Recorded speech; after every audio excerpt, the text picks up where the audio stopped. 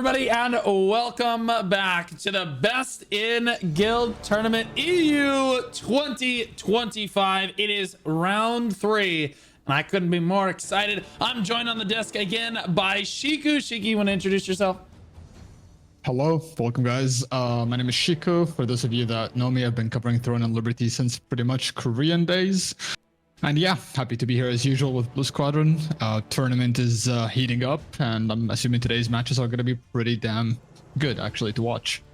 Pretty much every day we get every day, every match should get a little bit closer, except I don't know. The first match of the day, people think it's going to be pretty one-sided, but as we progress through the tournament very naturally, our matches should get harder and harder for each of our guilds here. So very excited to see what's going to happen here today. We have 8 matches prepared for you. We should get through the entirety of round 3 today, which is promising. Let's take a look at our very first match of the day, which should be SYN Nova versus Reborn. SYN Nova, of course, the favorites to win the tournament, potentially an early access guild on the Wraith server. They believe that they're the strongest guild in their alliance, and I believe they're the only guild from their alliance to enter this tournament. They believe that they're obviously the strongest guild on their server. I believe that they won Siege this week, and that's actually pretty important, Shiku, but we'll talk about that later. They've won at least 4 Sieges, 5 I believe if you include the most recent one, and their prediction for the tournament was top 4. They're well on their way for that one. I'll let you introduce Reborn. So Reborn has been a guild that was initially known as free-to-play. They've been pretty much always seeking PvP. If I remember correctly, they've also been the kind of guild that wants to play alone most of the time and kind of skirmish and have some good PvP. So they're pretty much like some PvP enthusiasts. But sadly for them, SYN Nova is pretty damn solid. So let's see how they hold up against that. Well, yeah, I mean, okay, so you've played against Reborn before, I take it? I have had some stuff with them, yeah, in Penance initially. That was where we were. Okay, do you feel that they, and if you, I take it that you've played against SYN Nova, obviously. We've played against Synergy in Korea, not in Global. Okay, but essentially, for the most part, what do you think that Reborn's chances are in this matchup? Honestly, I've seen they improved quite a lot since I've last seen them, so I think they will put up a fight, but then again, SYN Nova is pretty solid, honestly, so I don't think they will have that high of a chance of winning, but who knows, maybe they'll surprise us today. Yeah, I mean, it's anyone's bet on this one. If we take a look at some of our next matchups here, with the second match of the day is actually going to move over to Greed versus Delusive, which I think is probably going to be a much closer match, at least on paper, as Greed, a free-to-play start guild from the Adriana server. And again, guys, the Adriana server on EU is definitely the place to be if you're looking for PvP. Greed believes they're the first rank 1 guild in their alliance. Visceral is also still in the tournament, and again, if you're still in the tournament by round 3, you're an extremely strong guild. No matter how you dice it, everyone has had to play against a tough opponent by this point. They believe they're the second or third strongest alliance on their server, but that would make sense because they only have 2 guilds in their alliance. Their prediction is top 5, and I'll be honest with you, Shiku, they might actually make it. If you're talking about Visceral, then I think Visceral honestly has a very high chance of even being top 3. Yeah. This is Greed, but they're in the same alliance, so yeah, Greed and Delusive, Greed and Delusive definitely are pretty solid, both of them. I think Greed has a very solid chance of being top 5 for sure. Delusive, on the other hand, will be easily. I think personally, Delusive might even make it to the finals. Oh, really? Ooh, honestly, you might not be wrong with that. Early access guild from the Ezekiel server. Delusive believes they're the first rank 1 guild in their alliance. The only guild left representing that Pirates alliance. Be orange, be better. That's why you see that spam in the chat. They believe they're the rank 1 alliance on the server with 4 sieges won. Their prediction for the tournament was top 10. They're going to be there for sure, assuming they win their second match of the day here. At least they will strike close. No question.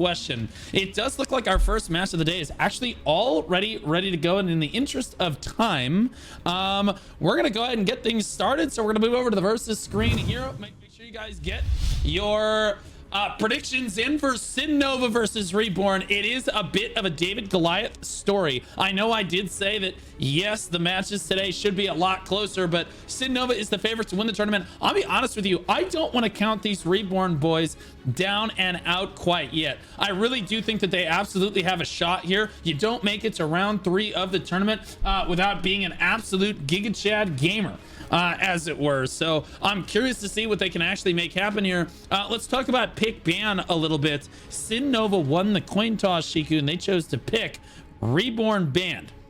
They banned Kawazan, Grand Alon, and Malakar, and you have to ban Malakar because we saw it played last time, which is a little crazy. The choice was Azrael.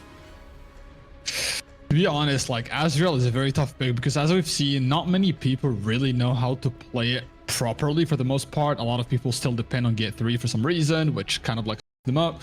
I feel like it's this kind of like, it needs good organization to kind of win, kind of like Riftstone, but at the same time, like, who knows? Maybe I would assume Reborn, like, as you said, they've made it pretty far, so I don't think that is just by sheer luck. So I would assume they have something prepared. They probably put in the effort to prepare for this match because they definitely know that SYN Nova is going to be a tough fight for them today.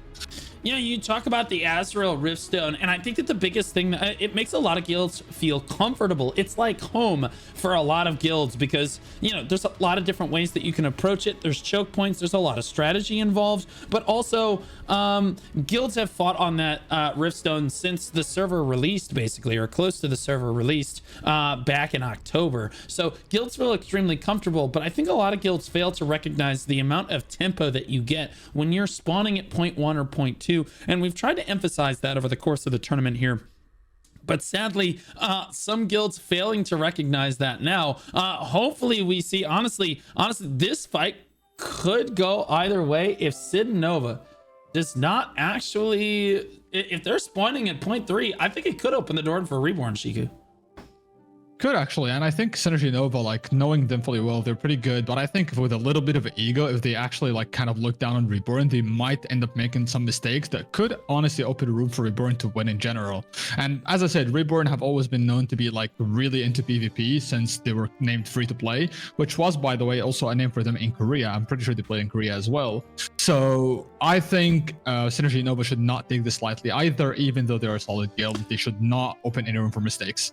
Yeah, make sure that you guys get your predictions in. Thanks so much for the brand new T1 subs. I appreciate all of you, the subs, the gifted subs, the resubs, help me make these tournaments possible. I appreciate you guys and all the support you give me. It does look like the lobby is ready, so I'm going to give the go symbol here as we go right into the first match of the day, a little bit ahead of schedule, and you'll love to see that. Let's take a look at the live scene. It is Azrael as the poison of choice, the map of choice for the first map of the day. SYN Nova versus Reborn, and I gotta say again, Reborn has their work cut out for them here on this Riftstone, but I think that if they can lock down spawn 1 or 2 for them, I really do think that they can give SYN Nova a fair amount of fight here. I will say that every caster I've casted with, I ask about this match, they all think that SYN Nova wins this pretty handedly, but I'd love to see Reborn come out and take this. They do have 1 scouter, and this is good from Reborn. They have 1 scouter out here, and they say, okay, it's safe to spawn in. Let's get in here. Let's try to eat the rest of the SYN Nova ball. And they are catching a few SYN Nova out in the field that were late to the party, not listening to the calls quite as well as they probably could.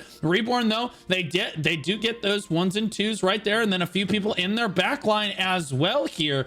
So honestly, a great catch coming out for Reborn right now. I'm gonna do this for them right here. If you take a look, SYN Nova on top of the leaderboard, despite the fact that Reborn just killed all of them. Well, regardless, it does look like the Reborn gets a few picks off early right here, which is excellent for their guild. Elite T, but okay, all right. So both guilds starting off here. It looks like they're wishing each other GLHF in the chat as well. Reborn getting positioned here. A few of their flankers going wide on this one, Shiku. So you might want to follow those if you want to give us that perspective. Reborn's main ball looking like they're gonna try to handle this choke head on, and I don't know how I feel about that. Honestly, I think, as usual, like, having a solid guild get on the point first usually is not a good news at all, because that leads to them like having a very strong hold of the Rift/Boonstone.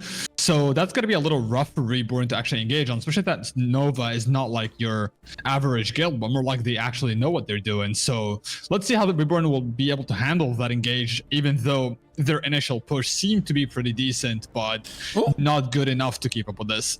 Oh my goodness, he pulls Crimser in, and that was a staff dagger, so missed opportunity right there. He does get one focus fireball on him, but does manage to escape with his life. Reborn going for the full engage with their main ball into this choke here. Looks like their flankers are not having a super great time over there on the side of it. SYN Nova getting only one player onto the backline of Reborn. Most of Reborn actually making it through this choke. Surprisingly enough, you normally don't see that, so great choke management by Reborn right there. SYN Nova's also really struggling to clean up this flank team from Reborn over here as well. So the Reborn members actually faring a lot better against SYN Nova than I think that even SYN Nova was ready for there. That's exactly what I meant when I said like Reborn maybe have prepared something. It could be that they have started like changing some of their builds, some of their presets, whatever it may be, because they have seen how Nova plays. I'm pretty sure they are aware of the roster. So I'm assuming they have something prepared, and it does show and reflect on their play. They're not being simply cleaned up. They are actually putting them up high. Even though, yeah, we can tell that Nova has the advantage, but Reborn is not going down easy either. Yeah, it does look like that Nova has the advantage, and I love that you brought up the gear situation, because multiple people have come to me and said that SYN Nova has been playing the game enough now that they have multiple gear sets depending on which guild they are fighting. Their guild will literally equip completely different gear sets basically across the board to make sure that they are ready for just about any composition. I love that Reborn is able to clean up these flank squads that SYN Nova keeps trying to send out to hit them in the back. We've seen SYN Nova do that in their previous round.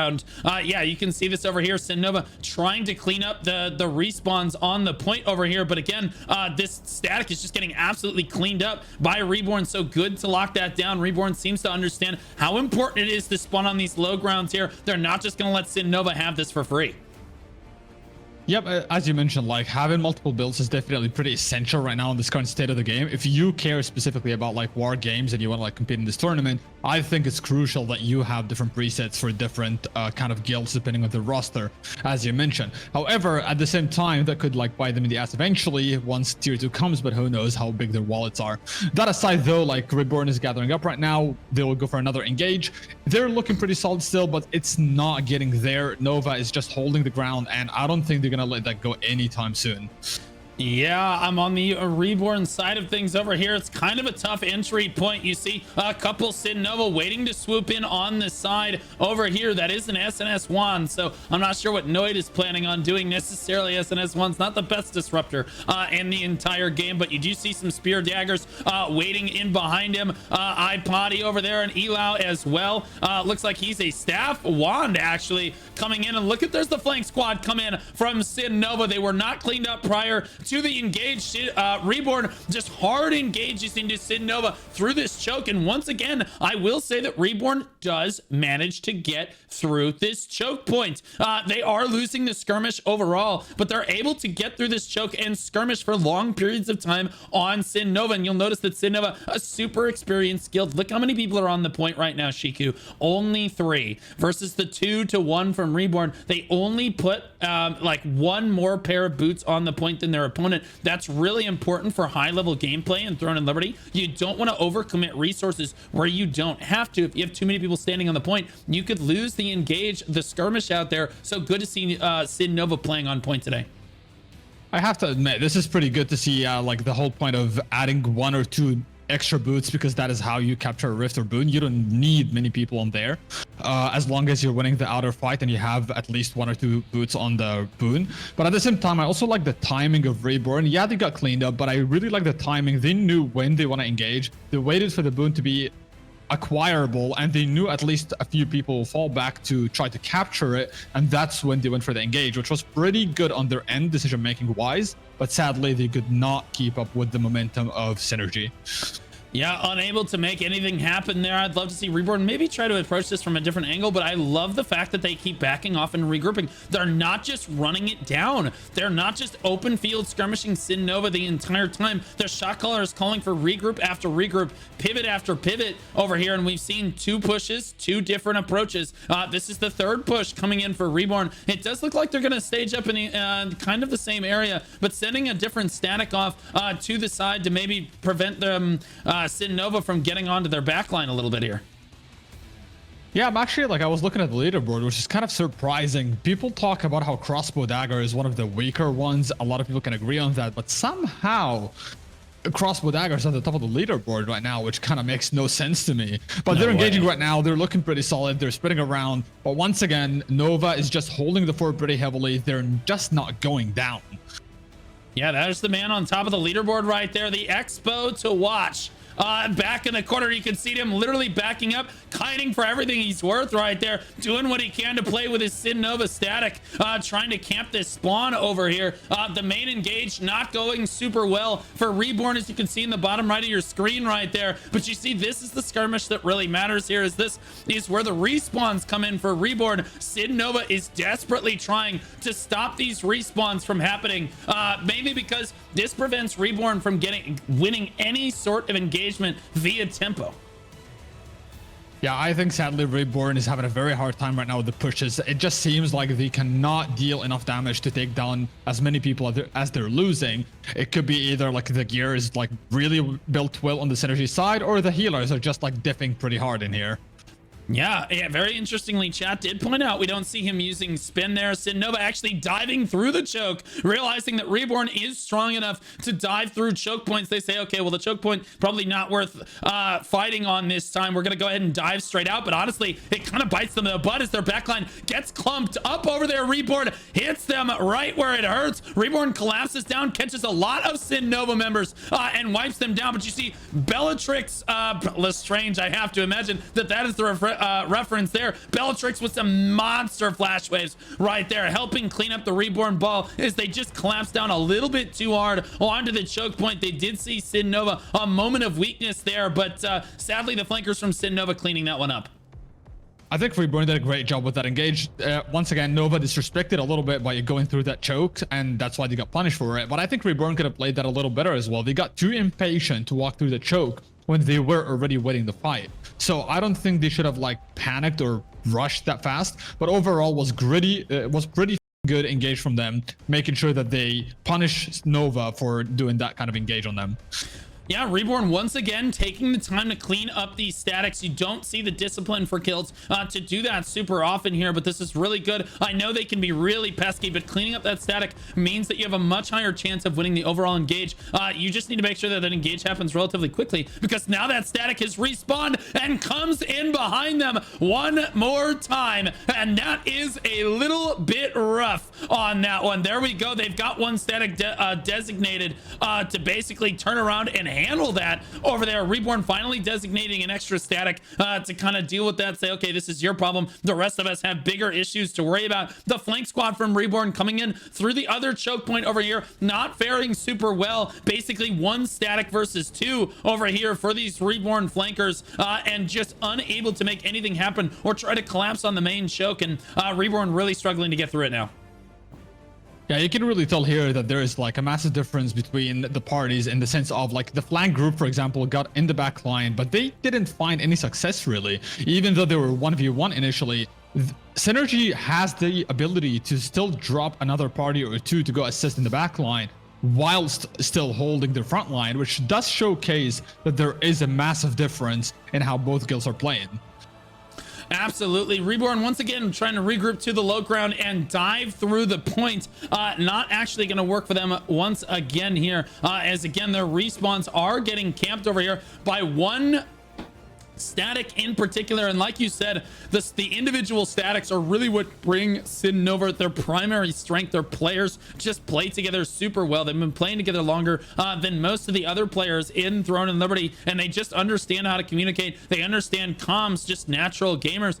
This one static over here causing a world of problems for Reborn. On Sama, literally just an unkillable great sword SNS right there. You love to see that. Finally does go down, but he should be able to spawn and get right back into this one. Reborn struggling to even kill this static, mainly because it takes so long to kill them. Look, boom, there he just spawns right back in and comes right back into the fray here. They are cleaning them up pretty consistently now as they get on top of them. Reborn moves toward the choke. They need to engage pretty quickly here or try to rotate around as fast as possible, Shiku. Yeah, but even as you can tell, like even while they're skirmishing outside, even when they have the whole guild fighting a small group of people, it's a bit of a struggle taking a few individuals down, which does showcase that Synergy just knows the meta better. And I've played against them before. I have to say, one thing I've always respected about Synergy is the fact that they do know how to build and what they're building, and it does show in this fight. Yeah, absolutely. If you look over at the main ball engaged, Reborn struggling to get through that choke. Here's the flankers coming through though, and I'll be honest with you, credit where credit is due. The Reborn flankers actually playing really well with one another. You can tell that their coordination at least is at least on par with who they're fighting against, as they are outnumbered and still making it happen over here, at least drawing a fair amount of fire. They still managed to get this flank down for Reborn, so credit where credit is due. I do think that the flankers are trying to do their job for Reborn in the front line, admittedly trying to hold up, but just so much damage coming out of the SYN Nova squad. And again, the focus firing, guys, is probably the most important thing when you talk about static synergy in Throne and Liberty. You want to make sure that all of your DPS are kind of hitting the same target. If you're all bursting the same target, you have a much higher chance of killing that target, especially when it is a healer or another DPS on the enemy team. You wipe the healers, you wipe the DPS, it makes the tankers, the tanks rather, so much easier to kill, Shiku. That is indeed very true. Targeting is definitely pretty important in Throne and Liberty, and only high-level guilds do pretty well with targeting the same targets is within the parties and all that kind of stuff. But at the same time, I'm noticing that for a while now, I'm standing outside looking at the skirmishes that are ongoing, and Reborn is just having a very hard time. Even though they outnumber the people outside by a lot, they're still taking way too long to just like find any success. Oh, he may have just lost. I think we just lost Shiku, guys. Wait, did we lose me? I'm still here. Oh, you're still here? We lost you, I think. You're good. Maybe we lost me. Oh my goodness. I lagged pretty hard right there. That was a little rough. Oh my goodness. We're fine. We're back now. Everything's fine. I'm not panicking. You're panicking.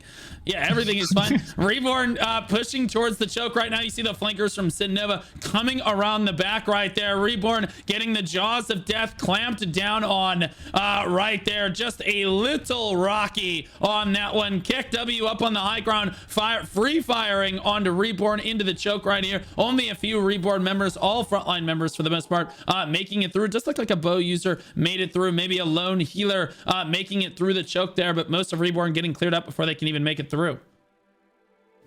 Yep, I feel like Reborn is sadly not finding any success even getting on the point right now at all. The engages are just not working out. They're already losing outside before they can even get an engage going. And I think it's about time that they try to gather up together and start going for a different engage, as this is simply not working out for them. Yeah, just a little bit rough. You know, you could try a stairs engage, but I'll be honest with you, it does look a little dire from their standpoint here. I'm curious, Shiku, are you lagging too? Because like the server seems a little rough right now. I don't know if it's me or the server right now. No, mine seems to be working fine at the moment.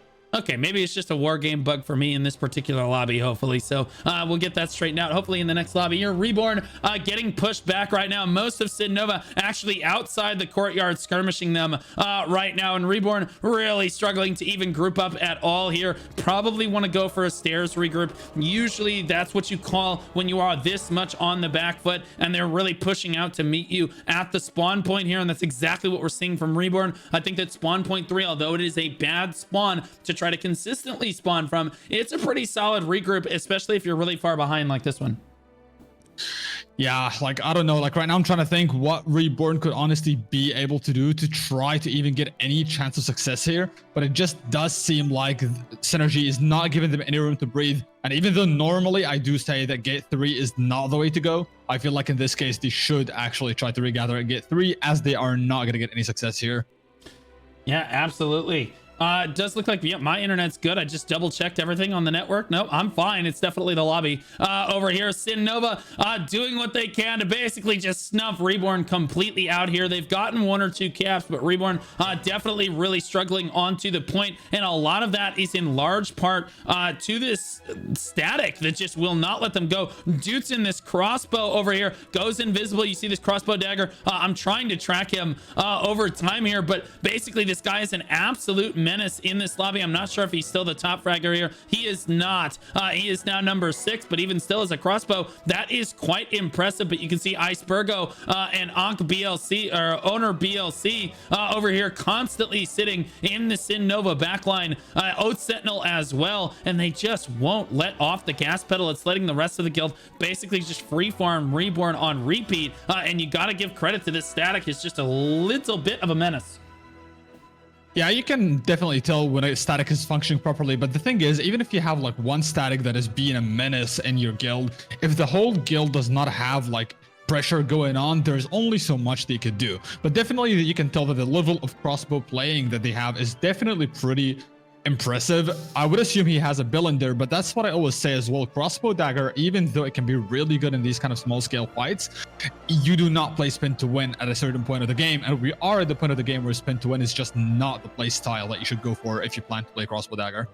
Yeah, just a little bit rough. And I'll be honest with you, in war games lobbies, it's difficult to clean up those statics, mainly because you kill them and then under 10 seconds later, they're already back again. So it's very difficult to basically keep them off your backline. It's very difficult to keep flankers from flanking you and engaging from the side like that. That's why I think it's really good for Reborn to maybe regroup on the stairs over here. And that's what we're seeing is a few more of them regrouping the stairs. I do not like to see them riding in like this. You never really want to see them landing on the point from the stairs. I'd love to see them regroup on that high ground up there above the stairs, which we see a lot of guilds do. And then you send your flankers down on the side, as it makes SYN Nova's flankers extremely difficult to get in behind you on that one, because you're standing up on a high ground like that.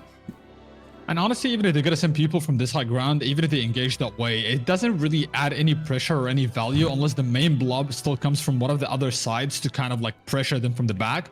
Otherwise, they're just like pretty much jumping in for the deaths. That's it. Yeah, I'm looking around for this Reborn ball here. I don't actually see it though. I don't know if they're on the outside. It looks like they're regrouping to the outside of the fight here. They're regrouping back to point 1 or over back to choke 1 over here, which is a lot of what these guilds call this choke over here. Yeah, it does look like the Reborn going back to their old strategy here that wasn't working before, but they do come over here. They clean up this extra static and they are making it work. Oath Sentinel goes down right there, and they finally have a moment to breathe before that static respawns. You can see they are preemptively sending one of their own static parties to deal with that respawn over there. So Reborn finally gonna get a moment to breathe and look ahead to this choke head to head here with 5 minutes left on the clock. We'll see if they can make anything happen here. SYN Nova does step a little over ambitiously into the choke here. Owner BLC steps forward as well and gets really punished for that. And I'll be honest with you, the staff users of Reborn doing a solid job of making sure they punish him back and make sure those tanks aren't getting too far through onto their backline. Reborn, Noit getting onto Reborn over here on this side of the fight is gonna force a hard engage from the front line. There it is, into the choke right there, just meeting the brick wall of SYN Nova. Look at the health bars run out. That is not what you want to see from Reborn right there, but SYN Nova with a clean control of the choke. And here come their flankers into the backline as well, doing a great job of making sure every aspect of the fight goes their way here. Absolutely incredible play from SYN Nova right there. Looking at the health bars, honestly, does showcase pretty well that Synergy Nova is doing a great job with their targeting. They just know what they're doing. They know who to target, where to target, and how to target them. Because you can see the health bars just dropping left, right, back line, everywhere. Every party has a job, and they're doing their job pretty effectively while still staying alive, like as if they're all tanks pretty much.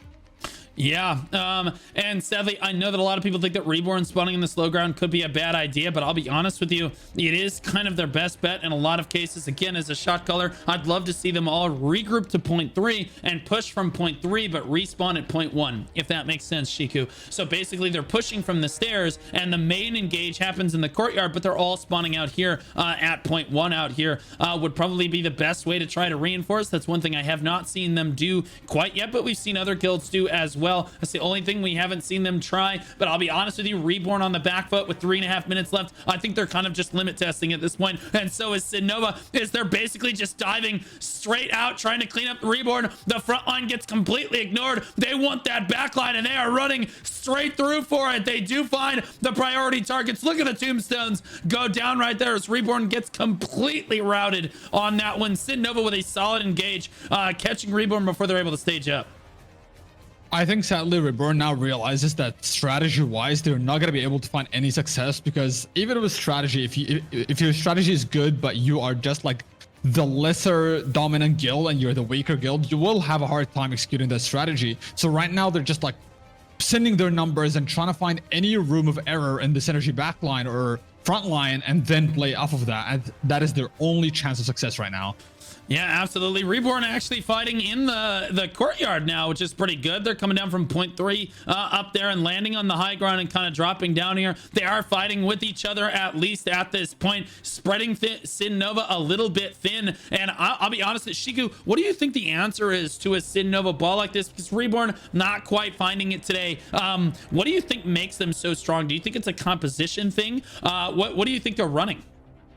I honestly think it's a mix of composition plus gearing as well. Like, you would have to really dissect these fights that they're playing, see what the roster is looking like, and kind of keep an eye on all their targets, see who's dying to what, see who's dying to magic, who's dying to melee, and kind of try to figure out what kind of evasion / endurance they have as the dominant factor in their guild, and then play off of that and try to build something that goes against what they're building. Yeah, absolutely. It does look like that Reborn sent a few people to dive the point over here, but they are just not going to find it with 1.5 minutes remaining. They've run out of time to try to flip this one around, but good credit to Reborn again, getting to round 3 of a tournament with 54 guilds. Again, this is very likely the largest. I'm not trying to like overhype it or anything, but I will be honest, I think most people understand this is probably the largest tournament that we will see for Throne and Liberty worldwide. I mean, 54 guilds is kind of a lot, and for Reborn to make it to round 3 is extremely impressive. And again, they're getting knocked out by potentially the favorites to win the entire tournament here, which is nothing to scoff at. So yes, did they get knocked out? Absolutely. But you know what? They regrouped, they tried different engagements, and I think it showed their strength as a guild. With 45 seconds left on the clock, we look at the leaderboards right now. Again, you see SYN Nova looking a little dominant on these leaderboards right here. Myth is again another SYN guild right there. You see Reborn Shane's coming in at number 22. It looks like he's the first one for his guild coming in right there, and they're doing what they can here. But when you're playing from behind, it makes it so difficult for your DPS to actually do anything. Yeah, to be fully honest, as you said, like, Reborn may not be having a good time in this fight, but then again, they definitely are a very strong guild, but they're just fighting SYN Nova, which, as you mentioned, is just probably one of the top 2 guilds in this entire tournament. So sadly, that was just their luck fighting this early on, but I don't think that makes them any little of a guild or any lesser of a guild. They're definitely pretty strong. They're just fighting a much stronger force. Right on, yeah. All right, let's take a look at the leaderboards here. 2.8 million damage for TQ. Simseer had the highest kills in lobby at 69, though. Nice. Damage taken in the lobby. Let's see who's the best tank. Usually the best tank ends up being a healer, as we learned in the NA tournament. 1.1 million from Icebergo, and I called his name out a couple times during the broadcast. 1.2 million from Wanyo from Reborn. So again, that front line doing what they can. 5.4 million healed from Willoway, 9.9 million from Techies from SYN Nova. Holy moly, that guy's a gamer. 9.9. Oh, never mind. Techies who? Marco at 11.5 million damage healed, putting techies in the dirt on that one. Insane healing, 11.5 million. Definitely the number to beat, the best the best healer in the lobby. And yes, a one-sided match, Shiku, but I think that Reborn had some good moments there. Yeah, Reborn definitely tried their best like to find any ground of like either flanking or engaging from like point 1, point 2, rotating around, trying even point 3 at some point with a smaller group. They've definitely done their best to figure this out, but it's clear that at an individual level and a party level, Nova sadly has the better experience and also probably the better understanding of the meta and the gears as well. Yeah, I want to emphasize that there's some people that are saying PvE guild, Reborn, and no, the PvE guilds are the guilds like SDC Black and Yang, who decided to go fishing instead of showing up to the big PvP tournament, while still also claiming that they're one of the strongest guilds on the server. That is the definition of a PvE guild. A PvP guild shows up and fights, just like we saw Reborn do right there. If good fights to both guilds, let's take a look at the instant replay from that match right there. Look at this engage over here. SYN Nova has a small engage on this right side here, which triggers the main engage from Reborn, and they all get trapped in this choke right here and just cannot get through. Look at the health bars get absolutely shredded on behalf of SYN Nova right there. And when I flip the camera around here, it just gets even worse for them. You can see the flankers on the back line doing insult to injury. SYN Nova dominating start to finish in that matchup. So, but good fights to both guilds. As we look ahead to our next match of the day, the lobby is already ready to go. So I'm honestly running a little bit behind here. Holy moly, Lucy doing a great job. Big shout out to the guilds, pushing as quickly as they can to get these lobbies ready. It is Greed versus Delusive. I'll introduce Greed here. Greed is a free-to-play start guild from the Adriana server, and I told you this Adriana server is the place to be. Rank 1 in their alliance, they believe, but Visceral's also in the tournament. I'll be honest with you, exhibited some of the best macro play I've seen on Morokai in the previous round of the tournament. So they've won 4 sieges, that might be 5 now, and their prediction for the tournament is top 5, Shiku. I honestly think Greed is definitely a pretty solid guild, but at the same time, Delusive, like, sadly, once again, this is the same what just happened. Like, they're running into a very, very solid force, and Delusive, I think, has the advantage over here. I think, like SYN Nova, they understand the meta better. They know how to play at an individual level better. Even though I say this when I do like Greed as a guild, and I do think they're pretty solid, but Delusive is honestly pretty damn strong. And as I said, I think they will be one of the top 2 in this tournament. They absolutely could be here. I think that, dude, this is a tough match to call. This one is a lot closer, I think, than the last one. I would give the edge to Delusive based on what I had seen in previous rounds, but I think that Greed can absolutely pull this out. And you have to kind of take into account that Adriana is a hell of a PvP server, extremely difficult to play on. And Delusive, I believe, won their siege. Chat, correct me if I'm wrong, but didn't Delusive win their siege? On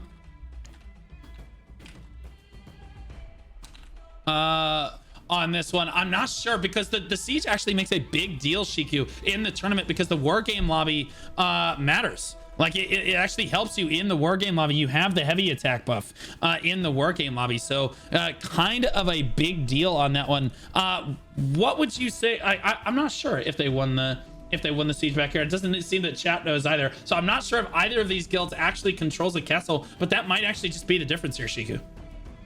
Yeah, regardless of who owns the castle or who doesn't, though, even though that will definitely make a difference, I don't think Greed is necessarily going to be having a bad time. I generally think Greed will definitely have a very solid chance of winning, because Greed is a very solid guild. And as you said, they played on Adriana, which is a very, very solid PvP server. But Delusive is just looking pretty solid, as you said. And judging by the matches before, you can tell that Delusive is just pretty damn solid. They look like they're at their best right now in this tournament. Yeah, absolutely. I do think that, again, I'm rebooting my client here to make sure that we don't see any lag issues in the lobby here proper. So we are stalled out a little bit here. But I do think that, again, that castle buff actually makes a world of difference. And we saw that come into play in the NA tournament as well. I would love to see them actually remove the castle buff for war games. I think would be the most fair way to do it. To be fully honest, when it comes to war games, I think, yes, like these things like rifts, boots, or even castles, I don't think these should be in the war games. Also, another thing that I do think they should implement is cooldown on deaths, and not the cooldown that is a meme right now that exists in the game, which is like 2-3 seconds. It should be like a little bit longer so that it makes these fights actually more punishing or more rewarding according to the wins or the losses of the fights. Yeah, so what's your prediction for the fight? What between these two, which ones do you think are going to win? As much as I love Greed, I will sadly have to give this one to Delusive. All right, then I'm going with Greed then. Screw it. I do think that Delusive might have the edge here, but it's going to be so close. Let's talk about pick ban as we move over to the versus screen in a moment here. I'll let you kind of explain it this time. Okay, let me just check. One sec. So the picks here are Mordecai. In terms of Greed, they won the pick and they picked Mordecai, surprisingly. And then you have the bans on Delusive and Azrael, Adentis, and Malachar. And as you said, Malachar seems to be getting banned quite often alongside Adentis. Mordecai, though, is a very interesting pick because as we've seen with the Sovereign and Visceral match, it is not the easiest one to play. It has a lot of different mechanics to play around it and requires a lot of good organization as well, whether you hold the high ground or the low ground.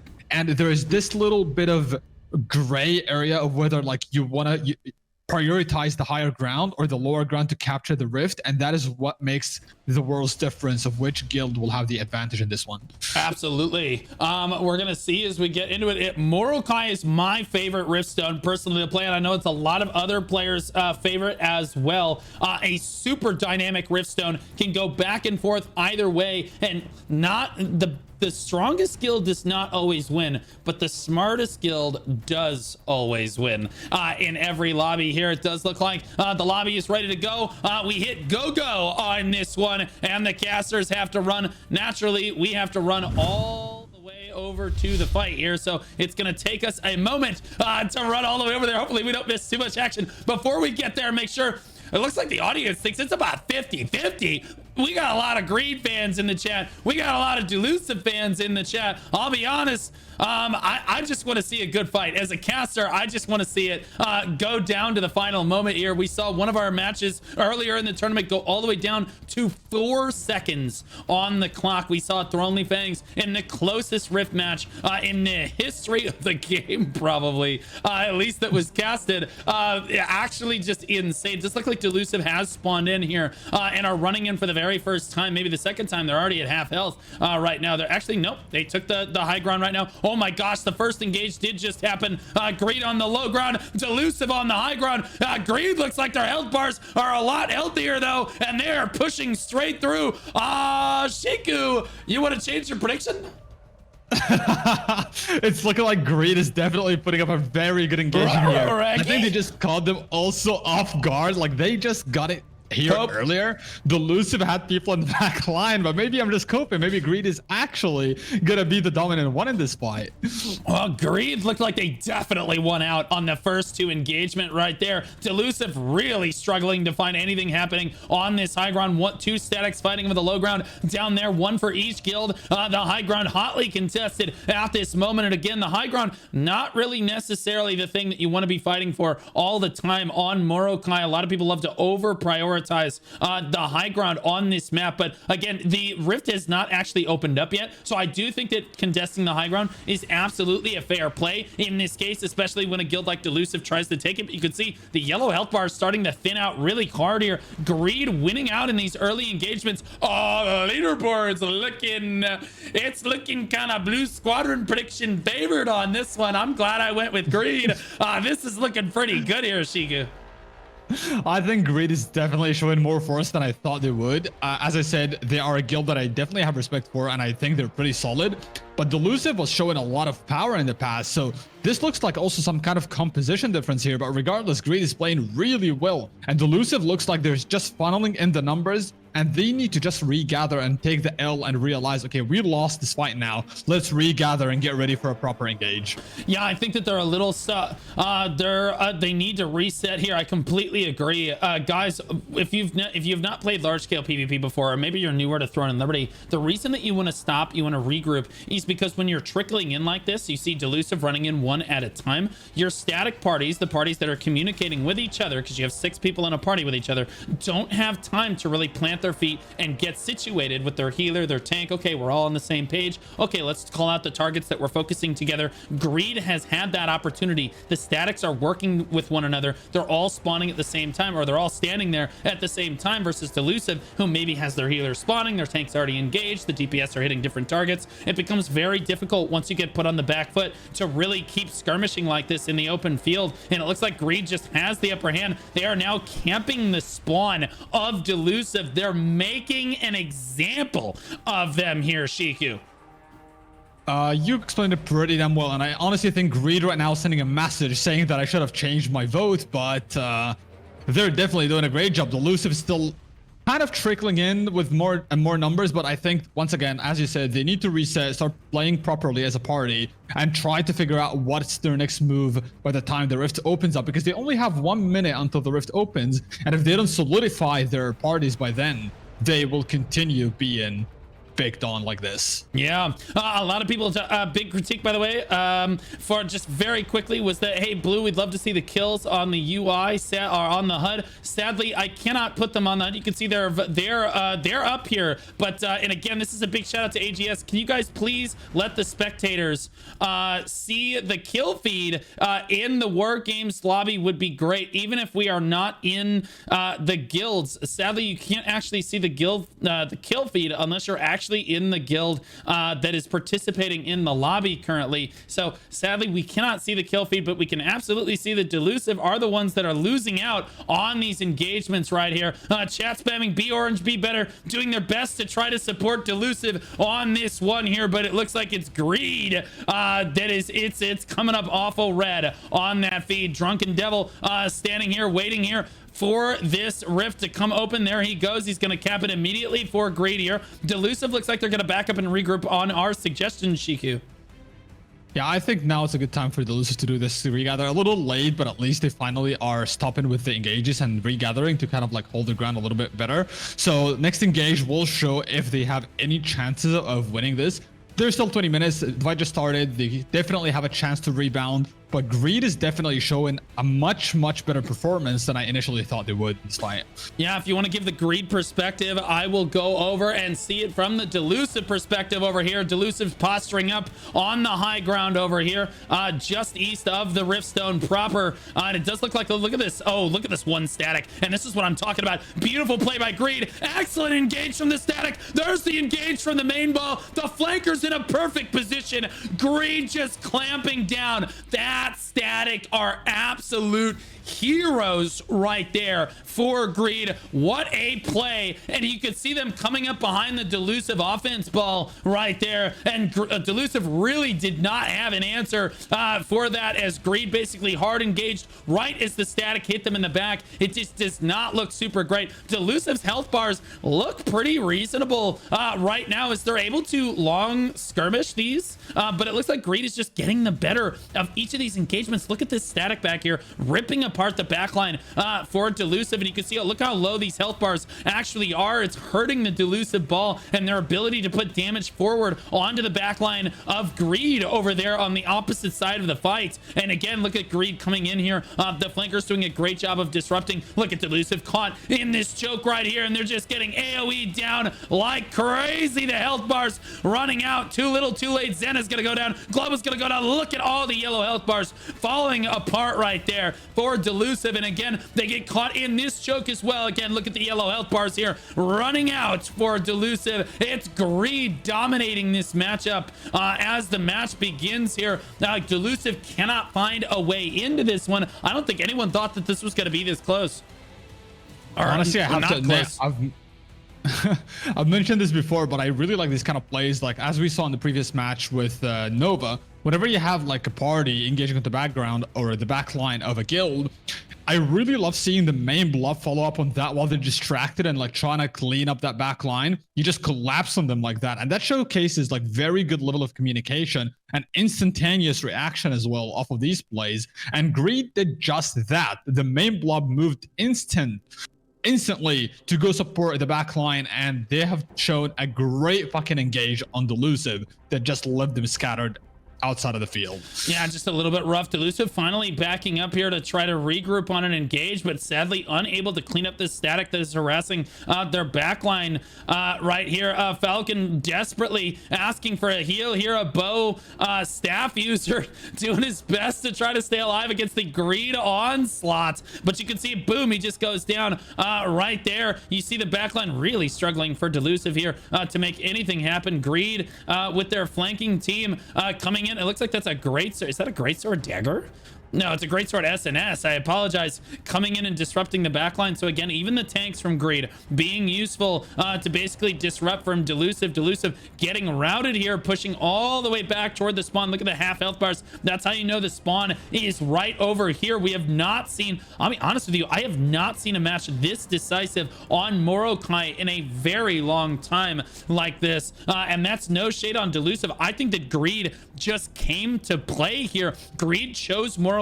They came with a game plan ready. The first engage favored them. The second engage favored them. Their flankers very clearly know the terrain better than Delusives do. I don't think that Delusive was necessarily it feels like home field advantage for Greed right now. Yeah, I definitely think, as I said earlier, like I thought that this was a very peculiar pick for a Riftstone, but now that I'm watching this, I can tell that Greed definitely prepared pretty damn well for this. It shows in the way they're moving, it shows in the way they're playing. They're just showing extremely good dominance and organization that I've not seen from Greed before. And that is not to say that they were bad before. They were still pretty solid, but today I just see them probably at the best I've ever seen them in this tournament. Yeah, this looks so good, in such great form. Greed showed up, and I'll be honest with you again, my previous casters also predicted Delusive for this fight as well, and Greed showing up and saying, Delu? Over here, like, a little crazy. They are camping them on the spawn on this one. Greed is absolutely nuts coming in here, and again, that's no shade on Delusive. Delusive has had a great run through this tournament so far. A lot of people thought that they could make it all the way to top 5, maybe even top 2 in the tournament potentially.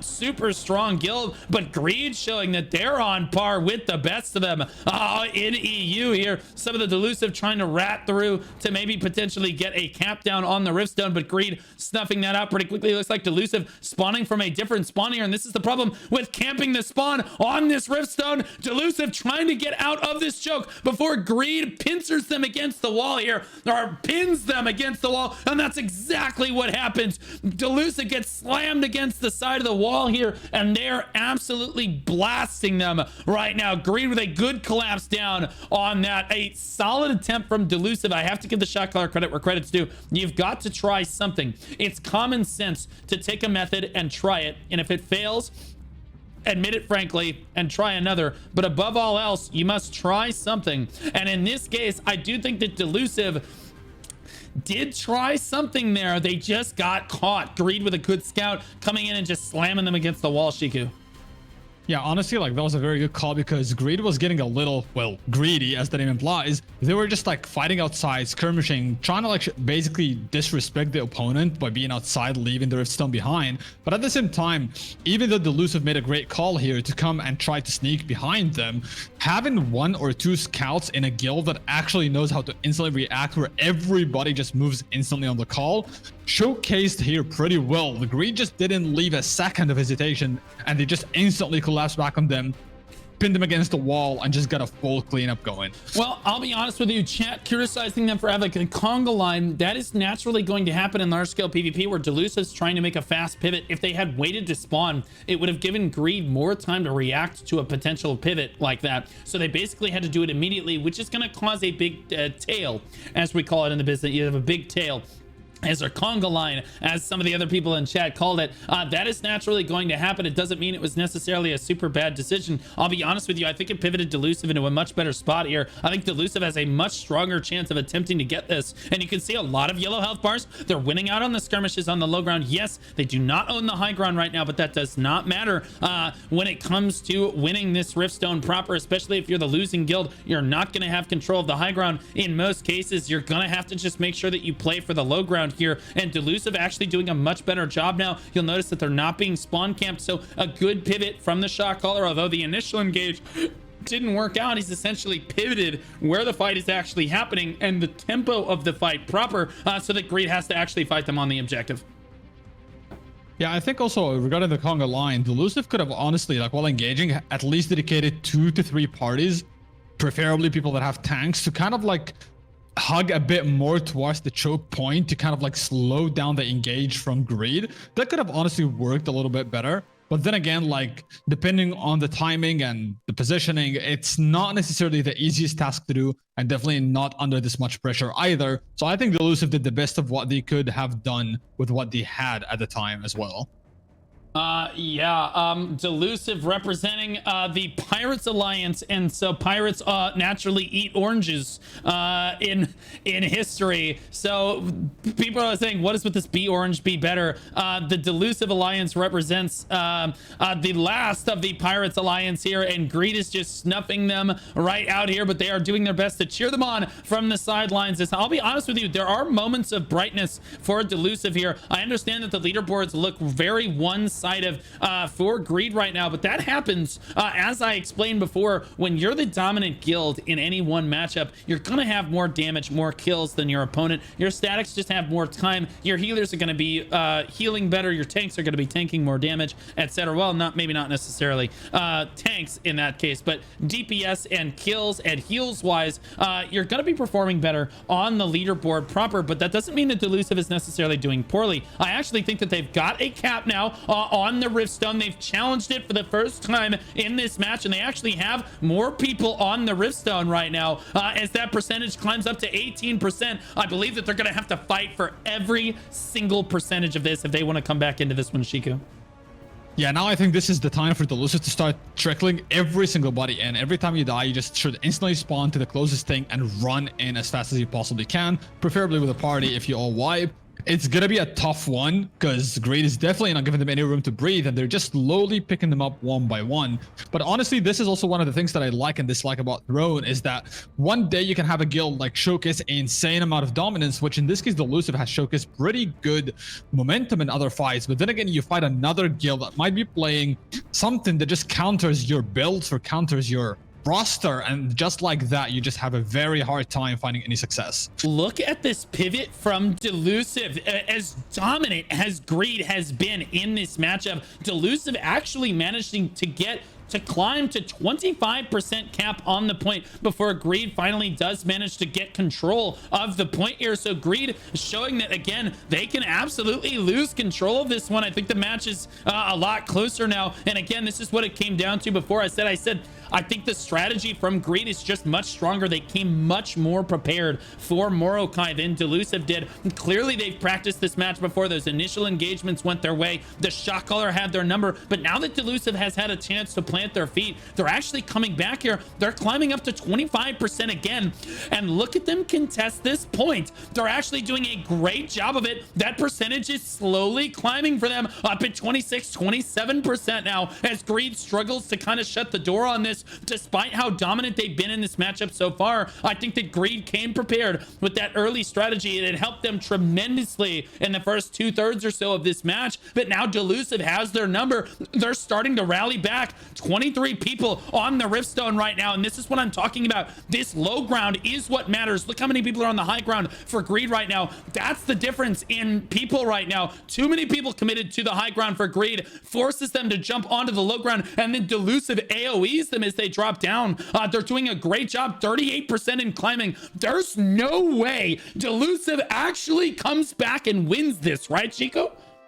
Delusive is actually doing a very good job here, giving Greed a very hard time. And at the same time, it looks like Greed is panicking. You can tell by the way they're gathering up again. They're engaging on them. They're just panicking and not sure what to do in here. And Delusive is just still pushing the numbers up, 46%, and still climbing. It's looking insane. This is not good for Greed. As dominant as they looked, and that's the funny thing, everyone started memeing the moment that Greed came into the lobby and they dominate the leaderboards. But I tried to tell you, I tried to tell you guys, I said I think the leaderboard is being a little bit more deceptive than people might let on. Now that Delusive have planted their feet and their statics are working strongly together, they are actually climbing. They hit almost 50% there. Greed has finally caught a moment where they've got control of the rift one more time, bringing that percentage back down to 43%. But Delusive starting to rally strong here. I have to give credit where credit's due. The shot caller came unprepared to the initial part of the fight. He got outplayed. Greed's shot caller was playing better, but Delusive on a big pivot, and that engage did not look super good for Delusive. But notice where the fight actually is now, on the rift stone itself, and that helps Delusive tremendously,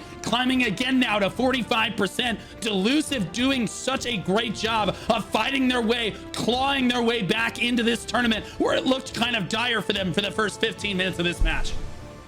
Yeah, I think Delusive now, even though they're losing momentum, there are people that should have still committed to what they've been doing the whole time. Like having people go up to the higher terrain was not really needed yet, as it was working well as it is. But I feel like splitting more people to now go up to the terrain on the upper part to try to push them off was not necessarily a good call. Under normal circumstances, it's a good call, but because of the fact that it was already working well, I don't think there was any strategy needed to be changed. But right now they're still coming back, and I think the people on the top just needs to get in and try to assist down on the riftstone right now. Yeah, this is gonna come down to the final second of the match. If Delusive is able to actually swing this the other way, it's gonna come right down to the wires. We tick under 6 minutes here left in the match. I do believe that Delusive has lost control of it, and this is not good. They've lost massive control of it. 2 times as many people on the point for Greed means that they're snuffing out that percentage at 1% or 2% a second. Rather, if you have 2 times as many people on the point as your opponent,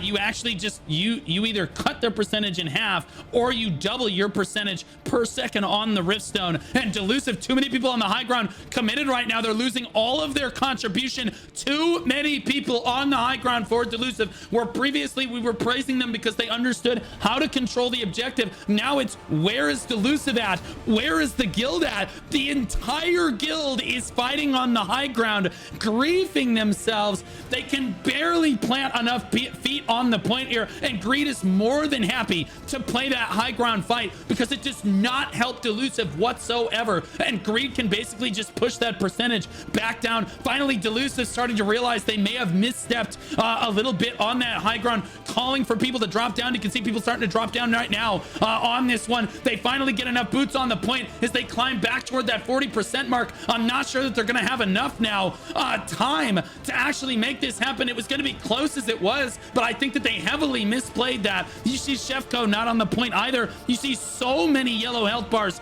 standing just outside the point. They've got to get on the point. Greed, 26 people tall on the point, and Delusive is just too scared to step into these red health bars here. I don't know if they're going to be able to bring it back now, Shiku. Yeah, it's looking like Delusive sadly have lost their momentum, and now it's like now or never. 4 minutes left. They're trying to find somewhere to get the momentum back, but the problem is I feel like they're too scattered at the moment. Their organization that was going pretty well initially is just being shattered at the moment under the sheer pressure that Greed is putting on them right now. Yeah, there's just too many people on this high ground, and this is like this newbie rookie mistake.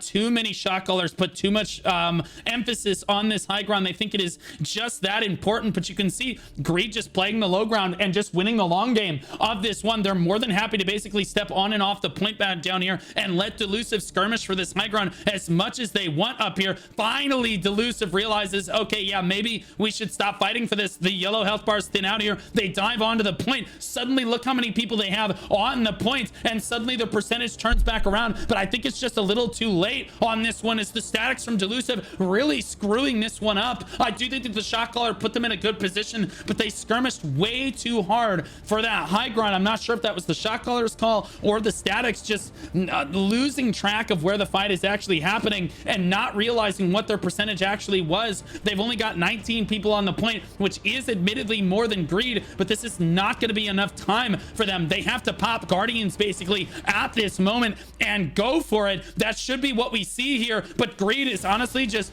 playing it calm, playing it collected. Yes, that percentage is climbing back to 40%, but I think that Greed is pretty confident as they're holding the high ground, but Greed knows they can just drop down onto the slow ground. Now Delusive starts to rally onto the point. They're waiting for Delusive to basically clump up on the objective at this point. If you stack too hard on the objective, and that's the give and take of Morokai, if you stack too hard on the low ground like this, you end up getting basically AoE down, and that's why the low ground is in a lot of cases more important than that high ground, is you can actually spread out your range, can step on and off the point to avoid AoEs and keep themselves in good positions while marginally helping with the objective here, versus the high ground where typically you're not really helping with the objective unless you're standing just inside the point like where I am right now. It just does not look like Delusive is going to have enough time. They're going to get it up over 48%, 49%, almost 50% now. They have got to pop Guardians and go. Guardians and Remedies, they have got to basically pedal to the metal in the final minute and 50 seconds of this one. They are climbing over the 50% mark, but again, Greed, I think, was just a stronger strategy. I do not think that Greed was necessarily a much stronger guild in this matchup. I just think that they outplayed them. They outprepared them. They outclassed them in preparation for this match here, Shiku. Yeah, sadly the time is ticking. Delusive has been showing pretty good presence until the 50%, but all of a sudden they started losing a lot of momentum. Greed just knows that they're gonna let them do the thing. They're gonna clean them up slowly. They just know that they have the momentum to just gather up and clean them up. And sadly, I don't think Delusive will have any other chances. That was their last chance to get the 100%. They've done great. They've eventually found success, but Greed is just showing too much force that Delusive is not going to be able to do anything about. And as you said, Guardians were really needed there, but they already missed the queue, and 50 seconds left. The only way they would win this is if they miraculously get a wipe on the Riftstone. Yeah, and chat so aptly pointed out, doesn't better prep mean better guild? I would say that that is actually a fair point. Whichever guild, it looks like the Greed came, they scrimmed on the Morokai Riftstone, they prepped the Morokai Riftstone, they were ready to go for this, and Lord knows how many other maps that they prepared a strategy for. Greed with a much stronger. You guys remember how close, or how not close, how one-sided this fight was. For the first 15 minutes of the match, it looked like it was going to be a complete blowout, only to see Delusive finally pivot. Imagine if Delusive had been fighting them that way the entire time. It wouldn't have been 50% we see them get to. We actually probably see them reverse cap this, but Greed with the stronger strategy coming out start to finish. Great shot calling, great team coordination. Greed absolutely deserved to win this one. The much better prep as a guild. 89 kills for Akinoid, 4 million damage done, some of the highest in the tournament so far from that spear dagger player right there. Damage taken, let's see, I saw 1.56 million from Kuos. That is a greatsword SNS user right there, and it looks like he is the highest in the match, unless I see someone down here. There's a 1.54 million from Delusive Saphiro. That's actually just a healer. That's a Woah user, interestingly enough. Who had the highest healing in the lobby? 6.2 million for Moment of Silence from Delusive. Is that going to be the highest? No, 9.8. 10.7 million healed from Einar's Greed. Big shout out to Emiki, who had 9.8 million as well, but 10.7 million is very... What the bro? These healers from Greed are crazy. Yennefer with 11.5, 14.6 million damage healed. Audio from Greed, the strongest healer probably in the tournament so far. I don't think I've seen a number that high in the tournament so far. 14.6 I think is on par for being arguably the best healer in this tournament. What an incredible run, an incredible match that we just saw right there. I think, again, that was just prep winning out, Shiku. Yeah, honestly, that was pretty good from Delusive towards like the end. As you said, initially it looked like they were gonna get rolled, but the comeback was pretty solid, honestly. They almost even got to 55% at some point. They were doing pretty good. And as you said, Greed has just done a much better preparation, it seems. They've just done a lot better in terms of like individual play as well, whether it's healing or damage dealing. And that's where they found success. But Delusive definitely, if they were playing from the get-go with the same pressure and the same momentum, like you said, they could have probably actually had a much better time, but Greed definitely outshined them quite a lot today. Yeah, I mean, honest with you, again, that was the first time we've seen Greed, like, it looked so one-sided, and that shows you how much strategy is actually important in Riftstones like this. Greed got the upper hand, and the shot caller never let off the gas pedal until this moment right here, and we can this is the moment where finally Delusive tries to regroup on the other side. Finally, they regroup at the spawn point 1, I believe that is over there, and they try to run out. They're trying to change the location of the fight proper instead of letting Greed basically just sit there and spawn camp them, which was exactly what was happening before, losing engage after engage. Delusive basically gets slammed against the wall. Another really solid engage for Greed, but what this forced, this was a turning point in the whole match here, because this forced Greed to basically fight Delusive on the objective, and that was such an important moment because we saw Delusive get that cap off, and then the percentage just started to climb 10, 20, 30, 40, even 50%. If Delusive had been doing that from the start, and Greed knew it, if Delusive had been allowed to do that from the start, there's a good chance that they're able to reverse cap that. Greed knew it. Greed was on the rift from the start, got the free cap off, was basically spawn camping Delusive, even though the match was actually supposed to be pretty close. And that's how important it is to make sure that your statics are grouped up and playing well together. I have to give super props to the shot caller from Greed. Absolutely incredible play. Amazing prep from that guild. What a remarkable performance as we look ahead to our next match on this one. It looks like it's going to be Xmark versus Frogue. Whoa, and this is another extremely close match that we have today as things start to heat up in this tournament. We're starting to figure out which of these guilds is really stronger. No cope, everything on the line. Xmark, a free-to-play start guild from the Arnett server. They believe they're the strongest in their alliance. So I think Unleash is still in the tournament, but Xmark is with them here. They believe they're the strongest guild on their server. And again, I asked how many sieges have you won? They said all 4. And I said, there's been 6 sieges. And they said, we've won all 4. I said, okay. So when there was a siege last week, again, I didn't even bother asking. I'm sure that they won all 4 of last week's 1 siege. But they said prediction middle of the pack. I think that they undersold themselves a little bit. They're already above that. I'll let you introduce Frogue. Frogue, well, as I mentioned before, like we've had the luxury to play with them initially when the game launched. It was with Frogue 1 and Woah. There are 2 separate guilds, and they were pretty good. Especially like Frogue was one of the really strong guilds. They understood what they were doing, so I think they will be doing a pretty good fight. They played initially with us on Penance, and right now they play on Adriana, which, as you said, is a very good PvP server as well.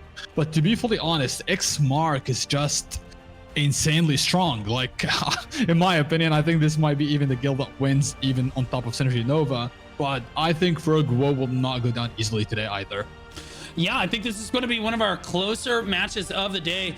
Frogue 1 again and Woah have already merged, so they're all one guild now, which is pretty cool to see a merge actually work out for 2 guilds. And again, Adriana, a really hardcore PvP server, so I would say that Frogue Woah definitely more battle tested probably, but from what I hear from Xmark basically just does perma war game lobbies all the time. So they're no slouch, and they've shown their grit so far in the tournament. It looks like we do have a few minutes, so let's go ahead and look ahead to our next few matches of the day here. Let's take a look at Grills versus Disaster Death, and a lot of people think this one is going to be extremely one-sided for Hot Grills over here, a free-to-play start guild from the Elias server. A lot of people think that Hot Grills might go on to be number 2 in this tournament here.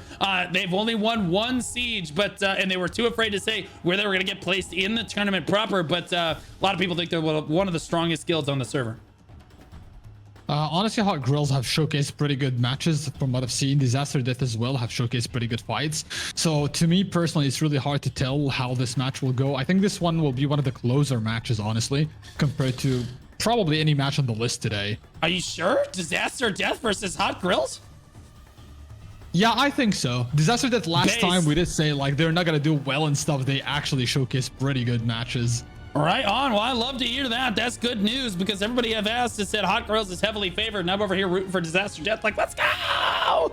Right on. Well, that's excellent to hear. I do believe we have a moment here, so I do want to take a look at one of our tournament sponsors for the day, guys. Thronely is a alliance application that you can use to help organize your guild's alliance. Let's take a look at it.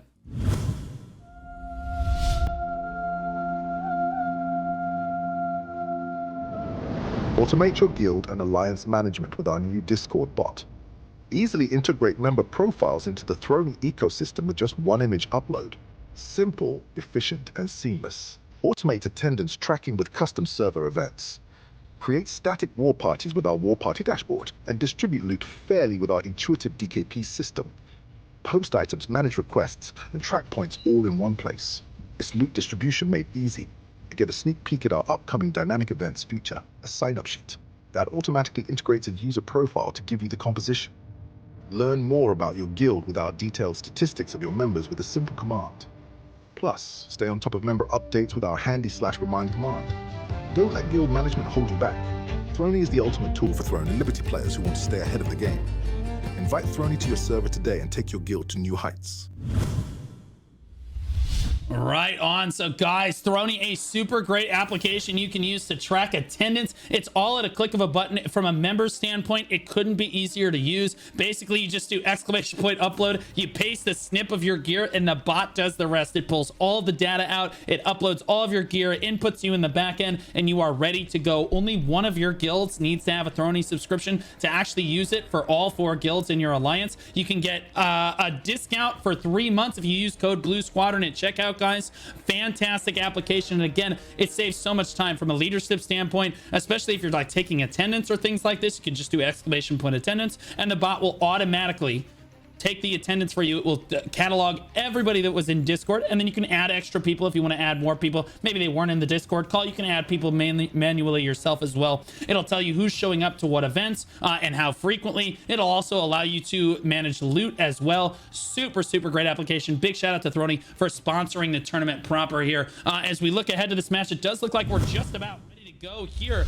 So let's talk about pick ban. Frogue Woah won, and they chose to pick, which is pretty common, although sometimes we see that go the other way. Xmark banned. They chose to ban Morokai, Adentis, and Chernobog.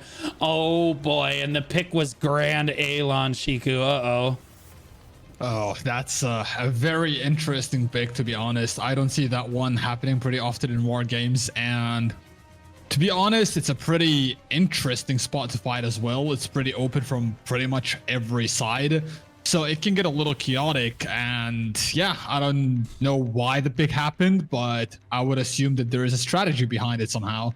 Well, some guilds like to prepare these when they think it's going to be one-sided, or even when they think it's going to be close. It's interesting to see guilds respond to different situations like this. Sometimes when guilds get really close, or a matchup gets really close, a guild will prep a really outside-the-box pick, like we saw a Malachar pick last week in a fight that we thought was going to be pretty close against Rollout, and one guild came super prepared on the Malachar pick, and one did not, and we just saw them basically roll right over them in a really strange map pick. Yes, it was a strange map pick, but you have got to be ready for pick ban. We saw how important that was in the last match, where Greed, basically, they were ready for that pick ban. I'll be honest with you, there's a high chance that Greed was ready to play on a lot of maps that weren't Morokai, but that was best case scenario for them. They were like, they probably don't ban Morokai, so if we get to choose, we should choose Morokai, and this is what we're gonna do. They probably had a bunch of different strategies ready, but that, I'll be honest with you, Shiku, that's a lot of prep, and I think that the guilds that show up and they prep sooner, or they prep better than their opponents, end up winning out in this tournament. Yeah, I honestly think it could be definitely a map that could throw them off guard, because it's not a map that you are used to seeing often. I don't think many people practice it either. So it definitely could be that kind of pick that could throw them off, because they don't know what to expect there. They don't know how they're going to play it or anything like that. So in cases, as you said, like if they think they might be outmatched, they could have the kind of like unnecessarily interesting pick that could work in their favor. Yeah, and it looks like 46% of the audience think that Frogue Woah is going to take this. 54% think that Xmark is going to take it. I'm curious, what's your overall prediction for the match, Shiku? I mean, as somebody that played with Frogue Woah before, as I said, like they're definitely a guild that I think is pretty good. I think they have come a long way from like when we played with them as well on Penance. But to be honest, Xmark as well, like their play style and the way they are organized is just top notch in my opinion. Probably one of the best I've seen in the tournament. So I'll have to go with Xmark. Yeah, absolutely. We're waiting on the final players to join this lobby here as we were just a little bit behind that. I think the guilds didn't realize that they were necessarily playing. They're like, oh yeah, that's right. We got to get in the lobby. So it took them a little bit of a second to get in. No big deal. We are a little bit ahead of schedule, which is good. I think the later guilds will very much appreciate that. Are you aware of any Russian guilds that are left in the tournament, Shiku?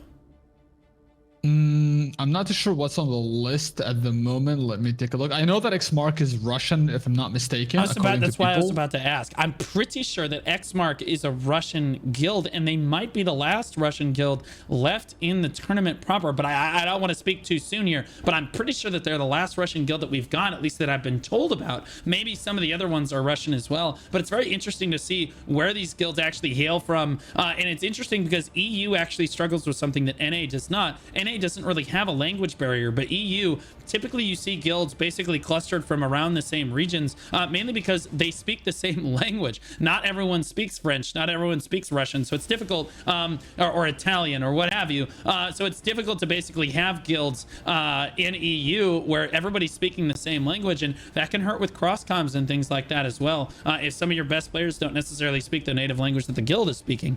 It does look like that the lobby is ready to go, but something I did want to touch on, Grand Elan. Again, I think that Frogue Woah has something prepared for us on this one. Sadly, the casters spawn in Narnia on this one, so hopefully we're able to basically get... Dude, we spawn so far away from the Riftstone proper, so we have to run basically all the way over there on this one. Grand Elan can be a one-sided Riftstone, but we've seen some of our closer matches also happen on Grand Elan, so I'm curious to see if we actually see a really close match here between Xmark and Frogue Woah. This match was one of the most highly anticipated of the tournament in round 3 here. So again, interesting. I think that Frogue Woah has something planned for this map. They have to have the strategy ready to go. On Xmark here, they had to have practiced this and gotten this ready. This is not a map that you pick unless you're going to be confident in it, and that's exactly what they've done. Is look like Frogue Woah made it to the Riftstone first. Xmark is now running up and are respawning, trying to come back to the fight. Frogue doing their best to basically try to skirmish them off the rift, but it is a back and forth bloodbath. Oh my goodness, Shiku. It is an all-out bare knuckle brawl on the Riftstone. It does look like the Frogue Woah is winning out for the moment. I think you need to change the scene though. I'm sorry to interrupt. Yeah, Xmark looking... Oh, I'm so sorry, guys. Sorry, guys. Xmark, I hit the wrong button there. All right, but Xmark doing a great job of trying to clean this up. Fortunately, it hasn't really started yet. This was the very first engagement. Oh my god, the fight was insane. Thanks, Check. I appreciate you, buddy. The Frogue Woah and Xmark had only just recently engaged there, but like again, you can see that the skirmish looks really, really close on the fight proper here. And I think that again, Frogue Woah winning out just a little bit over Xmark, but this fight could go either way, Shiku. Yeah, this fight is looking pretty interesting because I've thought honestly Xmark was gonna give Frogue Woah a very hard time, but to me right now it looks like the other way around. Surprisingly, Frogue Woah seems to actually be pretty ready for this one, and they're definitely... The fight is going back and forth. No side I can look at and be like, okay, this is the side that is actually dominant or winning right now. Frogue Woah is definitely putting a fight. Xmark is putting up a fight, and it's looking pretty close here. Yeah, whenever you prep a map like this, it's interesting. Whenever you prep a map like this, it's kind of an outside pick. So like Frogue Woah probably prepared for this, but like there's always a chance that Xmark bans it, even if they get pick here. So interesting that they actually got this pick off. They must have prepared at least 3 or 4 maps ready to go here for Xmark. Frogue Woah honestly losing out in the skirmish right now. It looks like Xmark honestly dominating the rift, and I'll be honest with you, this is so important, because the first people to get their statics all grouped up on the Riftstone, I think actually just wins. They have a heavy chance of winning the Riftstone all together here, as the other guild is basically going to be forced to back up. If you come trickling in, like Frogue Woah is trickling into the Riftstone right now, Xmark just has more statics basically all playing together on the Riftstone. That means their healer is in position, their tank is in position, their DPS are all able to target the same people because they're all standing next to one another. That's a big difference, and I think that Frogue Woah is starting to lose out now. Yeah, that's very true. It's now getting in the favor of Xmark, but I have to admit, I kind of also get why Frogue Woah is doing this, because Xmark is not the kind of guild that is just like, you know, if they get control of this area and they have like full presence here, and now that Frogue Woah starts regathering, I think they will have a very hard time, almost impossible even, to get on the point and try to contest Xmark, in my opinion. So maybe that's also another side of the things, that they are trying to avoid that scenario because they know it will become really hard for them if that scenario happens. Okay, right on. Xmark doing their best to basically battle on the Riftstone right now. And kind of, this looks really back and forth. This is an actual bloodbath. Normally you see one-sided Grand Alon matches, but honestly, again, this one is just neck and neck, back and forth. If we take a look, there's 1 minute left before we cap the Riftstone, so very quickly we're gonna look at the leaderboard. That's exactly what I'm talking about, guys. Xmark, Frogue Woah, Xmark, Frogue Woah, Xmark, Frogue Woah. It is so nail-bitingly close on this one. It just looked like that Xmark, very crucially, right as time is going to expire here, 40 seconds left on the clock. I don't want to count Frogue Woah out, but it does look like whoever gets the cap down first is going to have a serious advantage here. Although, honestly, you could take two perspectives on this. Number one, you could basically try to cap it first and basically get the percentage first on your opponent, get the full cap before your opponent. Or two, you let your opponent cap it first and then you take that reverse cap and you win out. And I'll be honest with you, that's how we saw it in the NA tournament. Early on in the tournament, we saw whoever capped the Riftstone first generally won out and were able to keep the other guild from capping it. But as the tournament went on, we saw the reverse cap actually come back and actually win. So the guild that actually capped it second usually came back and won because they had 20 minutes basically to make sure, or 15 minutes to make sure that they could come back and cap it again. Just a Wall gonna go, or Mango Loco gonna go for a cap, gets interrupted right there. Xmark going for a cap as well, but getting AoE down and pushed right back off. Frogue Woah back and forth again. Both guilds honestly pedal to the metal, trying to get that first initiated cap. It is so hard to get this on Grand Alon. It's honestly looking like a pretty interesting fight. Like, both fights are going like both ways right now. And right now, who got the cap? Red got the cap. Xmark got it apparently. Yeah. And Frogue Woah is still trying to get the cap as well. It looks like a in the Rift, as I thought initially is gonna happen, to be fully honest with you. It's like too many people in such a small circle. I don't even know what's going on anymore. Tornadoes everywhere as well. One thing I honestly don't know why is being used right now is tornadoes, especially on Frogue Woah's side, because as I remember them, they just have a lot of melee players. So I don't understand why they have tornadoes, as it does up with their comp pretty damn well, honestly.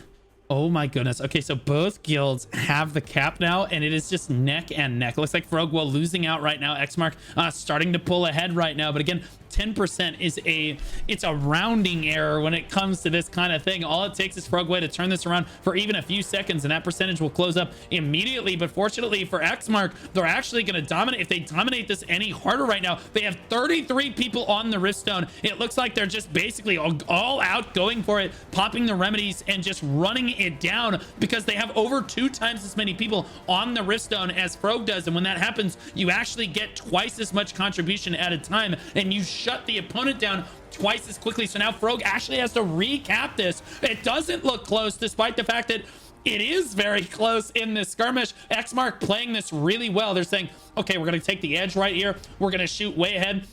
Looks like Frogue Woah is just going to back off completely. And this is what I said. This is the strategy here now for Frogue. They had to have something prepared for this map. If Xmark got ahead, they're like, okay, we have 18 minutes. We're going to try to reverse cap this one. Looks like they're just going to let Xmark have the initial cap right now. They're going to back up. They're going to regroup. They're going to try something different. Xmark will take the 100% cap. And Frogue Woah looks like they're going to have to try to push into some really difficult choke points with Xmark all grouped up and their statics basically playing on top of one another. Whoa, look at them targeting down Frogue. This may have been a serious mistake for Frogue as they keep trying to get through these chokes, and it's just not working for them. Quillity diving through, the only person that's able to make it through, the boy who lived on the way through right there. But Frogue doing their best to basically get up onto the dais right now, and they are really struggling. Some of them coming through the grapple point on the backside as well, it looks like. And Frogue is struggling to get their foothold back on the rift, and Xmark just trying to keep their domination of the match so far under control. They just need to keep just a wall from capping this, and every minute that goes by, Xmark helps secure their victory a little bit closer, Shiku.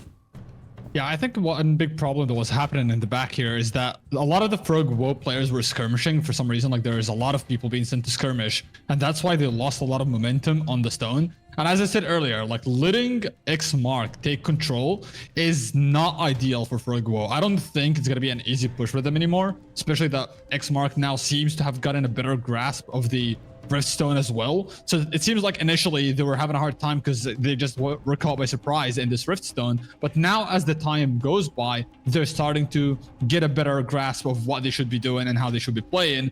And it does show as well in their positioning on the Rift. Yeah, and here we go. This is the one time where, as a shot caller, I think that you kind of just have to count on your statics just being better than the enemy static parties, because you really don't want to back up for the reason that Frogue is now understanding in a brutal lesson that Xmark is teaching them. If you back up on Grand Elan, you end up sacrificing the dais, and then they farm you in choke points. It's very difficult to get your footing back on the dais one more time here. I think that Frogue was doing a much better job before they actually backed up here. Again, the shot caller are calling for a backup and regroup, probably better on almost any other Riftstone, but in this particular case, again, you basically just have to out skirmish them. And I think that Frogue was actually doing an exceptional job of skirmishing Xmark. Yeah, they came out on the lesser side of a trade because I think Xmark popped a lot of cooldowns, but I think that Frogue could have still just kept skirmishing and trickling on to the point and trying their best to basically get the upper hand. Now you can see how dominant this match actually looks. Frogue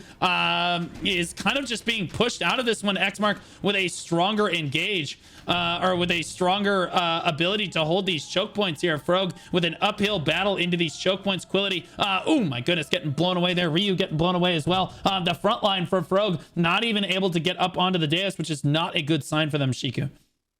Yeah, I think this fight can go both ways right now because of the fact that it's, at the end of the day, it's a clump in a very small space, and Frogue Woah has a lot of melee players / spear players as well. So they could be capable of like cleaning that up somehow. But the only issue is, to my knowledge, when it comes to Xmark, from what I've seen before, they tend to have a lot of melee evasion as well in their builds, which I think is where Frogue Woah is going to struggle finding any success, as they do have a very dominant melee composition as well.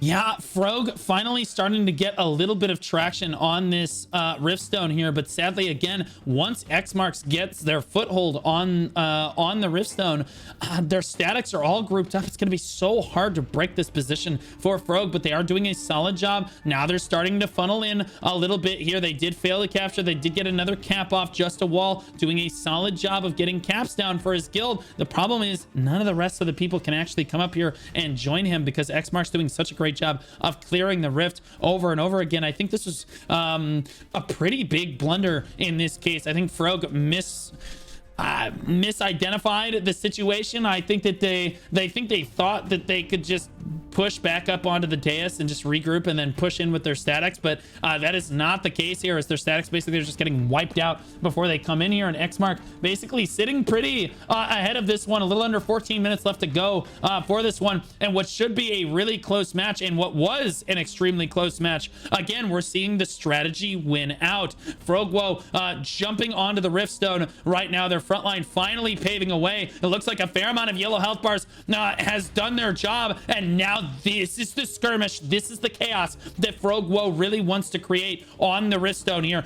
They need to basically just funnel in here, trickle in one at a time, and I don't say that very often, but this is one of those Riftstones where you basically have to do that, Shiku. Yeah, sadly, I do agree with that. I was even about to say that before you said it, that in this kind of Riftstone, I don't think strategy will matter anymore. Sure, the micro plays between your parties will matter, but you will need to just like trickle in, try to get as much chaos going on as possible, and try to make it work out. But the problem is, from what I'm noticing, as the chat is saying as well, is that Xmark knows how to identify the weaker side, and they're doing a pretty good job at picking on the weaker side to kind of like thin the numbers out. And there are a lot of Spear players on the sides and staff players as well that are just getting free kills standing on the edges. And if Frogue wants any success here, they would need to have at least some melee players that can identify those threats and get rid of them, because they do deal a lot of damage on the AoE blob as well. Yeah, I'm not sure that Grand Alon was the play here if you didn't have a plan for being able to retake the stone. If you lost it, I don't think that that was Frogue's strategy here, as they must have practiced something different, and it's just not quite working out for them. As you said, the target acquisition, Frogue, whoa, their tanks are getting through. Look at all those tanks are just standing on the Riftstone, and Xmark is really not even targeting them. They're waiting for the DPS to step up like they have right now. Look at Griffin's health bar basically run out in the background right there. Quility doing their best as well on that bow wand right there, doing their best to basically heal everything that they can, but charging that flash wave, trying to keep his guild nice and healthy, and Frogue doing their best to try to get up onto this Riftstone. But again, I think they outplayed themselves. I think that there is a good amount of strategy that goes into Grand Alon, but the strategy is not to overthink it. Like, keep it simple, stupid is the strategy that you should have on this rip. You rush to the Riftstone and you basically just trickle in the whole time. If you try to back up and regroup like Frogue did, I think that they just overthought it. I think the shot caller probably had that. He's like, okay, yeah, we'll just regroup. We'll try to push this in. And he's really struggling to recapture control here. They do have a decent amount of people on the Riftstone, but you'll notice this is not nearly as close as the beginning was, where Xmark was really struggling. It was back and forth. Frogue Woah had advantage, then Xmark had advantage. The percentage was really close. Frogue Woah just pulled off the Riftstone intentionally and just gave Xmark the opportunity, and Xmark has just not opened the door for them again in this matchup, Shiku. Yeah, I have to admit, like, Xmark, even when we watched them playing against Pirates and stuff like that, even in the middle of chaos, they were just like pretty good at holding their position. And that's why I'm surprised that Frogue Woah had the thought that this might work, because we've already seen it with Pirate Gaming. They have been building a lot of chaos, a lot of pressure, but Xmark was just not budging regardless of everything. So I think Xmark knows pretty well how to deal with any chaotic situation. They know how to identify the threat, and to be fair, like, they don't take long to adapt either, and we can see that clearly in this fight. I think Frogue Woah right now needs to find a way to kind of like get a clean engagement here, and that is the only time they'll be trying to get a wipe over here. Other than that, they will not have a good time, because Xmark is really good at holding those chokes and not giving them room to breathe either.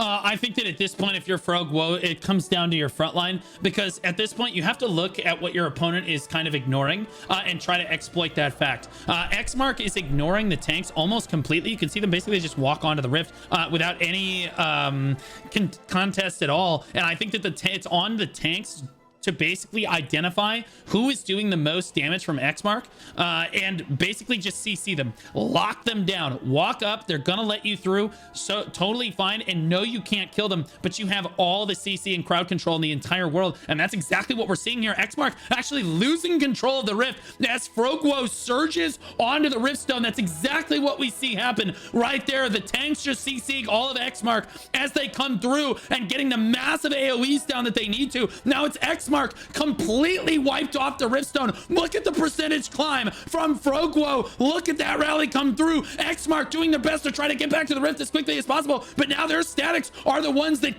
don't have time to regroup. Frogue Woah basically trying to reclaim control of this match. 45% in climbing with 8.5 minutes. I think if Xmark loses this, Shiku, it will be the end for them.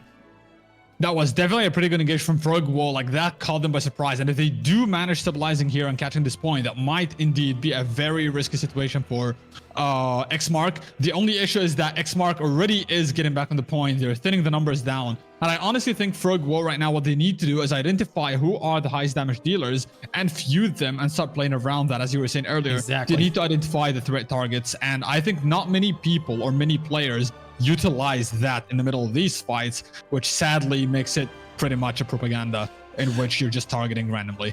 Yeah, and if you have enough gear and you have enough weapon loadouts, you can also do this thing where, okay, well, the enemy has identified you as a tank, you're not actually a threat, and then very quickly just swap to a spear dagger, and they're just gonna let you through, and you just run down their backline. Is a great way to get a flank down as well. As long as you have the mastery and you have the gear to pull something like that off, it could absolutely work. Again, but even if you're just a tank and you have nothing else in your arsenal, you need to identify the priority targets in the enemy guild. You need to make sure that you're like CCing and punishing the backline of Xmark so that they can't as accurately control these choke points. That gives your backline and your flankers a chance to step up onto the Riftstone, like we saw Frogue with a huge swell there, sadly just getting out skirmished by Xmark. In the long term, it looked like Frogue was going to be able to hold control of the Riftstone there as they swelled onto it, but sadly now they've had the door shut on them with only 7 minutes left on the clock. I do think that Xmark might come out and win this one unless we see another big swell from Frogue on this one. I'd love to see them basically just repeat what they just did one more time. Their tanks are being let through. And again, you just need to make sure the tanks, instead of just like laser focusing the objective necessarily, you need to be looking at their priority targets, make sure you're locking them down. No, you can't kill them, but you can keep them from killing your allies though. And that's really what's important there. If they ignore you as a tank, you need to be as pesky as possible on this one. And it doesn't look like Frogue can really make that happen, as Xmark is just swarming like a hive of bees on this point right now, Shiku. Yeah, that is very true. I think Frogue honestly needs to get a fake engage somehow to kind of like kite or bait out their cooldowns before they get an engage. And if they do manage capturing the point again, I think the major problem there that cost them the point is the fact that they played too aggressively on the counter engage, in which they could have just like kited it out a bit, split around, and kind of made sure they don't have any room for big AoEs on them either. And as you were saying, like tanks, even if you cannot kill players, you can already tell by the leaderboard who are the players that are dealing the highest damage, and you can easily just view these people, and all you need to do is just lock them down, stay on them, because these are the people that are wiping your blood pretty much, especially the spear daggers.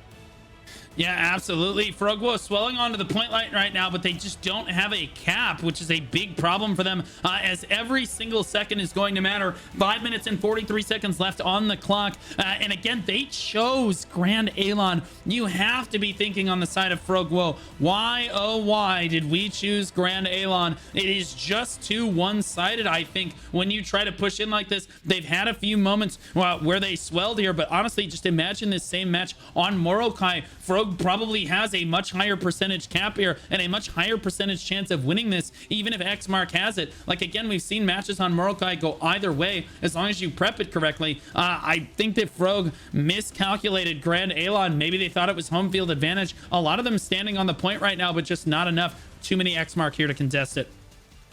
To be honest, even though they already showcased that they have the potential to capture the point, which I think Frogue has a chance still at winning, I still think it's pretty clear that when Xmark was holding the point, and even now when they're holding the point again, Frogue is just having a very hard time to really get in. But when the opposite happened and Frogue was holding the point, Xmark just had a very easy time walking in and getting a wipe happening and countering pretty much, which does showcase a level of expertise or difference of expertise between the two guilds, whether it's like individual play, cooldowns, gear, whatever it may be. They're just like more experience on those kind of fights.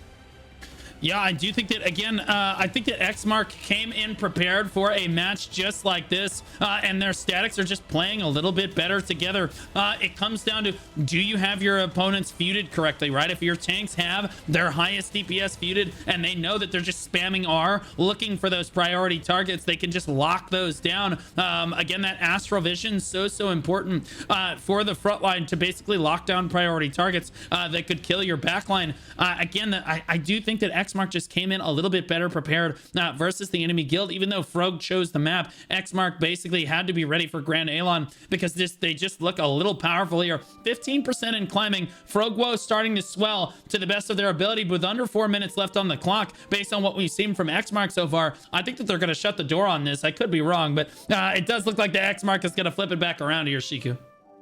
Yeah, the only problem here, like, even though they got the engage good, like pretty well executed again, they left the major blob unchecked and they just committed to a small blob of players when they needed to start shifting their focus towards the bigger blob. However, it's still seemingly working out still for them. They still have numbers on the rift, and if they can try to find a way to solidify their stance here and kind of like pick the bigger blobs, they might have a chance at it, but Xmark is just not giving them any room to breathe here.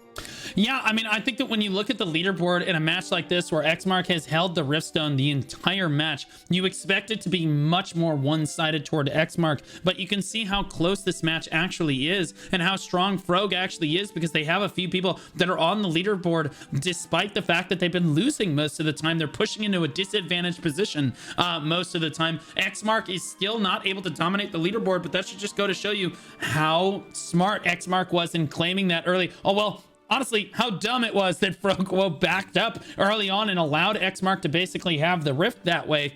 I just think that Xmark came better. They prepped better.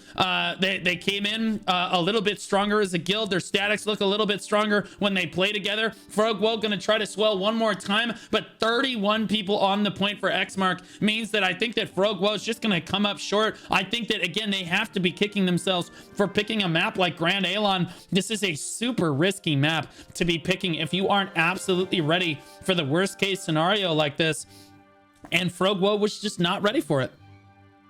Yeah, that's very true. But also, if you look at the leaderboard, as you were saying, like you can look at somebody like Kingus, the highest DPS in Xmark. You can easily tell this guy's being left unchecked. The dude is already at 3.5 million, with the fourth player being 1 million damage less than him. That showcases that there aren't really any players that are keeping him in check, especially that he has a Tevin Dagger as well. If he's getting free value and free kills, he will simply have infinite amount of invisibility, which they will not be able to deal with. So that's why I'm saying tanks should like identify that kind of threat, feud it, and just be a menace. Simply CC that target down. Even if you don't kill him, that's totally fine, but you know that this is one of the players that are a very big threat, and it shows that he's probably the one doing huge damage on your blob. Minute and 15 seconds left. It is too little too late. They're gonna get one more cap down, but Frogue is out of time. Xmark knows it.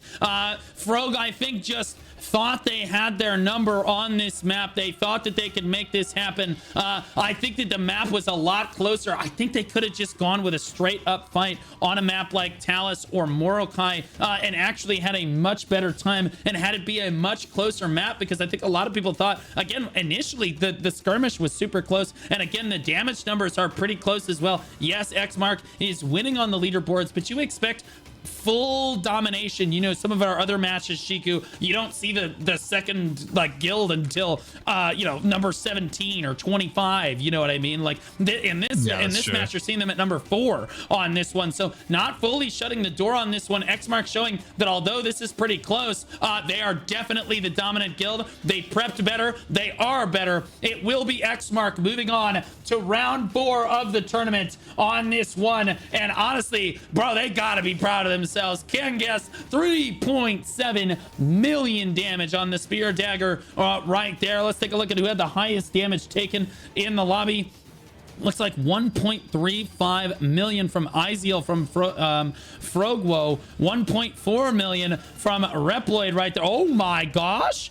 2.3 million from Quillity as the bow wand user, with also, so it's a healer also with 7.1 million damage healed. 2.3k has to be the highest in the tournament that I've seen so far. So Quillity, the best tank in the tournament as a healer is crazy, bro. Healers are fine, don't worry about it. 8.2 million damage healed for Shadow right there. It looks like he might be the best. 8.9 million for Reploid from Xmark. It looks like he's gonna be the highest in the lobby. Reploid, the strongest healer in the lobby. Good fights to both guilds, but I think Xmark just coming better prepared for that. Yeah, I think overall, honestly, when it comes to Frogue Woah, picking this map sadly did not work in their favor. As you were saying, like they would have probably had a better chance if they were fighting at a more scattered place, let's put it that way. I feel like them having that very tight area, big blobs scattered, like with a lot of spears dealing a lot of damage, I think that definitely worked against them. They've still done a pretty good job, in my opinion. That was a pretty good fight on their end, but Xmark definitely was the more dominant side. Absolutely. Good fights to both guilds, though. Sadly, one just Xmark just winning out there. I think that Frogue probably should have chosen a different map on that one, and they would have had a much higher chance of moving on in the tournament.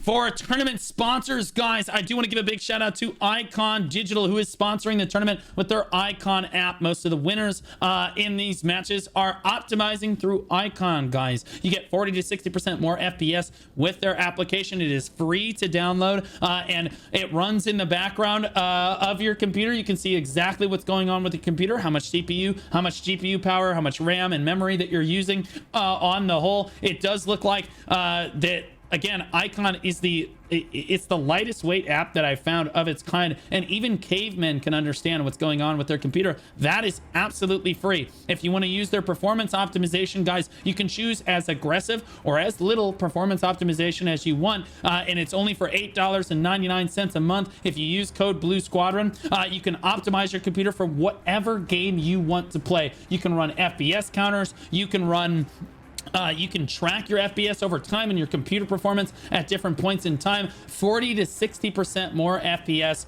means the difference in some of these major fights, in some of these closer games here, for basically any competitive game that you're going to play. And a big shout out to Icon for sponsoring the tournament proper. I really appreciate them. It helps us put on big community events like this in the future. So go ahead and check out their application there as we look ahead to our next match of the day. A lot of people think that this is going to be one-sided, and I'll get to you in a second, Shiku. A lot of people think that Hot Grills, free-to-play guild, again, I know I've introduced them once already, from the Elias server. They're the strongest guild in their alliance, at least that's what they believe. Anyway, they're the rank 1 on their server, but they've only won 1 siege, and they were too afraid to say where they thought they were going to place, but a lot of people think they might place 1 or 2.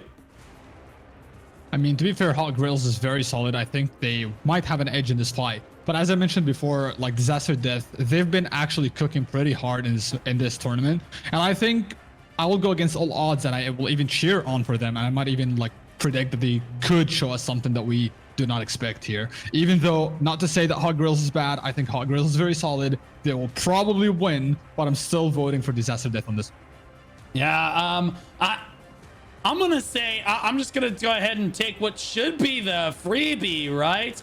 I'm gonna go ahead and take the Hot Grills prediction on this one, as I think that Hot Grills is heavily favored coming into this match here. Although Disaster, the Disaster Alliance ran, I think, 2 or 3 guilds in the tournament, so big props to them. This is their strongest guild, and they've made it all the way to round 3 of the tournament, which is a big showing for them, and really shows how strong they are as an alliance here. If we look ahead to pick a ban on this one, it does look like that Hot Grills won the coin toss. They chose to pick Disaster Death Band, and Disaster Death Band Kamazan, Murakai, and Talus, and it looks like we're going back to Grand Alon. What in the holy is going on with Grand Alon, man? I have no clue why we're seeing so many Grand Alons today. 2 Grand Alons back to back is honestly crazy, but it could be the same thing. They're thinking we might be at a disadvantage, so let's get them in a big blob and try to play around that, which, as I said, like for Frogue, Woah, that might have been the mindset, but it did not really work in their favor because they were just like outclassed by the spears. So who knows? Maybe they have this prepped. Maybe they have stacked a lot of melee evasion for this kind of fight. We'll get to see, I guess.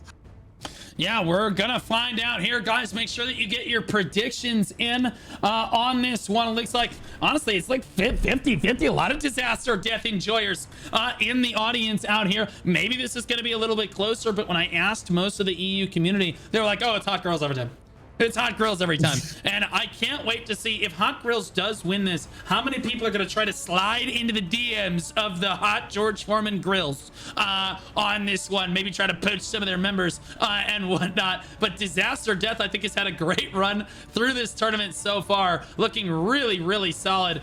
So regardless of what happens, I think that they've had a really solid run so far in this tournament. And I do be rooting for them. But at the end of the day, man, this is a really, really tough matchup for them.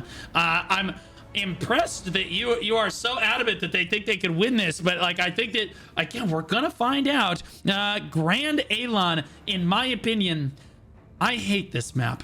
I do not like Grand Alon for the reasons that we just stated there. I think it makes close matches look not as close as they probably should be, in my opinion. But chat seems to think differently on this one, so we are going to find out. Make sure you guys get your predictions in as we are go in the lobby for this one. 48 versus 48. Looks like everything is ready to go as the casters spawn in to Grand Alon. It looks like it's going to take us 11 years to run around, but this time I promise I won't hit the wrong button, so we'll at least be able to see the first 10 or so seconds of the match on this one once I get there in 6 years, because we spawn in Wakanda.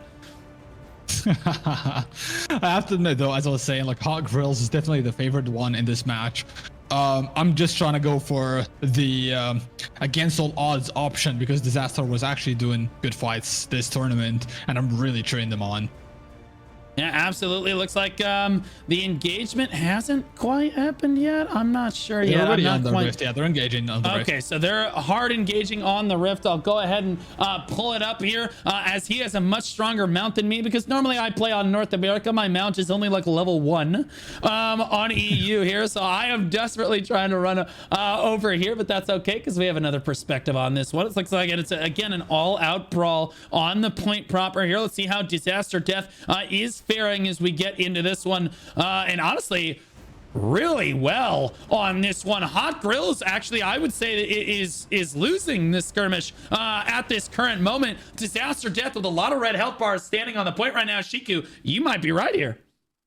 I think Disaster Death is actually the dominant one here as well. They're showing pretty good presence. Looking at the Hot Grills HP bars, they're just getting thinned out all the time. So I think Disaster is definitely prepped for this, and as I said, Hot Grills may have thought this is good for spears, for the blobs, but at the same time, as we saw with Frogue, it could work against them. Huge sleep on a Hot Grills right there. Huge clump of them right there, taking a lot of damage, but unable to capitalized on it is Disaster Death. And again, this is really back and forth. We look at the leaderboards for the first 2 minutes of the match. I know it's not crazy telling, but Disaster Death actually with the top slot in the match on a staff dagger, a great sword dagger, actually at rank 2 for Hot Grills. But you can see how back and forth this leaderboard actually is right now. And again, this is exactly what you want on Grand Alon, especially if you feel like you're it's going to be close. Again, it's very important that neither guild backs up off the Riftstone. I know I don't normally say that all the time, but you know, it has to be said based on what we saw in our last match there, Shiku. Yeah, based on what we saw, definitely the guild that gets the control on the Riftstone definitely has a better advantage, especially if they know how to play around it, that is. Because as we've seen, Frogue did get an advantage at some point, but they gave it up pretty damn fast. So not only do you need the point, but also you need to know how to hold your ground there and counter if anybody tries to get on the point. Yeah, absolutely. Looks like Disaster Death doing a really solid job. I actually think that they're winning the skirmish on the point. I've been bamboozled. Hot Grills not as hot today as maybe you might hope if you're a Hot Grills fan over here. Disaster Death coming out swinging in this fight here. Definitely don't want to let off the gas pedal as their statics are just, I believe, have just a small edge on their opponents here. Do you know where these guilds are from? Do you know which countries Disaster Death and Hot Grills might be from? Sadly, I do not know, but what I can see though on the leaderboard is that Disaster is definitely cooking in this one. Yeah, absolutely. It does look like that again.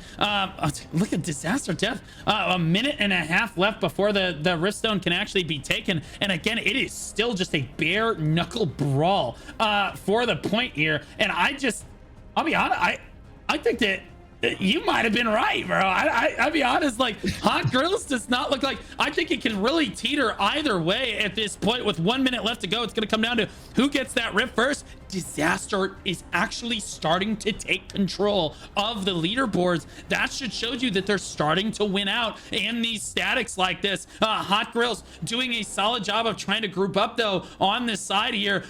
It looks like I see a lot of yellow health bars, but just as I say that, they get absolutely decimated by Disaster Death in that top right of your screen there.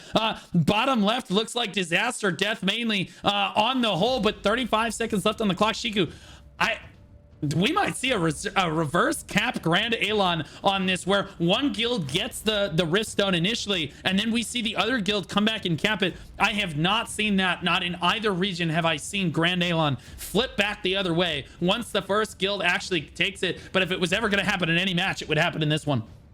Yeah, honestly, I think this will be a pretty close one. I wouldn't be surprised if this goes like back and forth with like multiple caps.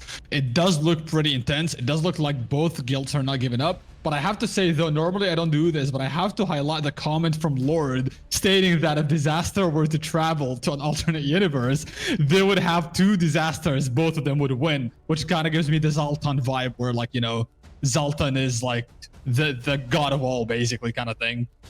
Yeah, absolutely. Here's the first cap coming down. Who is that? Is it Gachner? No. Okay, so both caps, both guilds have capped the stone at this point, but it's Disaster Death leading in contribution with over 30 members standing on the point. Hot Grills really struggling on this one. It looks like they may have been a little bit overhyped on this one as they come into this. A lot of people thought they're the second strongest guild in EU, is the highest that I've actually seen them. Maybe even second or third on that one. Maybe first on any given day, but it looks like here they are not winning against Disaster Death. And again, Disaster, the funny thing is, I saw a couple guilds rate Disaster as ass guilds on their guild forms. They specifically said, yeah, Disaster's just ass, so we're better than them. And those guilds have since been knocked out of the tournament, and now it's Disaster shutting the door on a guild like Hot Grills. Look at the percentage climbing for Disaster Death,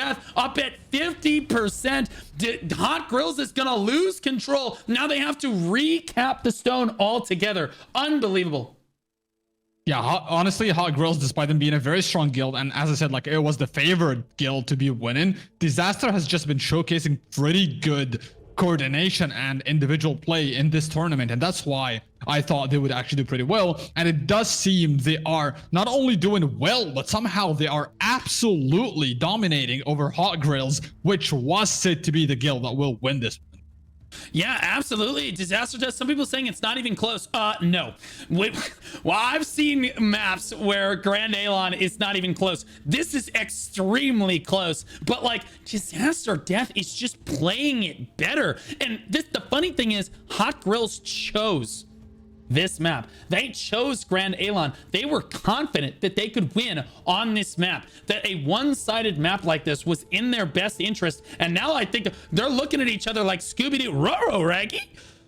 This is a little rough right now. 28 people on the stone. It does look like they have 1.5% contribution. A mountain to climb for Hot Grills right now. Disaster Death putting on a clinic, but Hot Grills starting to rally back. I saw 34 people on the Rift Stone, and this should show you that I think compositionally we're seeing something different than the previous match here, Shiku, where we have consistently like 30 people from both guilds on the point. I think that they're a lot more frontline or healer heavy in general, which helps them I think succeed on Grand Alon a little bit better than their opponent. And it's coming down to which DPSs can really outperform the others. Again, neither guild, Xmark or Delusive in the previous match, or I'm sorry, Xmark or who did they just knock out? I apologize. Frogue. That's right. Frogue or Xmark did not look like they really changed their composition a whole lot for the map, but it looks like Hot Grills, or Disaster Death rather here, and Hot Grills look like they have so much resiliency. Either they've got a tremendous amount of healers or they've got a lot of tanks. Either way, both compositions are geared for a map like Grand Alon, but it's Disaster Death that takes the first cap on the Rift. And like I said, I have never as a caster in my career seen anyone recap this from nothing. Like, usually it goes to the very first guild that caps the Rift Stone in general, but where there is a will, there is a way, and Hot Grills need to find a way here, Shiku. Yeah, honestly, it's looking pretty interesting. I did think Disaster would put up a good fight here, but I'm honestly, even though I'm voting for them, I'm surprised by this kind of fight over here. Even though Hot Grills seems to be putting up a very good fight right now, they're kind of like thinning the numbers. They're trying to find a win here. But what surprises me the most is that, once again, even though the leaderboard is still a spear dominant leaderboard, crossbows being on the top yet again alongside a greatsword dagger is just pretty interesting for me to see today. This is the second time we see crossbows being on top of the list. And you say crossbows plural, there actually are. There's one crossbow in each guild, and both of them are on the front page. And I say that about crossbow users a lot. Not very many crossbows can really make it work in a really high-end match like this. But bro, you just have, when you're capital H him, yes, you can have a couple crossbows in your composition here, and they are both on the front page, one for Hot Grills, one for Disaster Death, and they are both performing to the best of their ability. I don't think I see them spinning very often,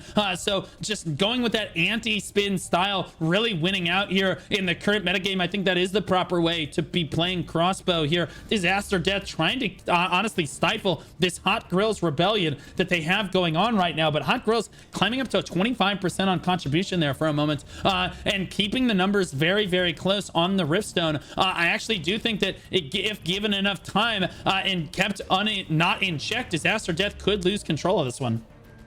Yeah, I think Disaster, like, pretty much for the next 14 minutes are not going to be able to breathe, essentially. They're going to be having to fight for their lives because one mistake on Hot Grills is a very strong guild that could easily capitalize on that kind of mistake. So I think for the next 14 minutes, we're going to be watching a never-ending brawl over here in which Disaster will just have to hold their ground one way or another.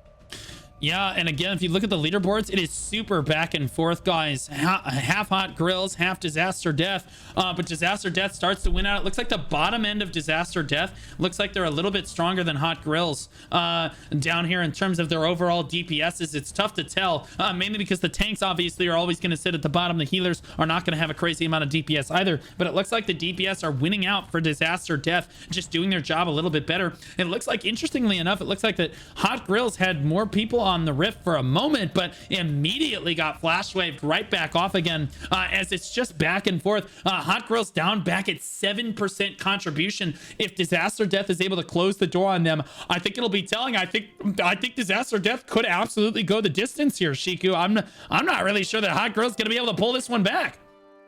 Yeah, honestly, it's not looking pretty good for them. And even though normally I don't like going for that kind of playstyle and saying people should just tip off and try to regather on Aeon of all things, but I'm starting to consider that maybe they should give that a try because it's not looking like this is going to work out. Even though, yeah, they do have these moments where they're like pumping percentages, but it just gets shut down on them pretty fast. And I think this might look like a regather angle, even though normally I would never say that on Grand Aeon.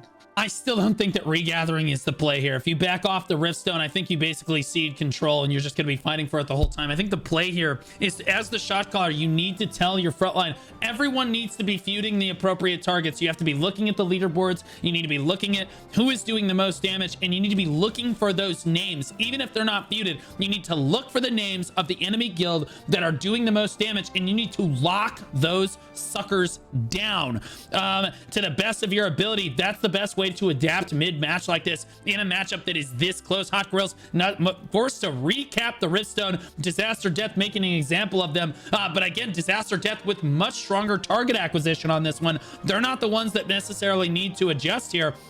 It's Hot Grills that just don't know how to target as appropriately as Disaster Death does. And it's funny because, again, Disaster got memed in this tournament for being ass. They got memed in this tournament for being a Zerg guild. And now they're going to come out and they're going to kick out one of the strongest guilds in the tournament, it looks like. And pretty convincingly at that, on a map that they didn't even choose.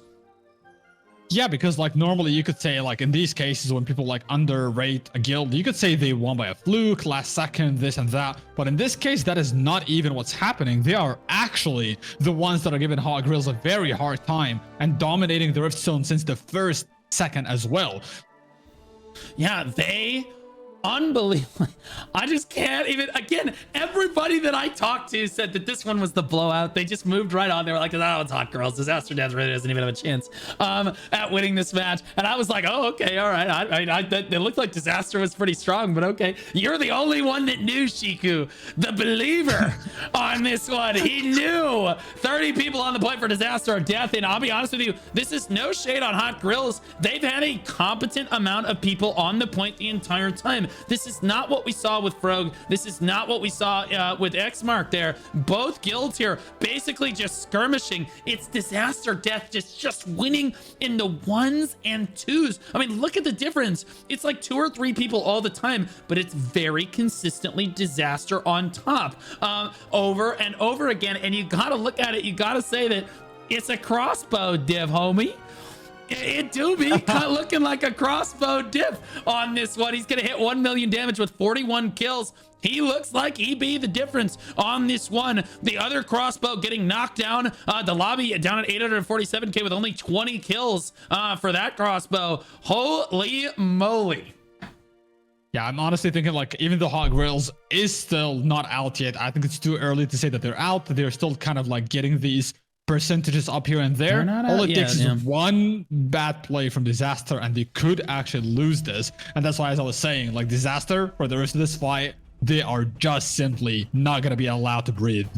Yeah, so Disaster just knows that for the entire fight, they're just streaming on and they're just counting on, as a shot caller, your hands are off the keyboard basically at this point, or you're just playing with your statics. There's not much to shot call here. Guys, you just need to target acquire. You know which ones of these, and this is my point, is if a guild is doing proper research, and you know that Disaster has, in this case, they know that Hot Grills, they know which members of Hot Grills are doing the most damage. They probably have them feuded. They know that they're locking down those high priority targets on Hot Grills. You can see, oh my gosh, a lot of them just got immediately one shot right there. Look at these yellow health bars just running out of health here, and that is the difference. 34 over 25 right now. Disaster Death just winning these skirmishes, and they know who to target. They know who the squishy targets are. They know who is optimized the wrong way, and which people they're like, okay, that guy doesn't have a lot of endurance. Okay, this guy doesn't have a lot of melee evasion. That each target knows exactly who they need to go find, and they're just spamming their astral vision, running around killing every priority target that they can. Hot Grills just doesn't look like they know which members of Disaster Death to actually target here. I think that they may have done a lot less prep for this, because again, they chose Grand Alon. When you choose a map that's one-sided like this, you expect to win. In this case, this is not what they expected. I don't think this is what anybody expected. Disaster Death with a huge upset in the tournament here. A lot of people shit talking them, and they are shutting them the hell up on this one, Shiku. Yeah, to be fully honest, this is also where it comes down to guilds that think they have the higher ground and think of the other guild as the lesser guild tend to not prepare as much as the guild that thinks they are going to be outperformed. And this is where like it comes down to like VOD analyzation, checking the leaderboards of the tournament, who's dealing the highest damages most of the time, who's the highest threat, what kind of builds they're running. Doing that kind of research can definitely flip the tables, even if you are considered the lesser guild or the guild that has the lower chance of winning. Bro, you just gotta respect it, man. Look, I also love their guild members are all in the chat as well. There's a lot of Disaster fans that are very happy to see them winning here. Hot Grills seem a little quiet on this one, but Hot Grills, honestly, again, they're fighting for their lives. They're not doing a bad job. Hot Grills does look like they know how to skirmish. They do look like they play well together in their statics. I just think that they were not prepared for this level of play coming out from Disaster Death. They're gonna get shut down one more time with 7 minutes left to go. It looks like Disaster Death is just closing the door time and time again. Despite all the yellow health bars being on the Riftstone, it is always coming up red for them. Despite the leaderboard looking very back and forth, it looks like Disaster Death is just gonna take full control with only 5 or 6 members of Hot Grills currently on the dais. Ferrarius is gonna go for yet another cap. Oh no, looks like somebody else trying to grab another cap right now. Disaster Death just not gonna stop it. They're gonna let him try for it one more time with 6.5 minutes to go, and Disaster Death already shutting the door on this one, Shiku. Yeah, I honestly like these kind of plays as well, where you see like somebody scapping. Most guilds tend to panic and like interrupt and send a lot of people for no reason. In some cases, when you already are having the higher ground and you are already doing well skirmishing, you can just let him cap it. Who cares if he caps it when you're already like winning the fight? So this is also nice to see that they seem to have a cool head. They're not panicking. They're pretty stable in the way they're playing, and they are just here and they know fully well what they are doing. They're not like collapsing under this pressure at all. Yeah, man, I'm telling you, look at the percentage just slowly go down for Hot Grills. It's Disaster Death with a vice grip on this map. They understood what they needed to do. They did the research. They knew which people they needed to target, and it has just been perfect. An absolute clinic start to finish for them here.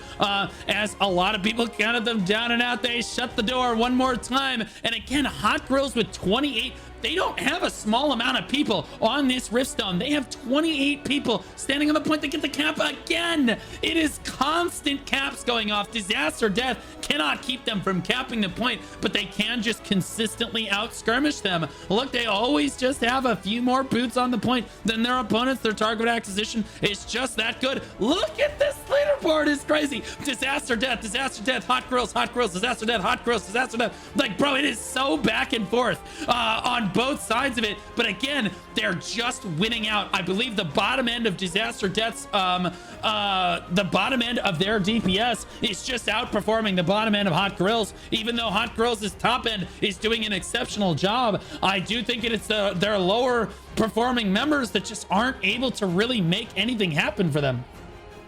Yeah, but it's looking like Hot Grills right now is finally starting to stabilize, getting the points up. They're already at 31%. But as I said, once again, they're just not finding success. Disaster Death is really good at like gathering back up, even if they lose numbers, even if they have a fluke where they just like get wiped or lose a lot of numbers, they still manage finding success in getting back on the platform and getting back to stabilize and completely getting a huge amount of kills on Hot Grills here. Yeah, just absolutely. They have almost 40 people on the Riftstone, and they know it. 4 minutes left on the clock. Hot Grills beside themselves, trying to skirmish on Grand Alon, a map that they chose in a matchup that was supposed to go their way, and it's Disaster Death coming up huge and winning out in this tournament on behalf of their alliance. And again, this is so good. The other guilds probably prepared for Hot Grills to move through here. They're going to be watching this VOD, looking at which members of Disaster Death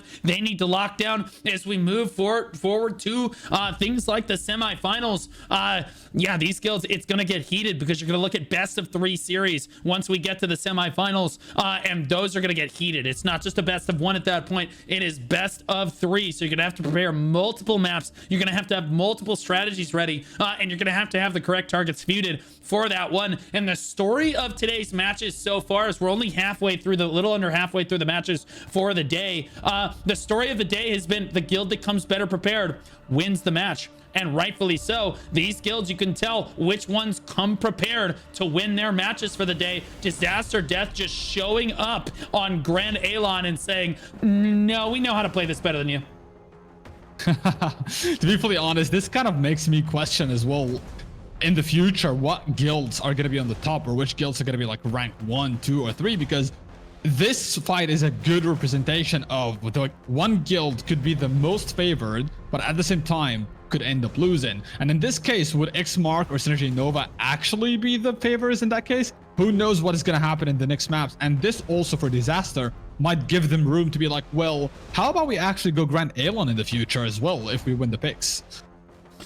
Yeah, absolutely. Incredible performance here from both guilds. I think that Hot Grills just a little overwhelmed with the Disaster organization, with the static play here. No shame at all on Hot Grills as they fought their hearts out on this Rift. Consistently over 20 people on the Riftstone. Just I say that to fall down to 19. But for the most part, they have a very close amount of people on the Riftstone, and they are skirmishing to the best of their ability. Their top end DPS and tanks, their frontline, they're all doing a tremendous job, but sadly the back end of their guild, the bottom end of their guild, is just not performing to the best of their ability today when they showed up, whether it be itemization or statics working together with 1 minute and 30 seconds left on the clock and only 3% contribution and falling 42 people on the stone for Disaster Death. It does look like it's gonna be Disaster moving on to fight Xmark in the next round of this tournament. Absolutely incredible. Round 4 is the round before the semis, guys. Yeah, honestly, this was a pretty intense fight. Love the brawl going on pretty much the whole fight non-stop.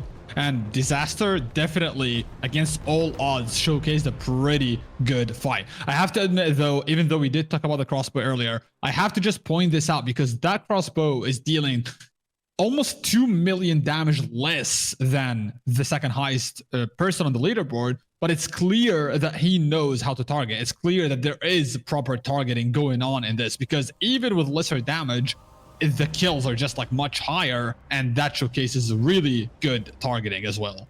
Well, I think if we've learned anything here, I think that NCSoft needs to nerf crossbow into the ground. What do you guys think? Crossbow just needs to be nerfed. I think that's the only solution. Is that's what you get for performing well on your class. Nerf them dead, boys.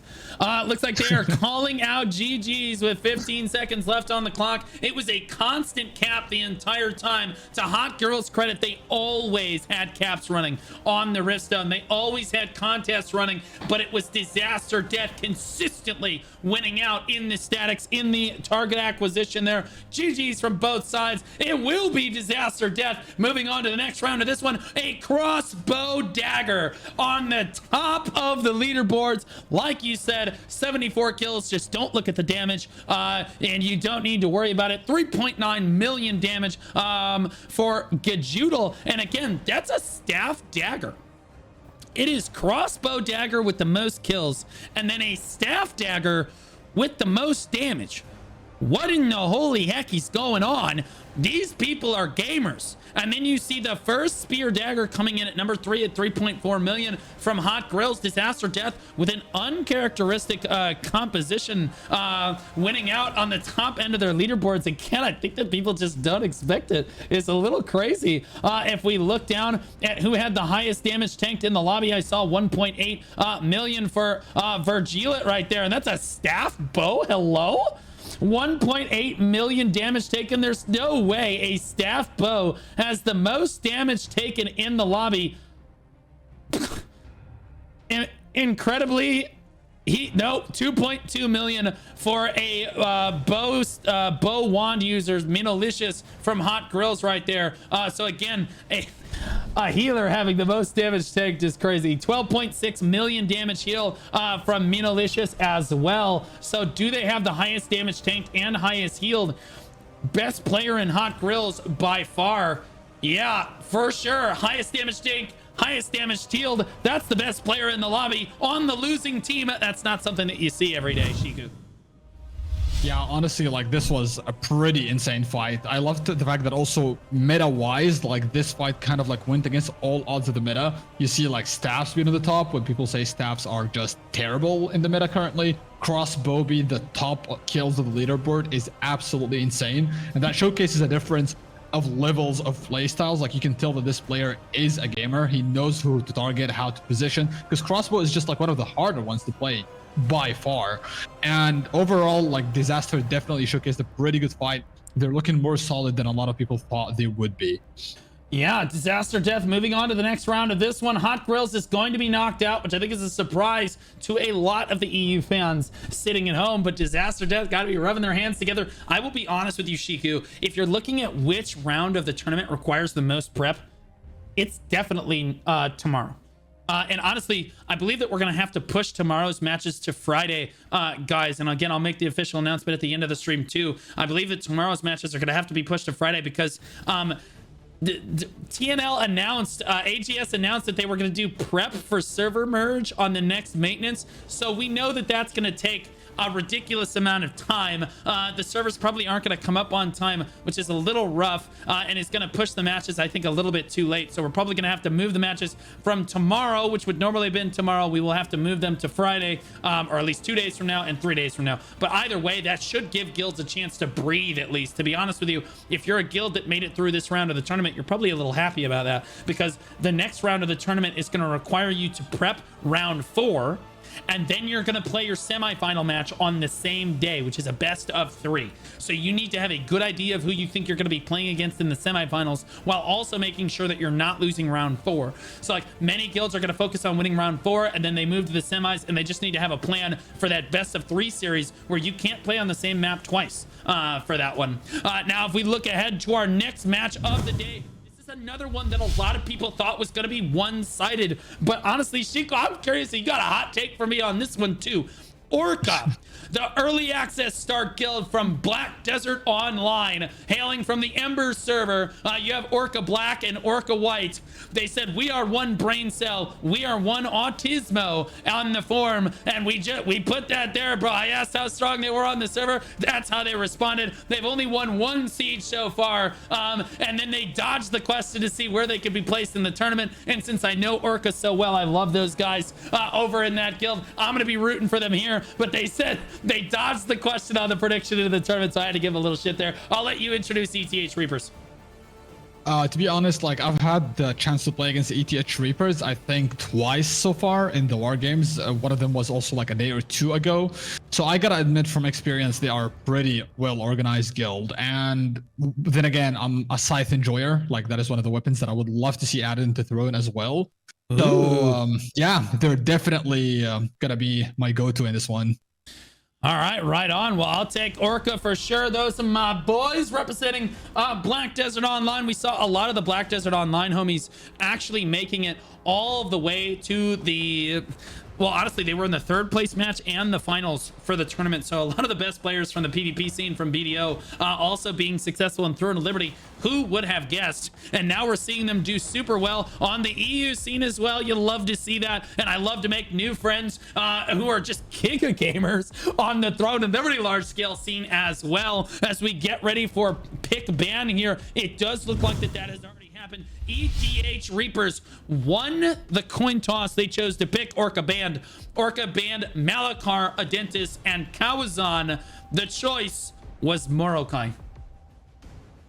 It's pretty interesting to see that Morokai is picked pretty often in the tournament, to be honest. Morokai and also Azrael seem to be the ones picked the most, yeah. And to be fair, like Morokai specifically, to me, seems like one of these rift stones that does require very good organization to be pulled off correctly. So it's nice to see that guilds are not shying away from such a rift stone, essentially. Yeah, absolutely. One more time before we get into this one, we're going to give a shout out to our sponsor, Icon Digital, who is sponsoring this tournament with their optimization performance app, guys. For only $8.99 a month, you guys can optimize your computer with 40 to 60% better FPS. If your computer is absolute garbage, guys, you got to optimize, dude. You got to make the most out of that hamster wheel that you're running below the desk there. And if you're running the best of the best hardware as well, you want to make the most of that hardware, make it last as long as you can. They don't just overclock your equipment, they basically make it run cooler, run more efficiently, last longer. That's what I love so much about them. My hardware literally lasts longer, which means I have to spend less money long term on hardware because I optimized with them. And for only $8.99 a month with code Blue Squadron, guys, that can be you too. Really appreciate them sponsoring the tournament. Again, the app is free to download if you guys want to take a look at it. It's the best computer monitoring app on the market, no question, and is absolutely free to use. It is super easy to pick up and start to understand for those computer illiterate people at home. Big shout out to Icon Digital for sponsoring the tournament one more time. It looks like the lobby is ready to go here on Morokai for Orca versus ETH Reapers. This is one of our most hyped matches of the day, as we have again the Black Desert Online homies versus ETH Reapers, who I believe is mainly a Throne of Liberty guild. And again, I believe that they're the underdog in this one. But again, I was told that Hot Grills was going to win the last match. I don't believe anything anymore, Shiku. Yeah, honestly, I know that a lot of people are obviously Orca. I've seen them play before. They're pretty solid. But then again, like, I think the previous match was a very good lesson that just because they seem to be the more dominant guild and the better looking guild, I don't think that necessarily equals by default that they are going to be the winning guild necessarily. Precisely my point as well. It does look like that both guilds are starting to spawn in here. I don't think that we missed the first engage. God bless it. ETH Reapers sent one to scout. Oh, there's the first engage happening. A few of the ETH Reapers actually spawning at one spawn location, getting wiped off there. That's not good. There's something like 5 or 10 ETH Reapers over here left alive. I'm not sure if the whole guild chose to spawn in. Ooh, man, a few of them spawned in early, and then the rest of them just got absolutely clobbered and were outnumbered from start to finish. Orca cleaning up ETH Reapers with a moment of disorganization there for ETH Reapers, and Orca immediately sweeps that leg. Yeah, honestly, Orca is obviously like showing pretty good dominance here. They already got control of that choke point, which is going to be pretty damn hard for Reapers to get through. I think now it's about time for Reapers to try to instantly regather from other entrances, because that entrance is just essentially gone for them. They're not going to be able to walk through. Yeah, it looks like, again, if you want to watch that entrance right there, I will go monitor the other two. It looks like there's 3 matches, actually, or 3 battles happening at the same time right now. You can see on the lower right of your screen, he's looking at the low ground. I'm looking at the high ground, where there's a contingency of ETH Reapers trying to hold the line against 2 or 3 Orca here. And they're finally going to clean that up and look towards the stone. And then the Rift Stone as well also has skirmishing going on. Then there's a 4th skirmish on the right side, and it looks like it's all Orca all the time, winning these this Rift Stone battle so far. Shiku, this is not looking super great for the start for ETH Reapers, but also we saw this in our match previous as well, where we saw Greed dominate super hard early, and then Delusive almost came back and won. Yeah, I think obviously like Orca is showing pretty good dominance here, but at the same time, the fight has not really started on the actual Rift itself, which usually is where like things can start shift either way, because right now it's like more skirmishes around the sides, around the choke points. But once it comes down to the Rift Stone, that's where like the true fight begins, essentially. Yeah, absolutely. Orca actually starting to get pushed back right now. ETH Reapers pushing in on them as we look. I'll go over to this high ground over here. If you want to go monitor another side of the battle, if you buy the Rift Stone over there, I'll take the high ground. There's just so much action all over the place. I'm glad we have the picture-in-picture here. It looks like ETH Reapers actually finding a regroup and finding a weak spot in Orca as Orca tries to engage up to this high ground here and not finding success, as ETH Reapers doing their best to hold on. A swell of Orca moves on to the high ground right now as most of the fighting has regrouped up here. It looks like I could have sworn I saw a morph. I could have sworn I saw a basilisk morph there for a moment. There's no way they're gaslighting me right now. There's no way you're turning into a basilisk morph with this close of a fight going on. But honestly, I expect that the chat PvP runs strong through those EU veins here, as Orca looks like they are winning out in these early engagements. The leaderboard certainly would support my, oh my gosh, assumption on this one. ETH Reapers all the way down at number 18, but we saw this in our previous matches as well on Morokai. It could go either way if ETH Reapers decides to rally here. Yeah, but honestly, like ETH is definitely looking like they are putting up a very good fight, but Orca is definitely the more dominant one by quite a lot at the moment. So they would need to definitely figure something out. They would need to try to address their targeting if that is not being done correctly, because otherwise Orca is definitely showing a lot of dominance here that might bite them in the ass long term. Yeah, I think that Orca has positioning on the Rift right now. They certainly, everywhere they skirmish ETH Reapers seems to be coming up short. It looks like honestly ETH Reapers beg your pardon, but it looks like they're running around like chickens with their head cut off a little bit. Not sure who to target, not sure what to do. And Orca's health bars staying consistently healthy on this one versus ETH Reapers. I see one health bar, boom, it's drained to 0. I see the next health bar, boom, it's drained to 0. And the target acquisition from Orca just looks really, really powerful as the statics working well with one another. Yeah, I think Reapers is still like putting up a good fight here. Like they're still showing pretty good presence, but as you said, they are kind of like all over the place at the moment. They need to kind of like have the shot caller take the wheel of this and make sure that they actually start coordinating accordingly, because they are indeed running around like a little bit of headless chickens at the moment, and if that keeps going, they will lose momentum pretty fast. Yeah, it does look like the ETH Reapers does start. Oh wait, no, Orca started their cap on the Rift Stone. Yeah, Orca started their cap on the Rift Stone. I could have sworn it was ETH Reapers, but Orca started their cap on the Rift Stone, and that is who you would expect here as they've dominated this match so far. They've got 10 people on the Rift, not going to overcommit over the 8 of ETH Reapers. ETH Reapers, Raphael going for the cap here. We'll see if Kiyagami can stop that cap. Molag decided, nah, he's just too cool. He's just going to keep walking. Didn't decide to stop that, but Raphael does get stopped by Ozaru, who consistently stops that cap over and over again. ETH Reapers does manage to get a few more people onto the Rift Stone right there, committing a few more people. As time goes on, we see guilds start to hard commit onto the objective.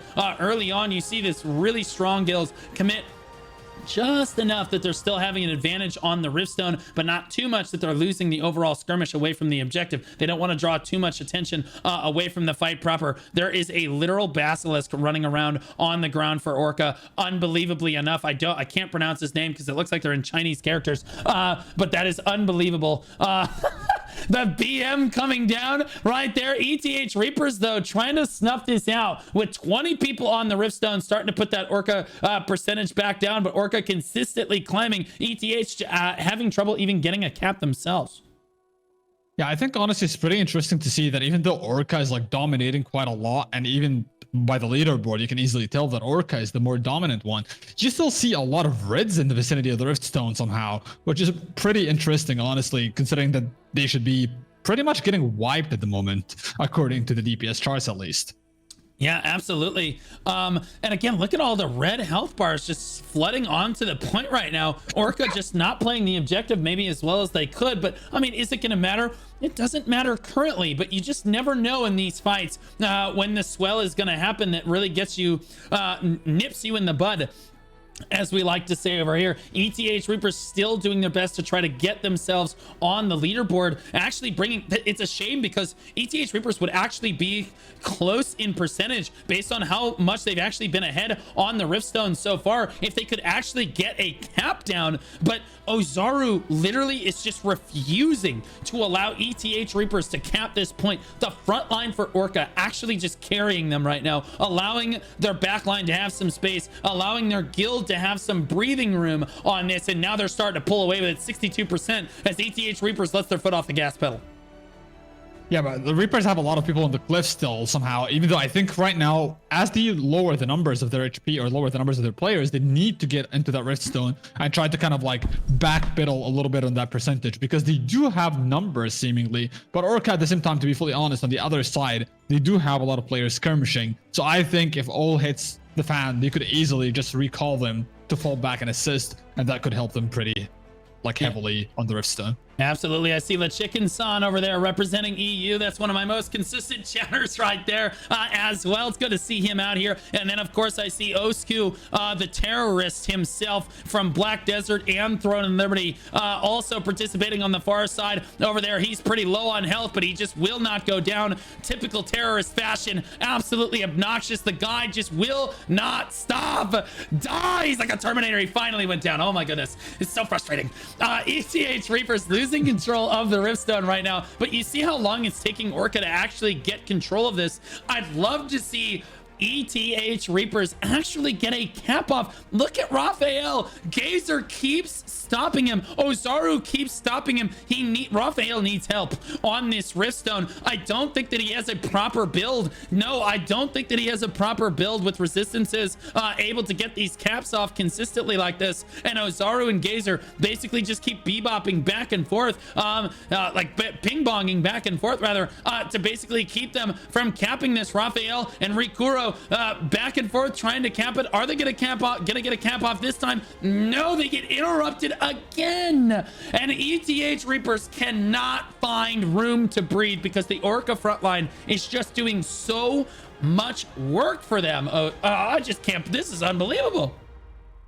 I honestly think like Reapers surprisingly seem to be showing like pretty good presence numbers wise on the Riftstone, but it just seems to be like very bad coordination and targeting is what's getting them. I think they honestly do have a chance of flipping this over, but it just doesn't seem like that the way they're playing is really coordinated, or like the targeting seems like something is really odd considering they do have the presence of the Riftstone this whole time. There's the cap coming down from Orca, so Orca will take control of the Rift right now. It does look like, again, if time were to run out at this moment, Orca would win, but it took them 5.5 minutes almost to get that cap down. That's not what you see when you're an overwhelmingly dominant guild. You see that cap come down a lot faster than that. 5.5 minutes is a long time to spend capping that Riftstone, and I think in large part it was due to ETH Reapers actually had a lot of control of the Rift for a long time there, and they just can't get a cap off. There's Gazer and Ozaru, the cap terrorists of Orca here. They just keep the ETH Reapers from consistently capping here. Reapers just can't get a cap down. I'll be honest with you, it's almost embarrassing at this point. I just can't believe like their guild needs to step up and try to help their frontline cap this, because I think that their frontline is actually just does not have the right itemization set up to get a cap down on the Riftstone, and it's really rough because I do think that ETH has a lot of people that are able to stand on the point, has a lot of people that are skirmishing really well in the field, but they just can't get that cap down to even start thinking about trying to turn this for a win. And again, at this time they capped, they're trying to cap on the other side. This is just a mistake. You need to be capping. They hold high ground control right now. They need to be capping toward on the high ground side. And again, guys, if the Riftstone, you need to be capping on this side if you hold this high ground control over here, and that's not what we're seeing. Now they don't hold high ground control, and now you see Orgo on the closest side. That's not what you want to do if you're trying to cap the Riftstone. Again, the front line fumbling in shambles right now for ETH Reapers and Orca, capitalizing on that one at the moment. So the leaderboards, honestly, if we look at this, ETH Reapers starting to make their way onto the leaderboards, because again, this open field skirmish is not as one-sided as maybe you might think. Is Orca winning? Yes, absolutely, but ETH Reapers should not have anyone on the leaderboards if that was the case. Finally, we see ETH Reapers get onto the board, and it is so important that they don't let this cap run out of percentage. I honestly do think Reapers, like right now, their shot caller needs to just get something done, needs to get people to feud list, whoever is dealing like a lot of damage on the leaderboards. They do have what it takes numbers wise and presence wise to actually contest this, but something is just not working out. And it's most likely going to be the reality that they're just like too split around. They're taking too long to take down some targets. They should not be even their targets. And as you were saying earlier, people that are capping seem to not be running proper builds, because you should not be having that much of a hard time trying to get a cap off for that long.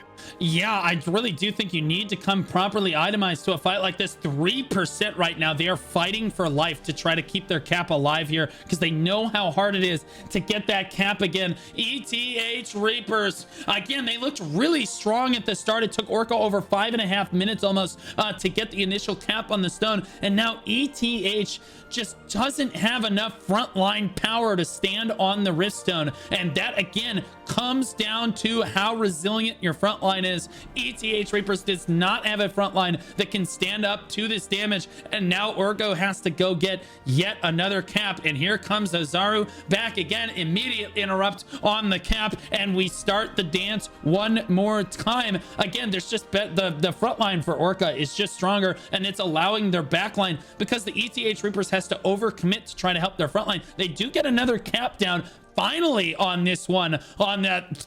Thank goodness. They may have been listening to the stream and actually just put on better equipment for this with higher resistances, because they got that cap much faster this time. And you can see 8 to 12 at this point. It is a pretty close cap, but Orca trying to take this fight away from the Riftstone over to this left side over here, so that ETH Reapers just gets hung up on this left side. I do think that if you're ETH Reapers right now, you need to try to spawn at point 1 if you're going to try to run in the cleanest way possible here.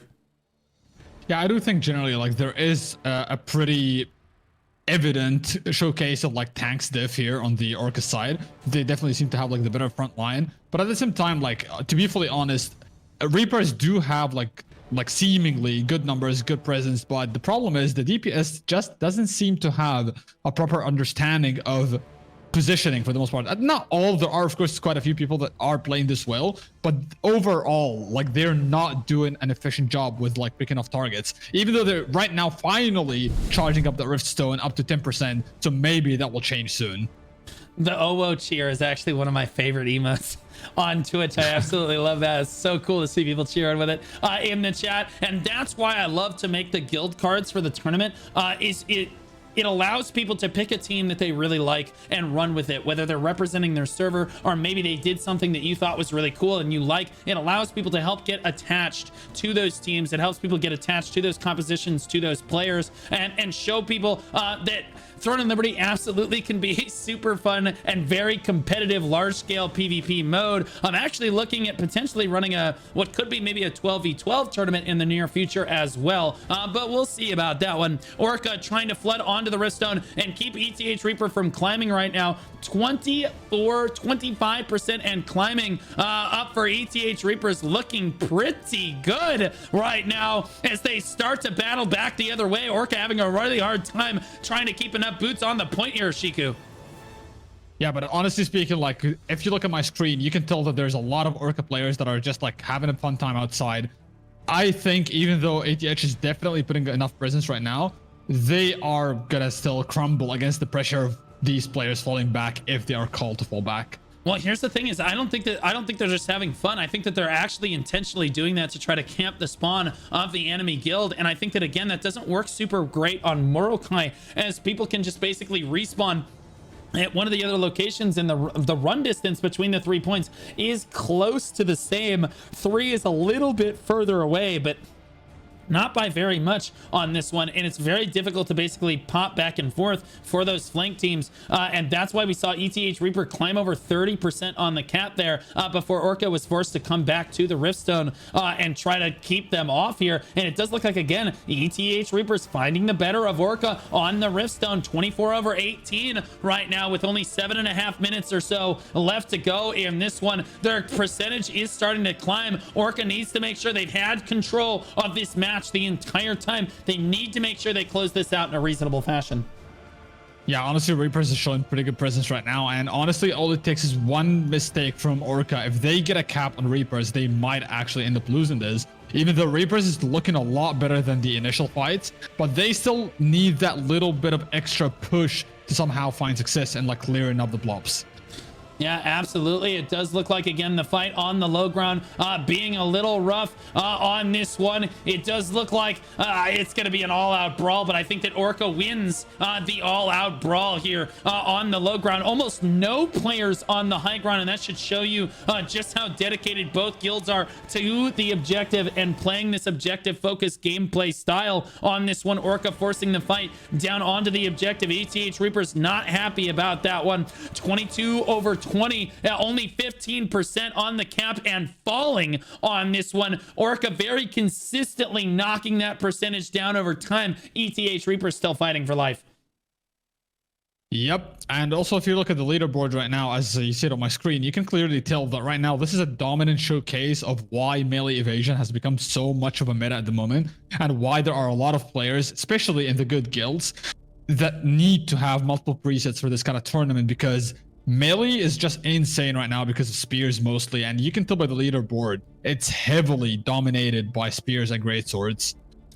Oh my goodness, you're not wrong. Spear dagger, staff bow, spear dagger, great sword dagger, spear dagger, very heavily dominated. And again, that is in large part to NCSoft, I think, with kind of a big fumble, allowing spear to release, but putting us both on the same balance batch meant that tier 2 releasing was supposed to basically balance out Spear's damage, but Spear seeming a little bit overtuned for the tier 1 balance batches here in North America and EU for the rest of the world here. So Spear really powerful in most of these matches, although again we saw a crossbow dagger have the highest kills in one of our matches previous, not even close to the highest damage, but again the highest damage went to a staff dagger, and that should go to show you that in this game you really can play whatever class you want. You just need to be built different. You can make almost anything work, whether you're a DPS, a healer, or a tank, and any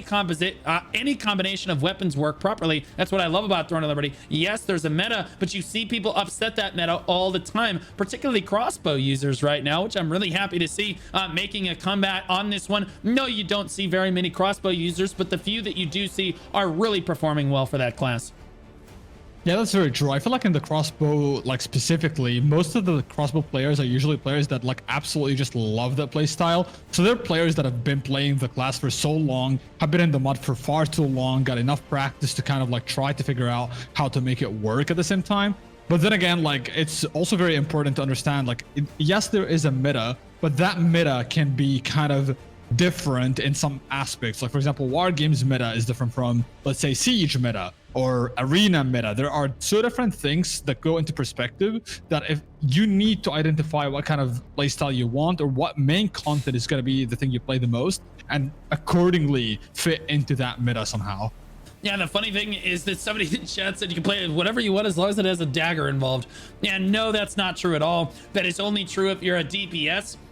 In a lot of cases, yes, the dagger does amplify. If you guys don't know how the dagger works, it basically takes whatever weapon you have in your other hand and it amplifies the damage on that particular weapon, to make a long story short there. And so, yeah, you see high DPS with dagger users, but no, you don't really see them be the top healers. You don't see them be the top tanks. So no, anything can work and any combination can work as well. You just have to be built different. And that's exactly what we're seeing from Orca right now. They are just built different. ETH Reapers has tried and failed over and over again in this match. I think the front line really struggling in this one to try to get caps down. They did finally manage to get a few caps down in this one, but again, Orca just out skirmishing them. Their flankers disrupting the regroups. Their flankers doing a great job of skirmishing in the field, and Orca looking like the dominant guild in this match to move on to the next round of this tournament.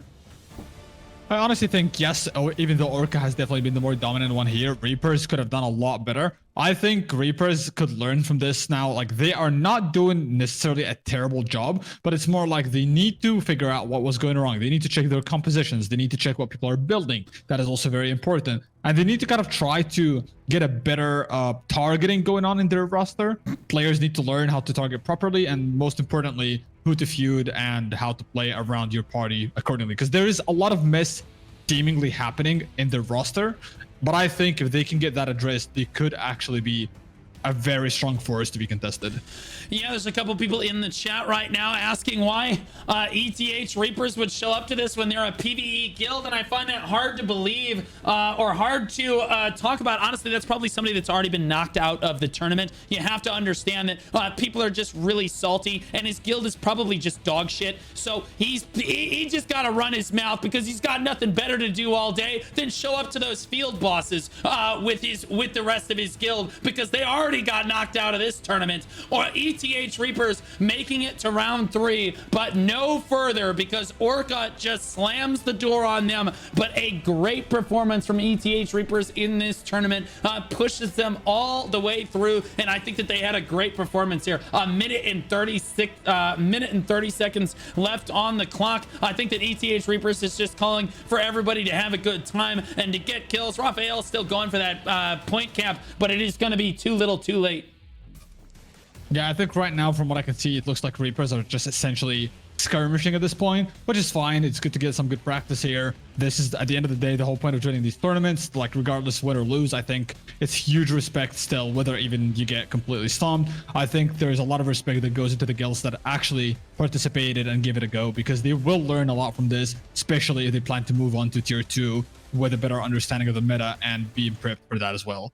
Yeah, with only 55 seconds left on the clock, ETH Reapers tries for one final swell with Guardians, but it's just not enough time. You just simply don't have enough time to go from 20% to full unless there's literally no one standing on the point for Orca, and they are not going to allow that to happen at this point, as everybody's just clumped onto the point. You see Oogie Man down there as well. There's Oogie running back to the fight in the distance over there. He loves drawing aggro from everybody because he's such a good chat PvPer. People just can't stop talking and thinking about Oogie Man. Orca up at 27 members, gonna shut the door on ETH Reapers one more time, and they had a good run through this tournament, but it stops here, and Orca will move on to fight the winner of our next match, which is going to be Failure versus Visceral. We got a tasty match coming up here. GG's coming out from both sides. It's looking like a bunch of Orca on the leaderboard, as you would expect. They dominated that match. 69 kills. Nice, Oogie. Nice. I just want to point out that they very intentionally got 69 kills apiece. There is no way that they did not plan that. He got to 69 kills and then he stopped killing people. You know it. I know it. We all know it. What an absolute Chad. Oogie and FTP both with 69 kills apiece. 3.7 million damage for Oogie, though, means he is way better than you are. Deal with it. It is what it is. You're mad. Let's see who the best tank in the lobby was. I see 1.49 million for for Lucy Moosey from Woah, Hungary right there. He is probably the highest. Yeah, oh, 1.53 from ETH Reapers is Malins. Another great performance right there. 7.3 million damage healed from ETH Reapers XN. Let's see if anybody can beat that. Oh my gosh, 12.5 million from Rar from Orca White. I believe he was the highest healer in the previous game with Orca as well. So 12.5 million damage healed. He is the best healer in the lobby. One more time, it's Rar coming up big for Orca. Yeah, honestly, this was a pretty intense fight from Reapers. I think even though they didn't stand a chance against Orca, honestly, but they did still do pretty well with what they had. They still need to take this L, figure out what happened. I think, once again, it was a roster / targeting issue on their end. Maybe a little bit of gearing as well, not in the sense of like their gear was like bad or anything, more like they are not adapted to the meta with their gear. But I think they definitely have what it takes to become a much stronger force in the future as well. Overall, pretty good fight on both ends, and I'm really excited to see this upcoming one. Yeah, absolutely. Good fights to both guilds. One person in chat asked, who's this caster? Is he just a fanboy? I'm a fanboy for anyone that came out to fight in my tournament. That includes the winners and the losers. The only real losers were the ones that didn't show up because they're not actually PvP guilds. If you don't show up to a tournament like this. Looking ahead to our next match, this is one of our highest anticipated matches of the day. And I keep saying that, but like Visceral versus Failure. Again, we saw both of these guilds fight in the previous round. Both of them look like it's going to be neck and neck. Personally, I'm going to hand it the edge to Visceral because their macro in their previous match, their strategy was just so crisp. We'll see which map they actually get to play on this time. I doubt that they get mmorpg, but we'll see. They're a free-to-play start guild hailing from the Adriana server now. We saw Greed play earlier today. Greed made it through.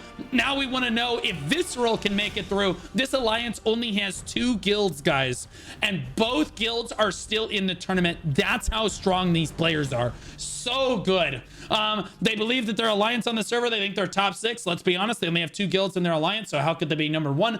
But they've won 6 sieges so far, and the prediction for the tournament is actually 4th place. I'll let you introduce Failure.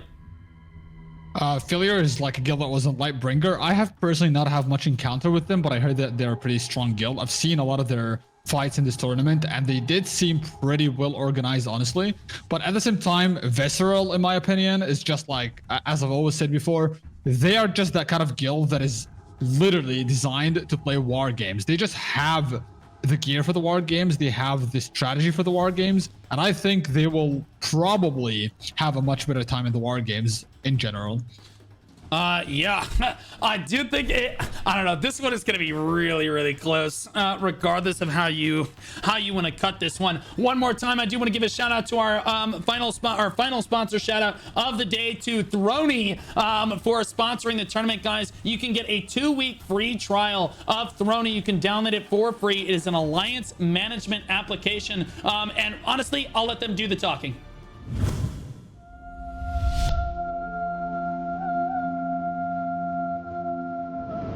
Automate your guild and alliance management with our new Discord bot. Easily integrate member profiles into the Throny ecosystem with just one image upload.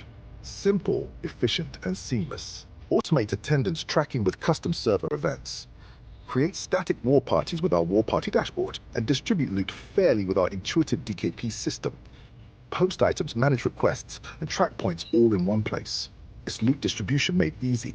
To get a sneak peek at our upcoming dynamic events feature, a sign-up sheet that automatically integrates a user profile to give you the composition. Learn more about your guild with our detailed statistics of your members with a simple command. Plus, stay on top of member updates with our handy/remind command. Don't let guild management hold you back. Throny is the ultimate tool for Throne and Liberty players who want to stay ahead of the game. Invite Throny to your server today and take your guild to new heights. All right, so again, guys, you can get again, Throny is an application that helps you manage your alliance. Only one guild in the alliance needs to be subscribed, and you can use code Blue Squadron to get 3 months at 15% off, but you also have a 2-week free trial of it as well. If you just want to give it a trial run, they're offering a free trial on behalf of the tournament as well, so you can give it a download and see if it's the right application for you. It's super easy for the members. You can do exclamation point upload and basically just snip your gear, paste it in there. The bot does the rest. It uploads it to everything to the server, and then it also keeps track of attendance and everything as well. So you can do exclamation point attendance and it'll automatically mark down who is in the Discord call for you. No more pesky, okay, I have to count up how many people are in Discord, who's coming to what stuff. The bot will literally do and manage all of that stuff for you for each guild in the alliance. So give them a look, guys. We really appreciate Throny sponsoring the tournament here. Make sure you get your votes in for Visceral versus Failure on this one. It looks like our pick ban went to Visceral. Visceral won the coin toss. They chose to pick once again. Failure chose to ban. Failure banned Azrael, Talus, and Adentis. The choice once again was Morokai. Yeah, it seems like Morokai is just like a favorite to a lot of the top guilds, and I as you told go you, man, it's higher so and good, higher, bro. yeah, like as you go higher and higher in the tournament, it seems like to be the favorite of most top guilds, it seems. Yeah, I'll be honest with you. I'm going to give the edge to Visceral here based on how I saw them perform in the previous match. But we know that Spid is in the audience and he hates Failure. So honestly, if Failure wins, it's just a W because you can't spell stupid without Spid. We love that. We absolutely love that. It looks like it's 48-48. We are ready on Morokai for a go-go here. Make sure that you get your predictions in for this one as the match is about to begin. Spid does not want to see Failure move on to the next round of this tournament. He is super scared to see SYN Nova have to fight one of his arch rival guilds. God forbid they were to lose in those matchups, but the further Failure gets, the less he can call them shit. And this time, I'll be honest with you, Visceral might just get the edge on them. It looks like both guilds are starting to spawn in here. So I'll go ahead and go to the live scene. It is kind of a long run for the casters to get over to the spectators, rather, to get over to the action. But we'll see here as we move over there. I'm not sure if you managed to get there first. Visceral doesn't look like they've... Visceral doesn't look like they've all spawned in quite They already yet. are fighting. Fucking hell. All right, well, they're already fighting on the Riftstone, and it looks like it is back and forth. Yellow on one side, red on the other. Visceral diving on in. Failure doing their best to basically stop this onslaught from Visceral, but I'll be honest with you, Visceral starting to thin out right now as Failure's flankers and frontline get onto the back line of Visceral right there. That's not a good thing. You don't see nearly as many red health bars in the backline on this right side, guys. As you see, look at the red and yellow mixed on this side. The backline really struggling to keep that pressure off of them. Failure doing a great job of skirmishing in this open engagement. I just like how Spin is saying half of Visceral could log off and still win, but at the same time, it does seem like Failure and Visceral are basically neck to neck right now. I don't think there's one side that I could look at and be like, oh, this is the dominant side. It's just like a full out brawl right now in which both guilds are just at each other's neck right now. Yeah, it is. And that's what we love to see, because that means it's going to be a really close match on Morokai. Both of our previous matches of the day looked like they were going to be one-sided at the very start of the match. And then, you know, the Morokai could go either way, but we saw the dominant guild at the start end up winning out in the end here. But this time, I'll be honest with you, it doesn't really look like either guild is necessarily winning super hard. If anything, I would give the edge to Failure, but Visceral certainly doing a good job here.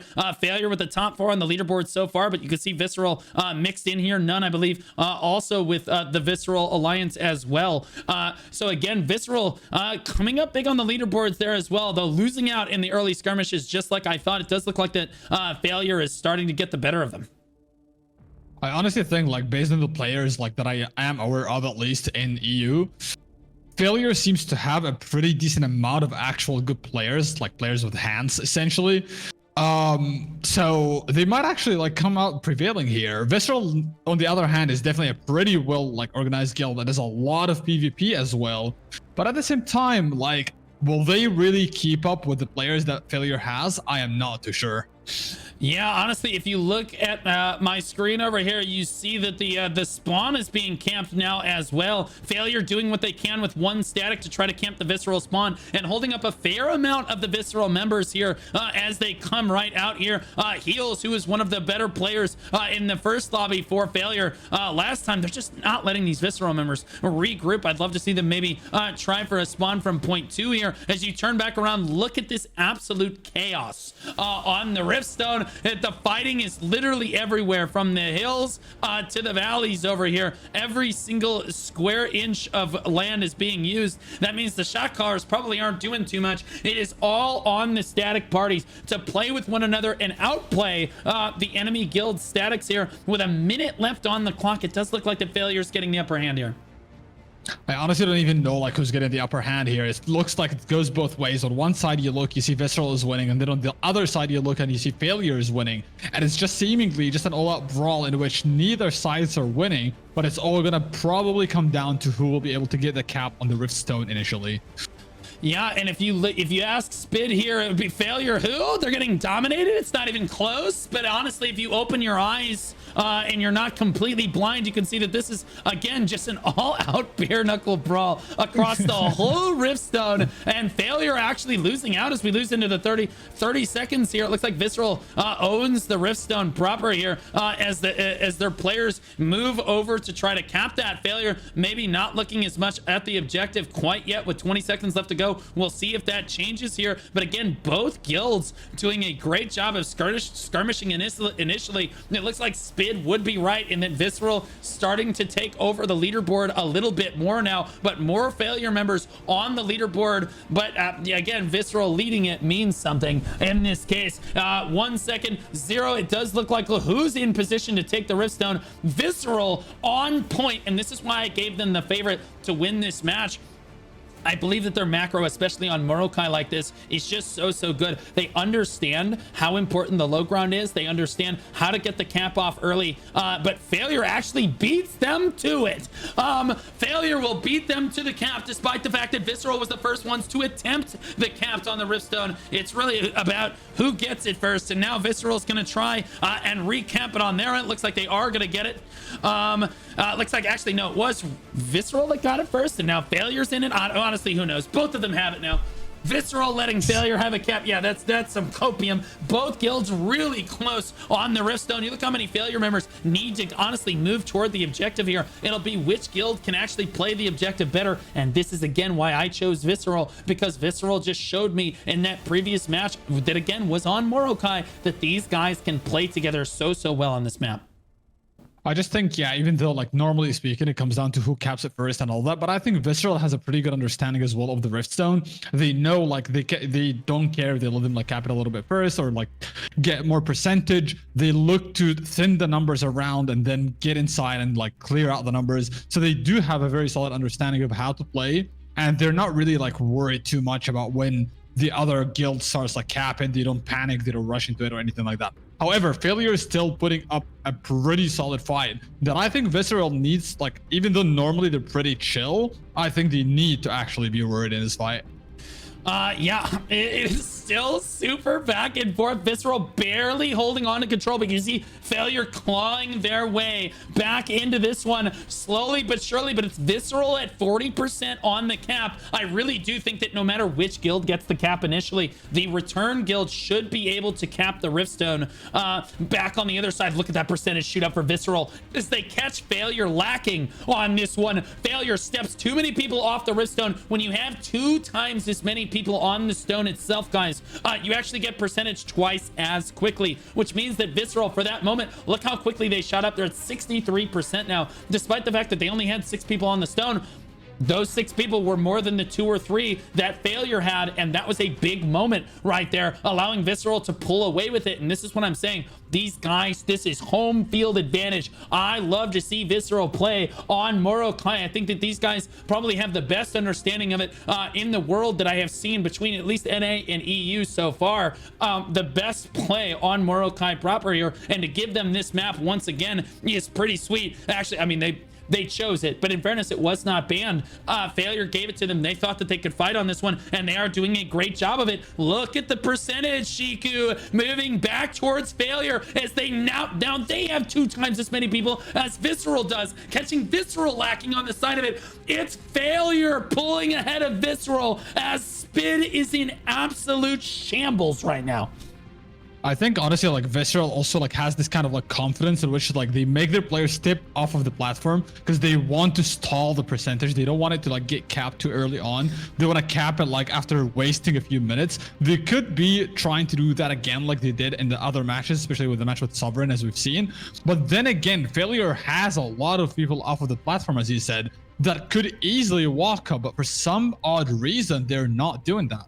Yeah, here we go with Visceral losing control for a moment, but now battling back. Oh, now they have twice as many people on the Riftstone. Look at them powering up. Look at those percentages get way closer for a moment as Failure struggles to get people onto the Riftstone to try to fight back against Visceral. The percentages close the gap again as we are in a dead heat in this match. 60 and 60. It's Visceral back on top of this one, making it look close on there. Failure doing a great job of showing just how well they know this match on this one. 68% and moving higher for Visceral now. It looks like they might be in a position to take the lead here. 12/10, but no, now Failure battles back the other way. Now we're gonna see them start to climb one more time. And Shiku, I'm gonna be honest with you, this one's gonna be a nail biter. This is insanely like neck to neck right now, and I think Failure honestly needs to manage getting this cap, because if Visceral gets this cap, I think it'll be pretty damn rough for them to capture it again, and that will probably catch Visceral by surprise, because as I said, knowing Visceral, I don't think these numbers are going up and down by sheer coincidence. I think they're actually trying their best to stall as long as possible. They're pretty confident they can get on top of it and get it to 100% when the time is right. But usually they just like to stall the time to make it even, to give the enemy less time to try to cap it. But I think if Failure tries to capture them by surprise here, they might actually win this fight. You're sounding a lot like Spid right now. You're like, the Visceral's winning by a lot. It's not even close. Visceral's just, yeah, they're doing this on purpose for sure. No, I really do think that it is really just that close, because you can see Visceral now starting to battle back one more time. We see one guild basically jump out in head, and then the other guild basically gets control of it again. And then look at the percentages, close the gap one more time, except that both guilds are trapped at 72% in a dead heat. Again, it has been like this the entire time, guys. No matter who caps this first, I'll be honest with you, I almost want to favor the guild that doesn't cap this first. 14 minutes left on the clock. We still haven't seen our first cap on this Mordecai Riftstone. Failure with the Failure on top at the moment, but for how much longer? They pull ahead of Visceral, but only by 1 or 2%. Can they manage to keep it going? This is the thing about Mordecai, guys. If you stack too many people inside this little green halo here, which counts as contribution to the point, you end up being too stacked together, and then the other guild AoEs you. And that's what we're seeing basically move back and forth here. Now it's Visceral getting back on top of Failure, and now they're gonna crank themselves back on top as the Failure members run back one more time. It's 79 and it's 79 one more time as we run through this. Only 13 minutes left on the clock. I'll be honest with you, I take it back. You want to cap this first. You really do want to cap this first, mainly because it's taking so long to get this cap off. I don't know if you're actually going to have time to return a cap on the other side. I've never seen a match be this close in percentage the entire time. 85% for Failure. Who is it going to be? Visceral now back on top, trying to battle it through, both within 1% of one another. This is an unbelievably close match on both sides, whether Spid likes to admit it or not. Shiku, I don't know, man. I just really like that Failure is like, now when they're reviving, they're just pressing W, shifting, like going through anybody that is trying to interrupt them and getting back on point as soon as possible. Something that you don't normally see, as they just get stalled by a lot of the people that are trying to keep them away. But right now, Visceral is getting 96%, and if they cap it here, that might be a game over here. Oh, 97% on the clock before Failure runs it back the other way. Visceral had 2 times as many people on the point there for a moment, but now look at it. It's completely flipped. Now it's Failure with almost 2 times as many people on the point. They're gonna climb up to 90%. It's Visceral dying at 91%. What is going on? It's gonna be whoever gets the advantage on this next bit. Visceral needs to swell right now if they're gonna take it. Spins in shambles, 98, 99. Failure's gonna take it for the first time. Shuts the door on Visceral. Spin who? Oh my goodness. Failure takes it. Visceral tries to go for a cap immediately on this one. Every minute is going to matter in this cap right now. They're going to need all 11 and a half minutes to try to return fire on this cap. And Failure knows it. They're desperately, look at them pulling the tanks away from the main point right here. Kimtaro trying to get on the point right now, trying to get caps down. Visceral desperate to try to get their front line onto the point because they know if they can just get this cap quickly enough, they can battle it back and return fire. They should be able to cap with about 1 minute left remaining on the clock based on how things have been going here. Visceral should be able to win it. Gets shoved off again. This is so important for Failure right now. 1 minute could be the difference on the clock, and their front line is showing why Failure is so strong. But they, oh no, they let them through. Visceral on the board with 10 minutes and 55 seconds left on the clock. They have a lot of climbing to do. It's going to be a fight tooth and nail for Visceral. It's going to test them to the limits on this. I honestly think if Failure kept it for at least another 2 to 3 minutes, they could have probably had a chance of completely shutting it down. But right now, there is enough time for Visceral to get back into this because they took 10 minutes to get the first cap done, which means they do have enough time to actually flip that over, even if it's the last second. It's definitely looking risky for Visceral, but Failure is doing a phenomenal job holding the ground here. Yeah, Failure on top for a moment here, down at 4% on the clock. Are they going to shut the door on this cap? No, it looks like Visceral is going to swell and try to get back onto the point. They cannot allow this cap to run out right now. They need to start accumulating percentage, and that they do. Over 2 times as many people on the point for just a moment there. Look at that shoot right back up. They were down at 3%, now back at 15% and climbing. That's what you want to see if you're a Visceral fan in the audience right now. Failure swelling back onto the point, but can't get enough members on the point. Visceral still climbing over 20% now. Shiku, do they have enough time? 9.5 minutes left on the clock. They're at 20% with 9.5 minutes left on the clock, and they're slowly climbing forward, but is it going to be enough? They definitely do have enough time depending on the situation because they did showcase times where they did like get a lot of percentage pumping. But to be honest, Failure right now is not giving them room to breathe at the same time, which I think as long as Failure makes sure that they keep that pressure and that momentum going without faltering for a split second, they might actually just call it a game here. Oh, Failure just looking so strong against Visceral right now. Look at them. They own the high ground, and they also have more people on the point. That is not a good look for Visceral right now. Visceral knows how important that low ground is, but they don't control the low ground or the high ground on the point right now. And it's Failure basically pressing that percentage all the way back down to 8%. That is a very bad thing for Visceral with only 8.5 minutes left on the clock. Visceral needs to rally. Where is the Visceral that we saw in the first part of this match? Down at 2%, 1%. Are they going to have to recap this? They absolutely are. Failure shuts the door on Visceral with 8.5 minutes. That could just be the entire game. I'm not sure what happened to Visceral there. I don't know if they called to back up or what, but they huge fumble on Visceral's end. They had the cap available. There we go. They start the cap back over again. They're at 16%, but already falling because there's too many Failure members. They can't wipe them off the points.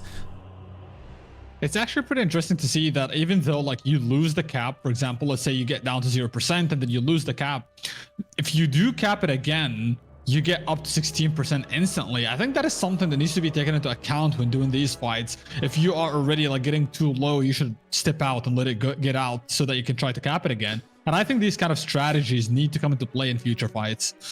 Yeah, absolutely. You see the really good guilds do this, where they flutter their backline on and off the Riftstone. But honestly, at this point, Visceral's starting to run out of time. They can't spend their time like to take their time doing this now. They just don't have enough members on the point consistently enough. Failure, for what it's worth, I hyped up Visceral's macro, but it just doesn't look like, and they do have good macro in this fight. It looks like their statics are just losing out so horrendously badly that they actually just can't plant boots on the point properly. They finally get back over 10%, and it looked like it was close before, but I'll be honest with you, Failure with a stranglehold on this game. Looks like they might just move on to the next match with 7 minutes left on the clock. Visceral needs to Guardian Swell and just push. I mean, to be fully honest with you, they're just getting Krix stiffed. Like, Krix is a guy that I played with in Korea, and I'm gonna be honest, like, that guy is just an absolute gamer. And even if you look at the leaderboard right now, he's just cooking some damage compared to the entirety of the leaderboard. Oh my gosh, that guy's a demon. Oh my god, 52 kills with 3.3 million damage is a little crazy, bro. Holy moly, bro. Either way, we do see that it looks like, again, both guilds really close. Visceral finally getting advantage on the Riftstone, but only with 3% contribution. Time is running out for them. Failure just looks like they're playing the objective better, mainly because their damage is just stronger. Visceral, I do think that they had strong macro, and it was really close. Where is that? It's like Failure flipped a switch, because for the first cap of this one, it was within a percentage the entire way to 100%, and it could have teetered one way or the other. But then Visceral just completely mentally collapsed after the first rift just did not go their way, and they have not been able to rally since. Just a rough thing as a guild to not be able to rally after that first defeat like that. But that is something, that is what the best guilds would be able to do, and that's what this tournament is testing here. You're not always going to get the first cap on the Riftstone. The fights are going to be really close. You need to keep your morale up. You need to keep the juices flowing, stay locked in, and get onto that point, and we're just not seeing Visceral do that. Yeah, I honestly think, like, as I was saying earlier, like, Visceral, even though they do have very good understanding, now they're definitely crumbling under this pressure. They are not putting as much pressure as we used to see them. But at the same time, I did say this earlier as well, is that if Failure managed getting the cap initially, which would not go according to Visceral plans, that might actually secure the game for them. And this is exactly what happened at 98% for Visceral. They lost that momentum, and I think that's exactly where the break happened, because Visceral kind of thought they will be getting that first cap. Yeah, it's such a demoralizing thing, guys, when you get to, again, Failure and Visceral were neck and neck. Visceral swelled super hard, got up to 98% on a cap. I think that they thought they had it, and then when they lost control of it, I think the entire guild just let off the gas pedal and drove into the ditch because they just cannot get control of the match again. They finally get over 20%, but just sadly, it looks like a morale issue as Failure rallies strong here in what was supposed to be a really close match, and was a really close match. Failure was able to rally, and that's because they were able to get that first cap down. Now it's Visceral really struggling into the 4-minute mark. They technically still have time to turn this one around if they just get a few more people on the point. It's starting to climb really fast now for them, up at 24% and climbing, but Failure starts to stack a few more boots onto the point, but they have 2 times as many people, starting to swell up to 28, 29%. Visceral starting to hit their stride now, looking a little bit better, 32% and climbing. Maybe I'm hyping it a little bit much. 24/17 right now. Visceral rallying back pretty strong right now. Spit is throwing money into the Failure PayPal account right now, saying, please throw it, but to no avail. I think Spid right now, he's even running no habla English or something. So I think right now he's not having a good time watching this. So yeah, what do you have to say about this, Spid? Yeah, he told me he was in the mountains today. This dude is playing, he's trying to chat PvP on his mobile phone from the middle of the mountains on vacation right now. So Visceral at 30% with 3 minutes to go right now. They need to swell again, or they're just not going to be able to make this happen at the end of the day. I don't think that they necessarily have it in them, but honestly, they're one of my favorites in the tournament. They had such a good run through the tournament so far. I just think that they just got a little bit too demoralized in what is probably the closest match of the day so far.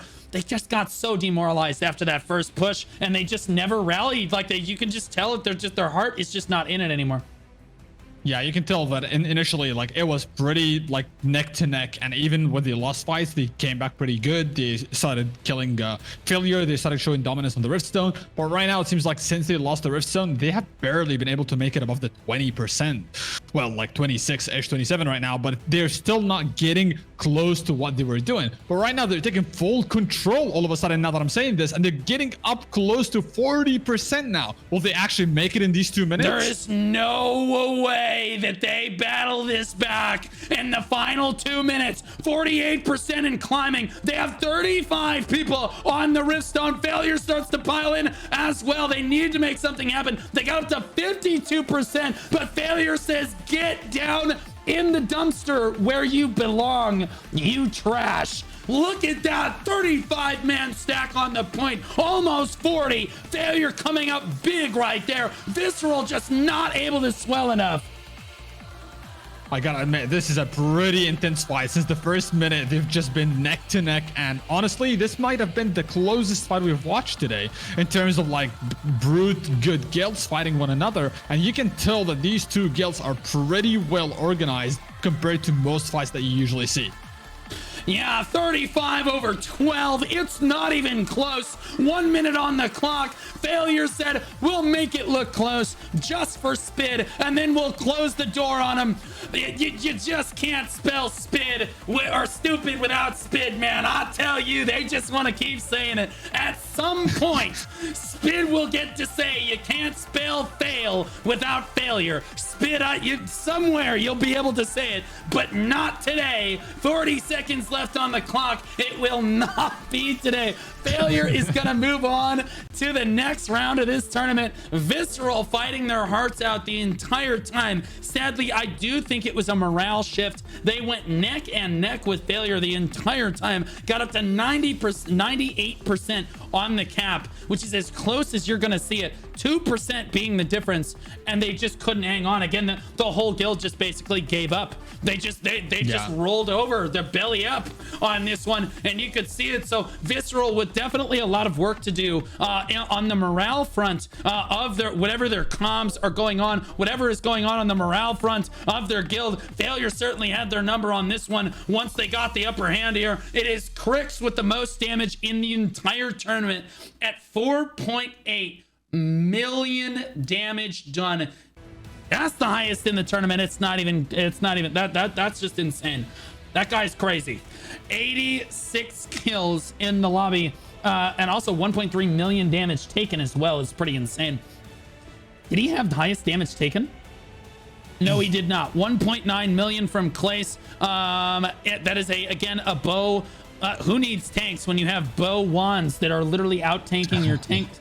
You do need tanks, in fairness, because they're basically unkillable front lines. Healers, for oftentimes, guys, healers have a lot of healing, obviously, which gives them effectively a higher health pool. But they're also the most focused users of both teams. In good guild matchups, you're looking for the healers. You're trying to lock those players down because they're generally pretty squishy, and they're just healing themselves back up. And then the bow users also have their shield, of course, as well. 7.3 million damage healed from Miyu from Visceral. Let's see if there's anybody that can beat that. I see 7.3 million from Satrog as well. 9.3 million from Captain Jackie from Visceral. So Visceral having the best healer in the lobby, but sadly just not able to come up with the win in that fight right there. Failure moving on to the next round of this tournament. Not much to Spid's dismay, Shiku. Yeah, honestly, this was a pretty good fight. I know that a lot of people were in the Visceral side, myself included. I thought Visceral would win. But honestly, phenomenal showcase from the other guild. Honestly, they were doing pretty well. Yeah, honestly, I do think that, again, it was super close. Both neck and neck. Again, they got up to 98% in the cap. And then when that door shut again, you just saw that morale shift. Visceral just unable to come up with it at the end of the day. But I will be honest with you, some of the best guild macro I've seen on Morokai across both tournaments. So Visceral should not be ashamed of themselves. Failure should absolutely be proud of themselves on this one. They're going to move on. They're going to fight Orca in the next round of this tournament. Surely Spid wins there, at least, right? Surely they don't beat Orca as well, right? There's no way. If we look ahead to our next match of the day, this is our second to last match of the day. And again, we have Hand of Unity versus Pain. And this is David versus Goliath once again, because Hand of Unity is one of the favorite guilds in EU. A lot of people think that they are going to win the tournament. Usually the three guilds that I hear thrown around are Hand of Unity, SYN Nova, and potentially Hot Grills, but Hot Grills is now out. So maybe it's Disaster Death. That should show you how close these matches actually are. Hand of Unity, a free-to-play start guild from the Adriana server. Their alliance, again, they're rank 1 in their alliance with Hand of Unity coming in at first. Rollout actually got knocked out last round. Absolutely tragic on their end. They're rank 1 on their server. 4 sieges 1. This is, of course, excluding the most recent siege there because it is not up to date as of this most recent siege. And their prediction for the tournament is top 3. I'll let you introduce Pain. I mean, Pain, as we know, like they played in the early access and Lightbringer, and they are one of the pretty good guilds from what I've seen in the tournament. And I think they will be putting up a pretty good fight today against Hands of Unity. But I'm gonna have to say this because I have played against Hands of Unity like day 1 on Global, and I have huge respect for this guild simply because of the fact, even though we did fight against them, they honestly packed up, left our server. They knew they're not gonna stand a chance. But they did not give up until today. They have come a very long way, going from a guild that was saying we're no match to a guild right now that is just essentially one of the top in the tournament. And I have big respect for them for that. Yeah. I think that Pain, I'll be honest with you, I do think that they have a chance of winning this match. It'll depend on the map choice, and it will depend on how well they're able to work together in this one. I do think that Hand of Unity, again, having one of their, again, they just picked up Rollout. Rollout got knocked out in the last round of the tournament, but they can pull from 2 other guilds, which is good for their alliance. Pain, honestly, with Failure in their alliance as well, they think that they're ranked 2. Failure already went through the next round of this tournament, so no matter what happens here with Pain, they're absolutely giving scouting information to their ally Failure on this one, and so like I think that it's kind of a win-win for them, even if they do end up losing on this side of this one. I think it's an uphill battle, bro. I gotta. Hand of Unity seemed really strong in the first match. Like, it was not close. They made an example of their first match, but Pain, I think, has basically pushed through this tournament and showed that they can absolutely win this if they play really, really well with one another. But we're gonna find out. The lobby is almost ready to go. Make sure you guys get your predictions in here for Pain versus Hand of Unity. Okay, so give me the percentage chance you think Pain gonna win this. I personally will go for Hand of Unity, honestly. I think Relico did a great job managing his guild, and I think they are going to be showing a pretty strong presence in this fight. Yeah, it does look like that we are 48 over 48. It looks like that, oh, he edited the message. Okay, so let's talk about pick ban a little bit. Looks like Hand of Unity won the coin toss. That is not good. They chose to pick. Pain banned. Pain chose to ban Chernobog, Azrael, and Grand Alon. The choice, once again, it's a Morokai kind of day.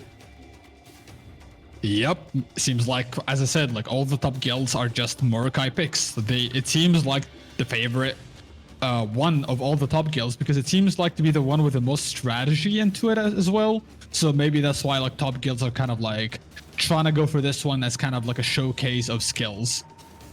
Yeah, looks like Pain actually has a lot of supporters in the chat, as the prediction doesn't look as one-sided as we initially thought. It looks like a lot of people voting for Pain in this one. And honestly, having voted against Failure in the last round, I gotta vote for Pain in this round. If not just to upset Spid, you love it when the chat wins, and the chat wins when Spid loses in most cases.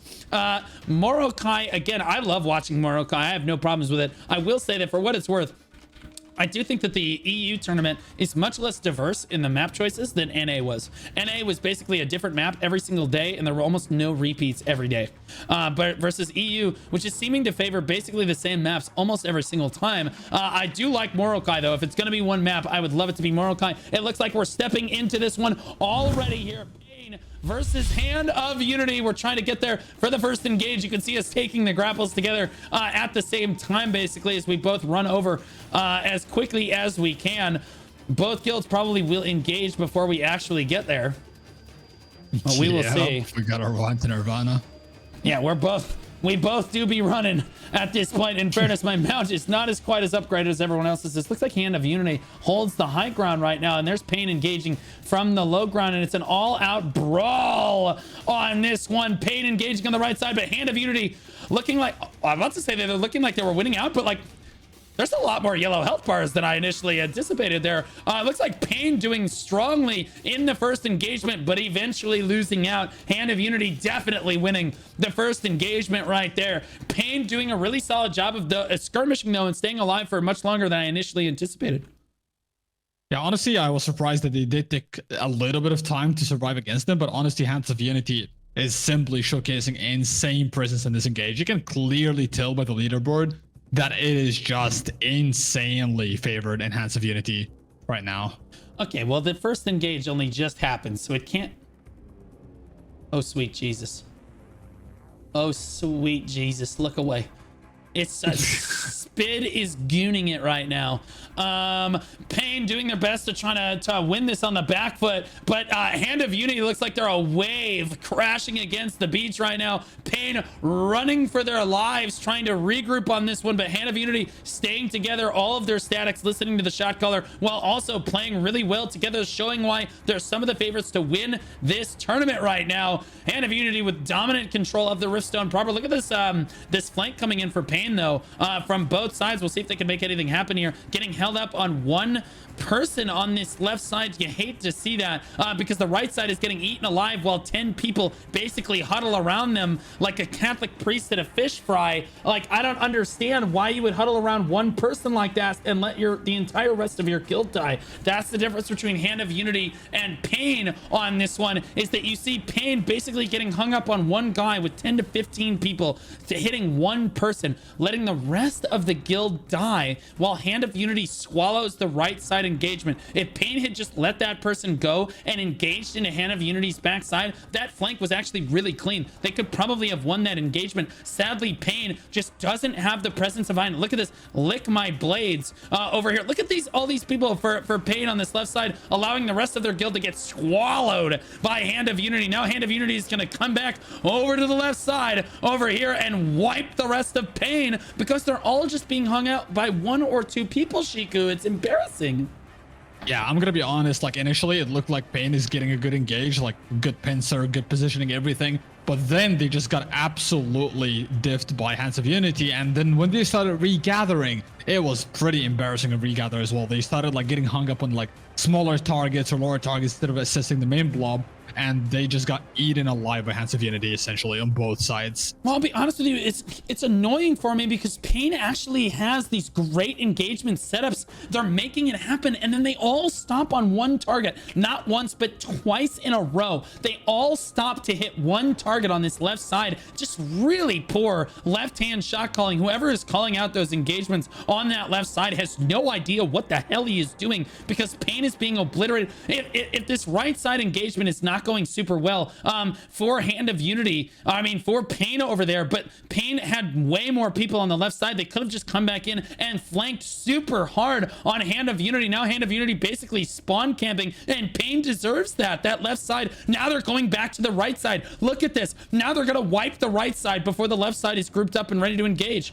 on that high ground. You can see them once again hung up on one static on that high ground up there. Pain's right side getting blown away. Hand of Unity basically just bounced bouncing back and forth between the two groups of Pain, not allowing them to get through. You can see this Pain, this left side here, these 4, 5, 6, 7, 8, 9. There's 12 people for Pain on this left side. And look at here's the fight going on right here. This is the rest of their guild being absolutely slaughtered, like in that movie, Saving Ryan's Privates or whatever it's called. You see the guy sitting on the stairs with clips of ammunition, basically allowing the rest of his team to be stabbed to death in the next room because you're crying on the stairs and don't want to get any closer to the objective. It's literally obnoxious. It's very frustrating to watch as a spectator like this, because I do think that Pain actually has potential to be fighting this ball. Hand of Unity is just, they're taking one blob mentality. They're just taking one group of people, they're wiping one side of Pain, then they're turning around and they're wiping the other side of Pain, and then they're turning around and they're wiping the other side of Pain.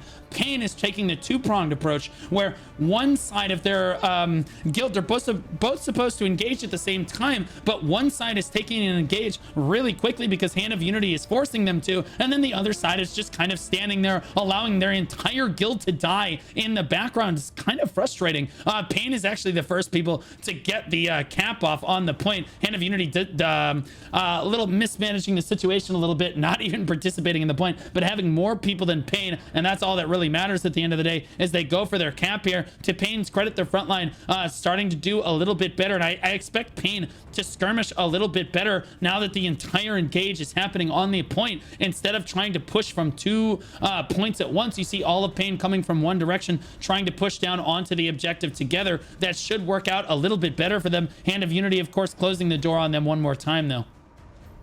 I just really like how one of the comments in the chat was like, Pain is in pain, which I found a little funny. But overall, like, Hands of Unity right now is just showcasing like insane force. I don't even understand how they let them cap it initially, to be honest. I don't think they cared, essentially. But you can clearly tell that Hands of Unity is just like taking that blob mentality, running with a blob left and right, just cleaning up smaller sides all the time without pretty much getting so much grazed even, which I think showcases like insane dominance on Hands of Unity side. Even though I do think if I were Hands of Unity right now, I would have just like given up the rift for a little bit, tried to like slow it down the way Visceral was doing it, and take it a little later to avoid any chances of losing this rift stone.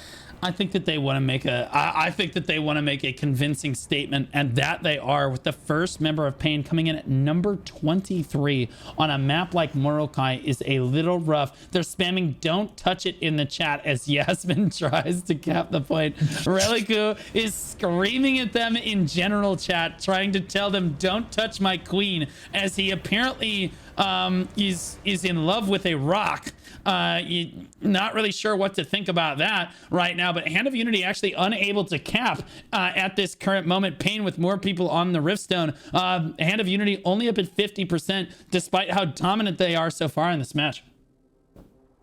Yeah, to be honest, like right now, Hands of Unity do seem to be like trying to assert some dominance here. Like they're like, okay, we're here, we're gonna win it, you're not gonna touch the stone, and we're gonna roll you down while we're at it as well. And that seems like exactly what they're doing, which is pretty impressive to see, considering that Pain is one of the guilds that basically made it this far, which essentially means they did perform pretty well in the tournament, but somehow Hands of Unity seems to be far above that level. Yeah, Hand of Unity, definitely their statics individually are playing much stronger than Pain. It does look like the Hand of Unity taking control of the point. 2 people over 1. That means that they get the 2 times point bonus for this one, as Pain really struggles to get anybody over to the point right now.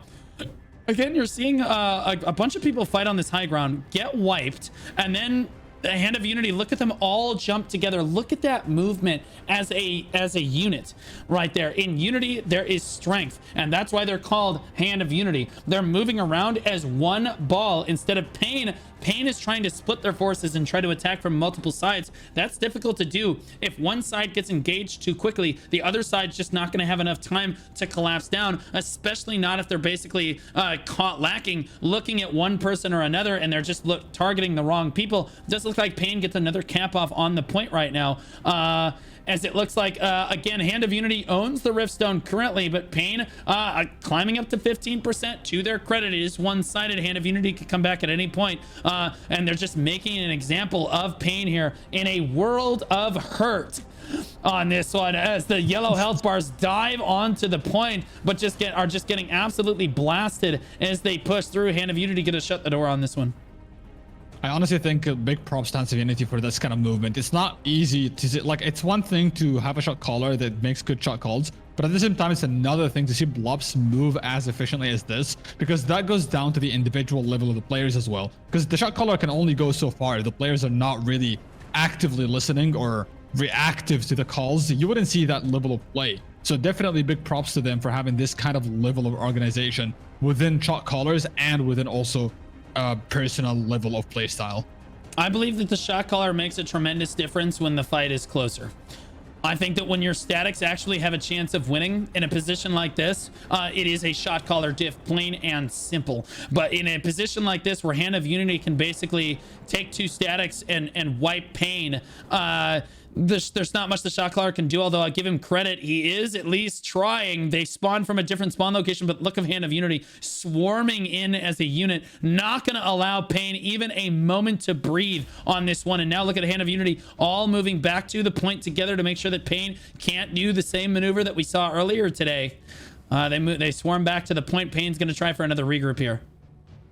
Yeah, I honestly think, like, as you said, shot calling can only go so far. Like, in terms of, like, if you're getting completely dominated as a shot caller, sadly, even though a lot of the times things get pinned on the shot caller, there is not much they can do in cases like this. They can always try to, like, figure out different strategies or call for different things. But if you're just getting diffed at a micro level and at just an individual level, there is only so much you can do as a shot caller. However, they are definitely going for a different engage right now, which is getting caught instantly by Hands of Unity, as the fact that they have people skirmishing in the background and looking at the back line as well. To be fair, they could have easily ran into the Riftstone right now, but they just, like, stopped for a small group of people for no reason there, which will cost them an engage that could have worked well for them. Yeah, and look at it. Pain again, once again on the low ground, taking a main engage up there. But look at how many Pain users are on the high ground, fighting like 4 Hand of Unity up there. That is causing them to lose the low ground engagement because their flankers are just so mentally ill. I don't understand. Like, they have so many people fighting up on this high ground against 5 or 6 Hand of Unity members. They just don't feel that they can step through. Pain losing out on the engage on the low ground, at least looking for the cap. But like, again, Pain took a really solid engagement right there, finding Hand of Unity lacking. Hand of Unity, again, staying cohesive as a unit, except for maybe 1 or 2 statics kind of doing their own thing, trying to catch flankers and hold people up. Hand of Unity basically full engages their offense together, all on one ended target, and so they outnumber Pain. They wipe one side of it, and then they turn around and wipe the other side because the Pain is just taking too long to engage. Now you see this left-handed engage getting pushed off this high ground. They don't know what they're doing wrong. Now the simple fact of the matter is they're off tempo right now. This side is engaging, and then the other side towards the spawn over there, if you want to go take a look at that, so that we can see both sides of this, the other side towards spawn 1 over there is just really struggling on this one. Yeah, they're honest and not having a good time in the back line. Yeah, really, really miserable as Pain, again, just off kilter on this one. Getting their two-pronged engagement strategy is just not working. They're not coordinated enough to pull a strategy like this off. You see some people engaged, some people not engaged. The entire forest is ablaze right now. It's Hand of Unity basically just picking, like a sniper in the woods, picking off the Pain members. They don't even know where to spawn right now. They're all over the place, just spawning at every single spawn location. You can see them getting spawn camped here. They're getting spawn camped there. They're getting spawn camped on point 1 as well. It's a little rough, and that's what happens when you don't have a cohesive unit playing together. Pain just choosing to try to split up their forces, and basically Hand of Unity is just going to stand on top of you. Yeah, honestly, like right now, I don't see anything that basically Pain can do outside of gathering at one place, because right now them splitting around is not really working out too well for them, because Hands of Unity is essentially just everywhere. They're shutting every single portal for them. So the more you split, the worse you'll have it, because at an individual level, once again, you are just, sadly, you gotta take it. You're just not better at the moment. And if you just keep splitting your forces like this, you'll just get picked at all portals for no reason. But as you know, they are split around different portals. You could easily do a quick engage from one portal, instantly full blob and try to get something off of it before they start gathering up as well. Yeah, I was gonna say, I actually think that splitting is kind of the play here, so that you can try to catch Hand of Unity looking the wrong way, because again, Hand of Unity's strategy is to move around as one cohesive unit. That's very easily exploited as long as you're able to handle multi-prong engages, and that's what Pain has tried to set up time and time again. Sadly for them, Hand of Unity's style is to basically stay as one unit and constantly be engaging you. Always be fighting. In this case, Hand of Unity is always engaging one side or the other, and the other side of Pain is just standing there twiddling their thumbs, waiting for the call to engage when the other half is already getting wiped. Then by the time the one half is wiped, then Hand of Unity comes back the other way, wipes the other half of Pain. But I think that if Pain gets a really solid two-prong engage, they actually engage properly and don't get hung up on one or two members like morons. They actually do. I think they can win an engagement here. I think they have a solid strategy or good idea going into this. I just think that the execution is poor, and I think that they could do a much better job.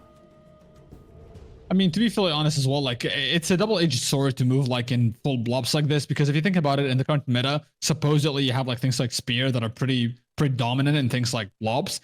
So in a way, it should be a double-edged sword, but that kind of showcases as well that they're probably running builds that are pretty fit to the meta or the war games. They're probably running a lot of players with like melee evasion as well, because blobs usually tend to work against you if you're just always in a massive blob, but that does not seem to be the case at all in Hands of Unity, which leads me to assume either there's a lack of spears on Pain's side, or there's just a lot of melee evasion players on Hands of Unity side. I think that large-scale PvP in Throne of Liberty is just really snowbally, and I think that Hand of Unity understands this. And so this, like, we're going to stay clumped as one ball strategy is extremely effective, because once you outnumber your opponent, the target acquisition is much easier.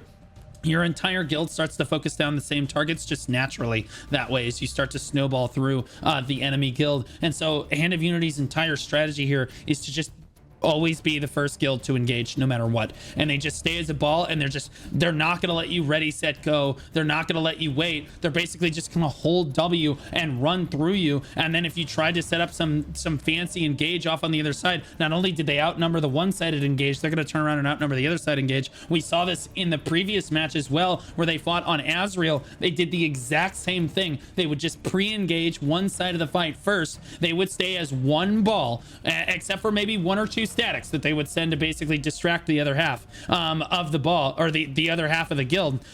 They would basically just run through half of the guild and then run around the other two statics, basically just buying time as tanks or dagger users going invisible. They run around and then they just wipe both of the separate flanking squads individually. It's just a very strong strategy. Hand of Unity very clearly with a stronger understanding of the game and understanding of how to win out in these large scale skirmishes like this. That you love to see this. The shot caller, definitely, this is what makes this guild strong. They just understand that the snowballing presence of an entire guild engaging you at the exact same time is going to win out over time. You'll notice that right now they're in a skirmish situation, and Pain actually has more people on the Riftstone. This is not what Hand of Unity wants to do. They want to stay together. The more times they outnumber their opponent, the better their target acquisition actually is. You see them collapse down, and then as the fight becomes more one-sided for Hand of Unity, you see the targets actually die faster and faster, and then they're able to turn even more quickly to the next targets. I mean, that's a pretty fair statement, but I think also, like, even though that is pretty true on paper, I think that requires a lot of good individual play as well, like micro-wise, to pull something like that off, because simply outnumbering doesn't necessarily, or simply pressuring with a full blob doesn't necessarily equal by default. You're gonna have a better target acquisition if, as a player, fundamentally, you do not play your class well, or you don't know how to engage, or things like that.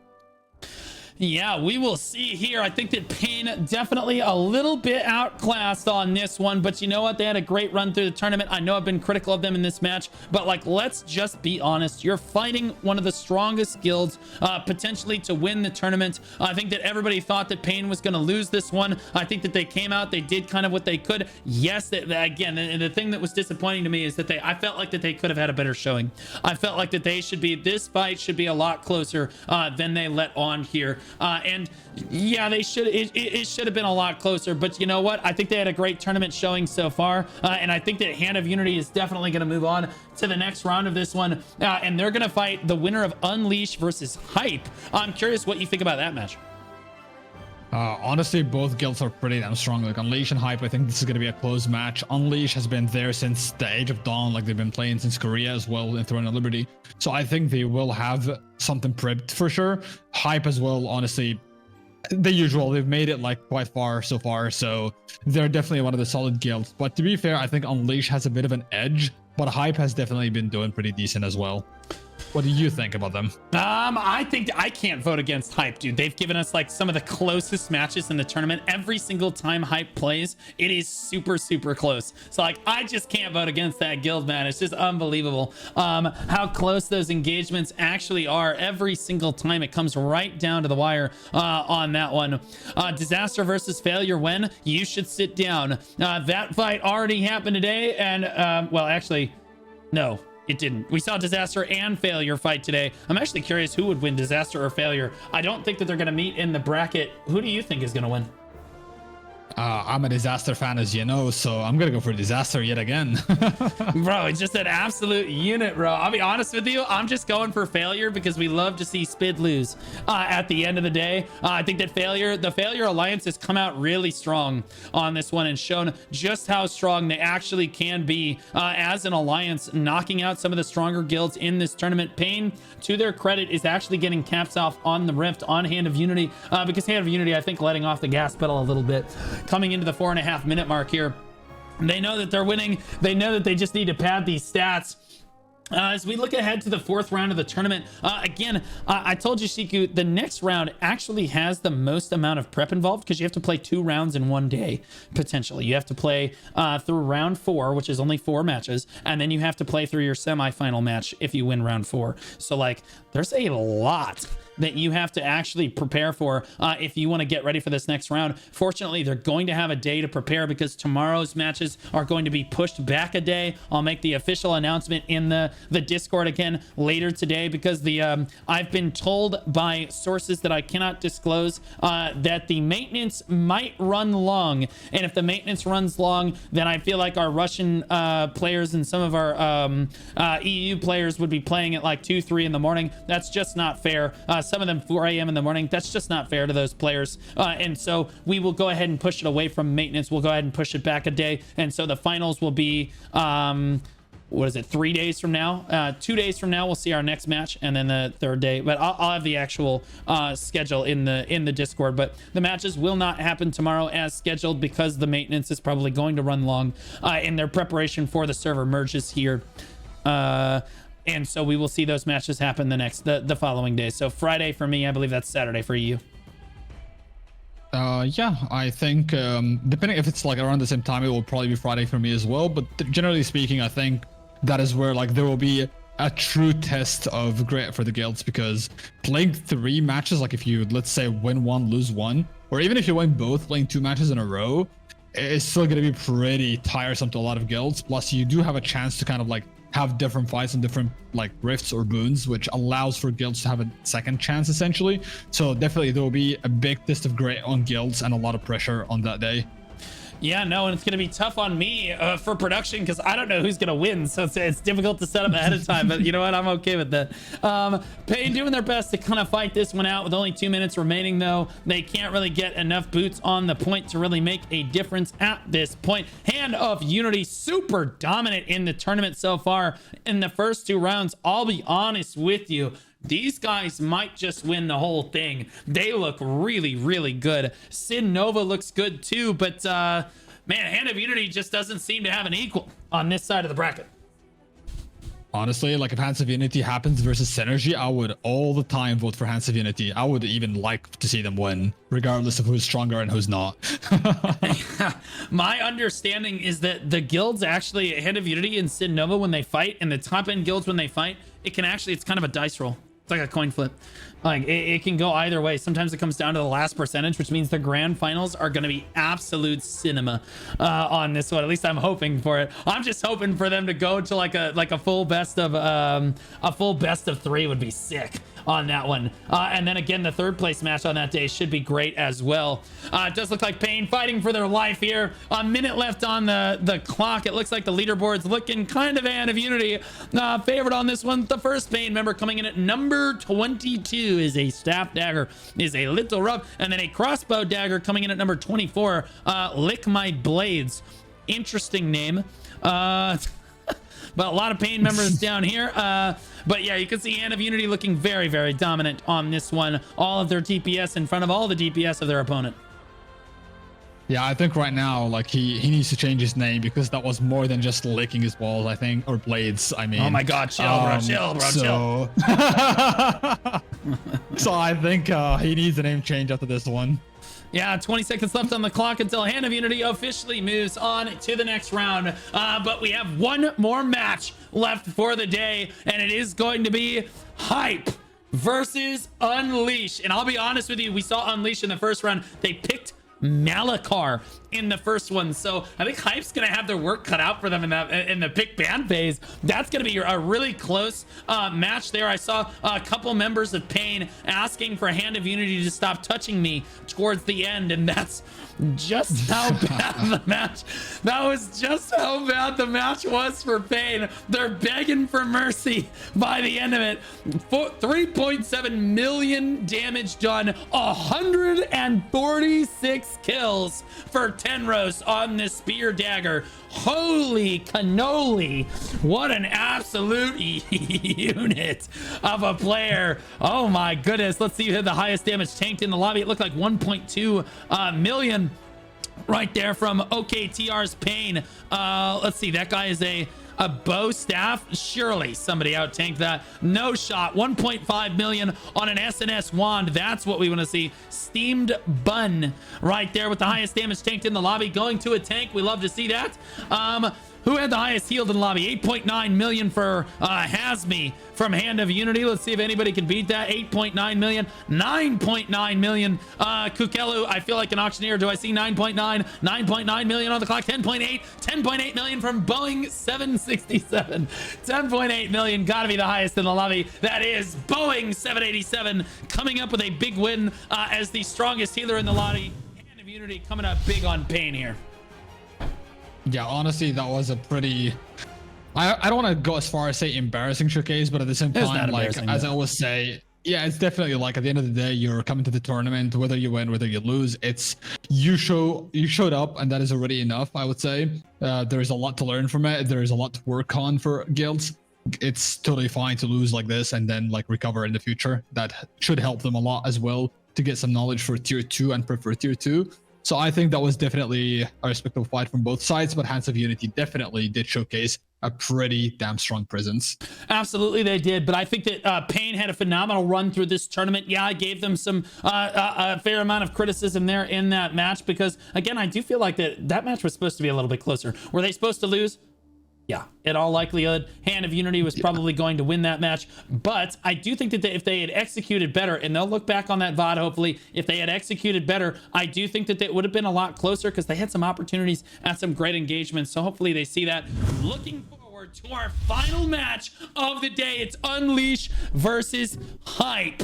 And honestly, both of these guilds have a lot of support in the audience. So I'm curious to see who thinks is going to win this match. Unleash, an early access guild from the Arnett server. They believe they're the strongest in their alliance. Keep in mind, we saw Xmarks play earlier today and move on to round 4 of the tournament. And now we're seeing Unleash, who's supposed to be stronger than Xmark. Maybe not, maybe they are. Well, either way, one is first, one is second, who knows. They've won 6 sieges, which is basically every siege to that point, and their prediction for the tournament is top 5, and they're up against Hype. Yeah, to be fully honest, like Unleash has had a lot of presence since Korea, so I think they have the kind of edge above Hype. I don't know if Hype has a lot of players that played extensively or as extensively when it comes to Unleash and PvP. However, Hype is showcasing pretty good fights, and as you said, they have pulled off a lot of close fights in the past couple fights, so they might actually have a chance here. But I do think Unleash has the edge and experience on top. Now, interestingly enough, Unleash was the guild that chose Malachar in the first round. I mean, not Malachar, they chose Malachar in the first round of the tournament here. And so the pick ban is a little bit sketchy. Whenever you have a guild that is willing to whip out the Malachar on you, you have to be a little bit nervous about how pick ban is going to go. And I absolutely love that about them, because now it puts all of these guilds uneasy in the pick ban phase because they're ready to do anything to you at this point. It does look like pick ban has happened now. Hype won the coin toss, so that means that Unleash will not get to choose regardless. Unleash banned. Hype, of course, chose to pick in this case because they don't want them to choose Malachar. The bans were Morokai, so we will not see our final map of the day be Morokai. They banned Adentis and they banned Talus. The final map of the day is Azrael. Shiku. Yeah, honestly, Azrael, we've seen a lot of fights there. I think, like, to me personally, Morokai is like where the skills showcase the most, but also Azrael, as you said earlier, feels like home to a lot of guilds. It's a boon that a lot of people contested, fought against. A lot of war games happen on that as well. So I think that is one of these boons that a lot of people has had time to practice on. So I think both guilds should have enough time to have prep for it and hopefully showcase a very good fight on it. Yeah, absolutely. I think that this could be one of our closest matches of the day, and I'm so glad you saved one of the best for last on this one. And it is on a great map like Azrael, where again our closest match of the tournament so far came down to the final 4 seconds. We saw a guild flip a cap that was Thronely fans. Flipped the cap at the 4-second mark and won the match in their first round of this tournament. Was so sick to see. So Azrael is going to be a really close one on this. Make sure you guys get your predictions in. I don't know if I can vote against Hype here, because every single time you want to vote against this guild, they come out and they deliver the best match of the entire day. What's your pick for this one? I'm gonna have to go with Unleash, even though, as you said, I think Hype might give us a surprise that we do not expect in this one. Yeah, absolutely. I'm seeing some people ask for other co-hosts as well. If you would like to potentially co-host the tournament, you can reach out to me. But I'll be honest with you, I'm very happy with Shiku.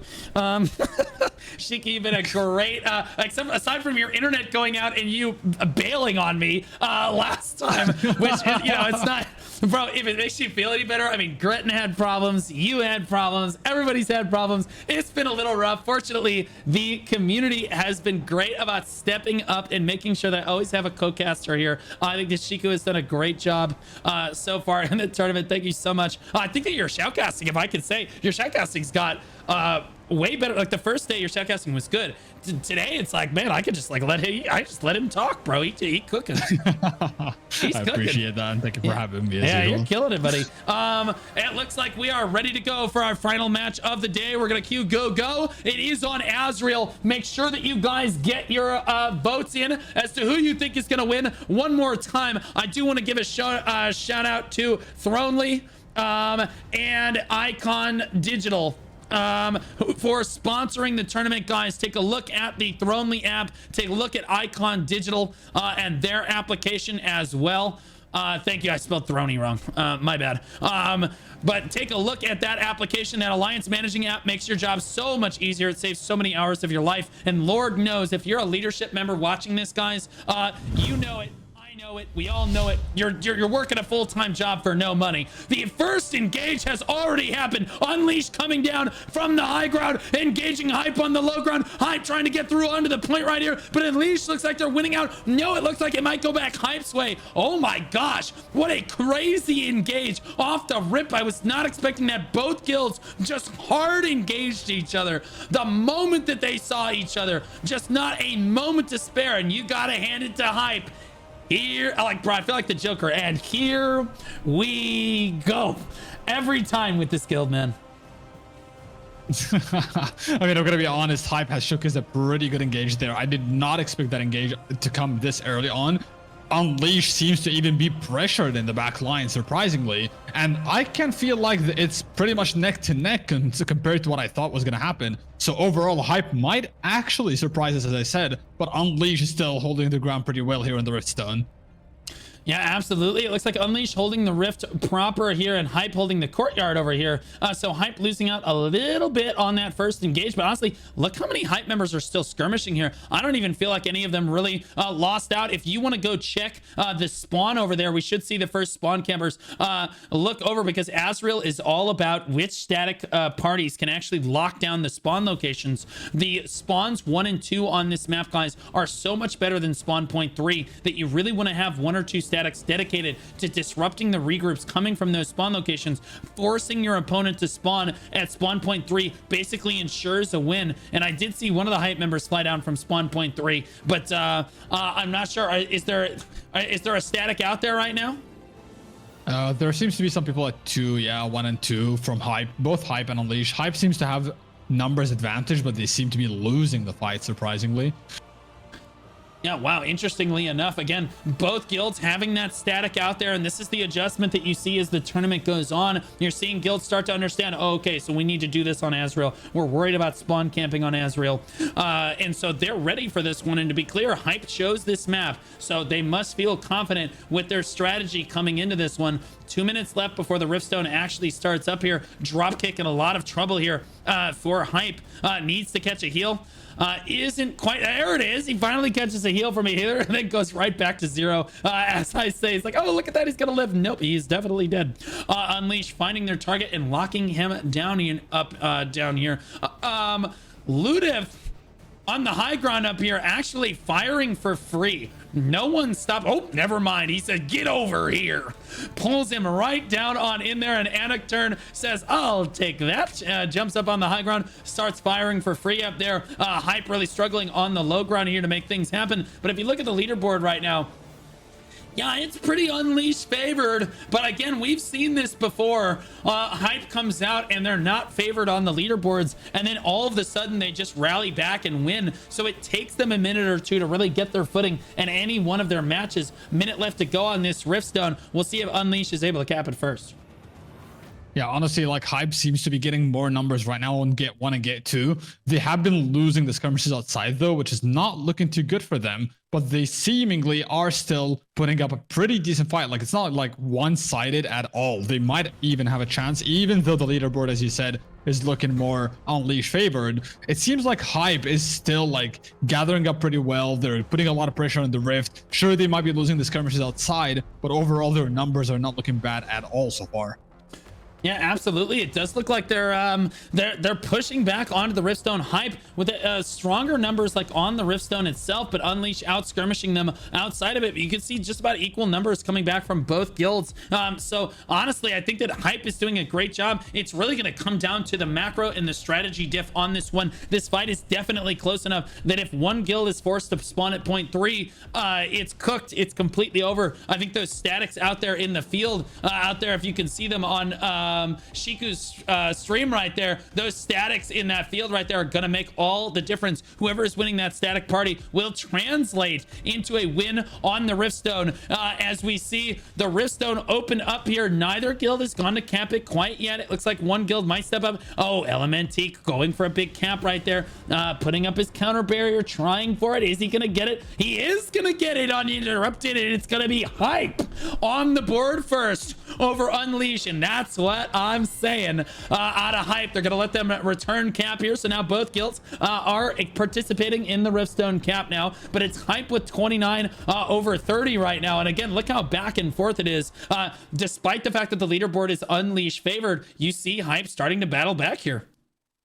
Honestly, it's pretty impressive to see that even though Hype seems to be losing at an individual level, especially outside in the skirmishes, in the blob, it seems to be like pretty much like back and forth. No guild is like overly dominant than the other. Sure, Unleash might have the edge over here, but Hype seems to still like be putting up a pretty good fight. Sure, their numbers got thinned, but I think they do have a chance to gather up and recover from this as long as they don't take Gate 3 and fly into the blob, which they sadly seem to be doing.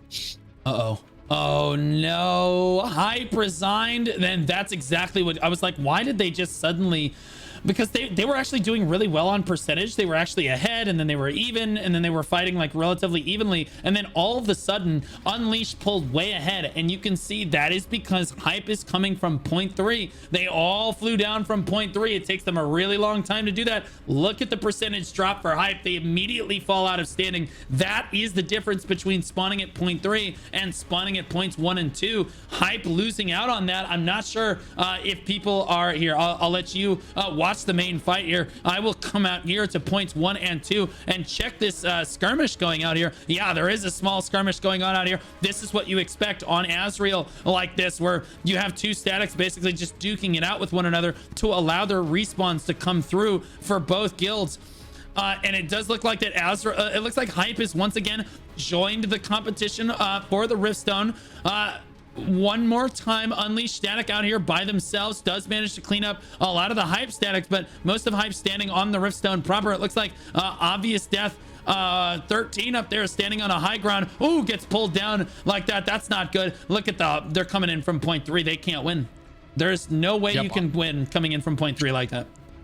Yeah, I honestly think Hype wasted their chance by coming from gate 3. What they could have done is easily come through gate 2. They could have easily assisted the skirmishers outside, since there aren't many people outside from Unleash. They could have easily cleaned those up and then had their full numbers come and collapse on here to try to get a chance of capping the stone.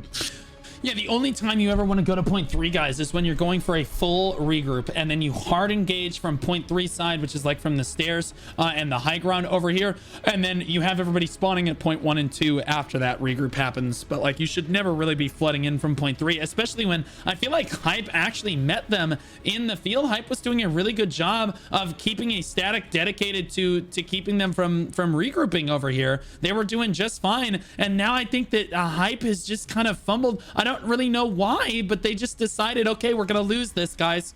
We don't want to be in this tournament anymore, I guess, is the decision that came through. Because like, again, they were doing fine out in the field. You showed it, I showed it. Hype and Unleash had one static, both fighting each other. Both of them kind of had each other caught up. Neither side was really interrupting their spawns necessarily, and now Hype just gives way for no reason. You can see how close it is. They have 29 people on the point, but with Unleash running back 2 to 3 times faster than Hype, there is no way that Hype can actually win this match. I just don't understand why guilds do this. They had the answer, Shiku. They were fighting on the low ground. They were skirmishing out here. I don't understand why they wouldn't just keep that static dedicated to fighting out here and not and just keep spawning at 0.12. Instead, they are no longer fighting the Unleashed static here. They're basically just allowing them to stand out here. And I think that Hype's strategy here is, oh, well, they've committed an extra static or 2 out here. It's fine. We don't need to spawn out here. They're 4 or 5 members down. That is just never going to be a strategy that works for you here. And you can see the few Hype members that do spawn over here are immediately getting mobbed now. And again, this is one static versus another static right here. If they just stand and fight each other the whole match right here, you essentially keep them from spawn camping your spawn here, and you can spawn at point 1 and 2 just fine. Sadly for this, I do think that Hype, with very poor shot calling, is probably going to lose this one.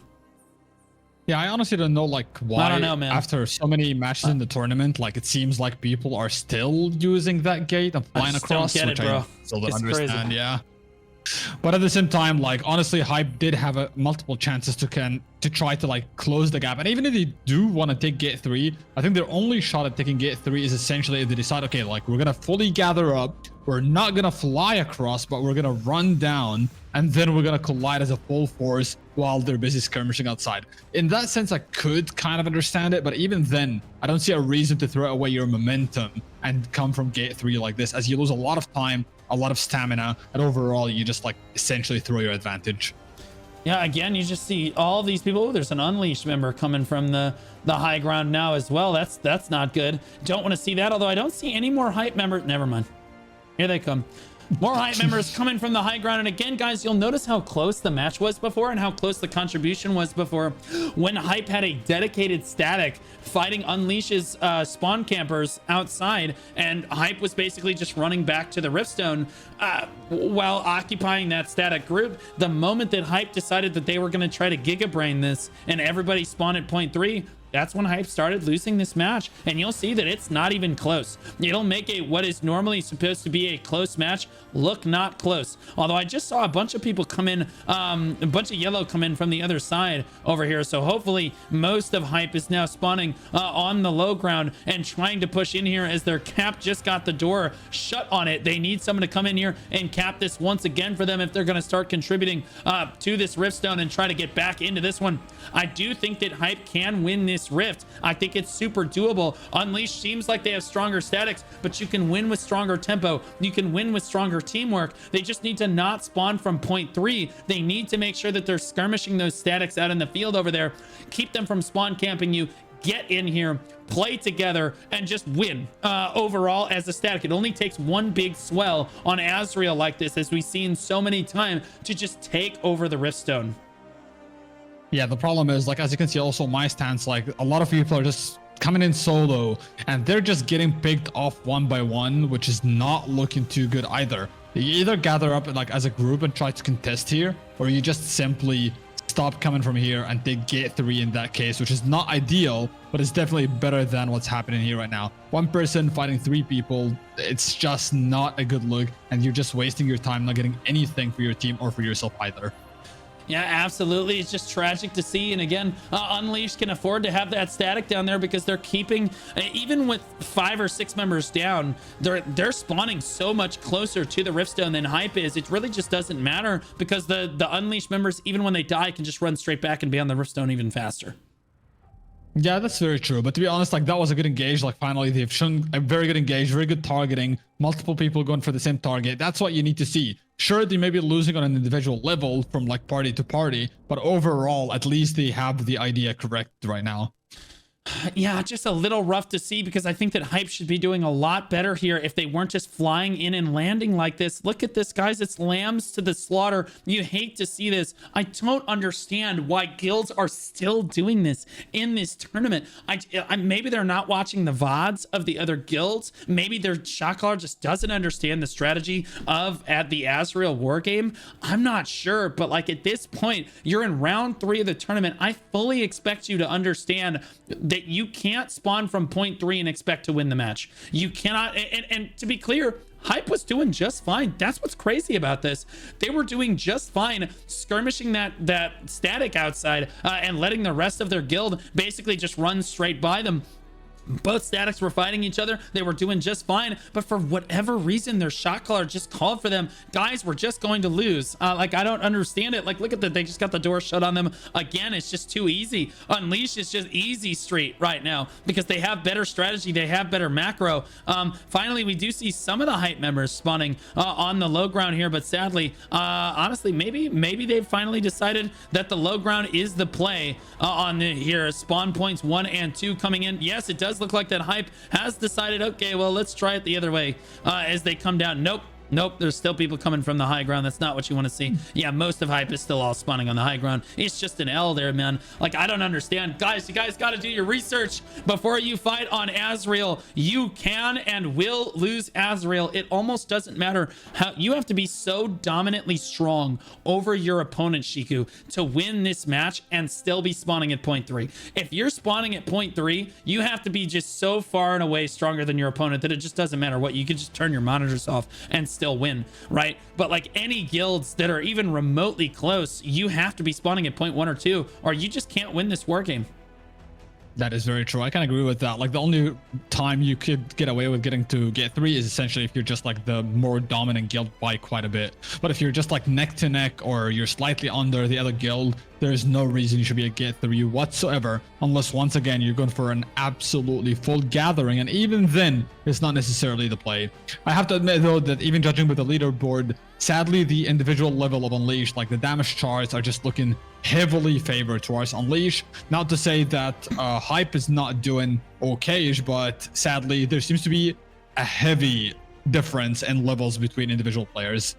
Well, that's what you expect in a situation like this where Unleash is coming back. You understand, guys, if you're spawning half as close as the enemy guild, that means that you're able to get into combat twice as fast as the enemy guild, and you're going to start doing damage way faster. You're also going to be doing damage much more consistently as the winning guild when they're landing at half health and you're just blasting them down. I expect Unleashed to basically be, it's probably more dominant than we've ever seen today. If we look down, yeah, the first hype member comes in at number 31 on this list, and that's because of how poorly Hype is actually macroing this. You see their members still flying in from 0.3. It's just a huge L on this for Hype, and it's really tragic because I think their guild is a lot stronger than they're letting on here. I think that the initial skirmish made this look a lot closer, and I do think that their initial engagements and everything looked really good for them as well. They just, for some reason, just immediately threw their hands up and said, nope, not winnable.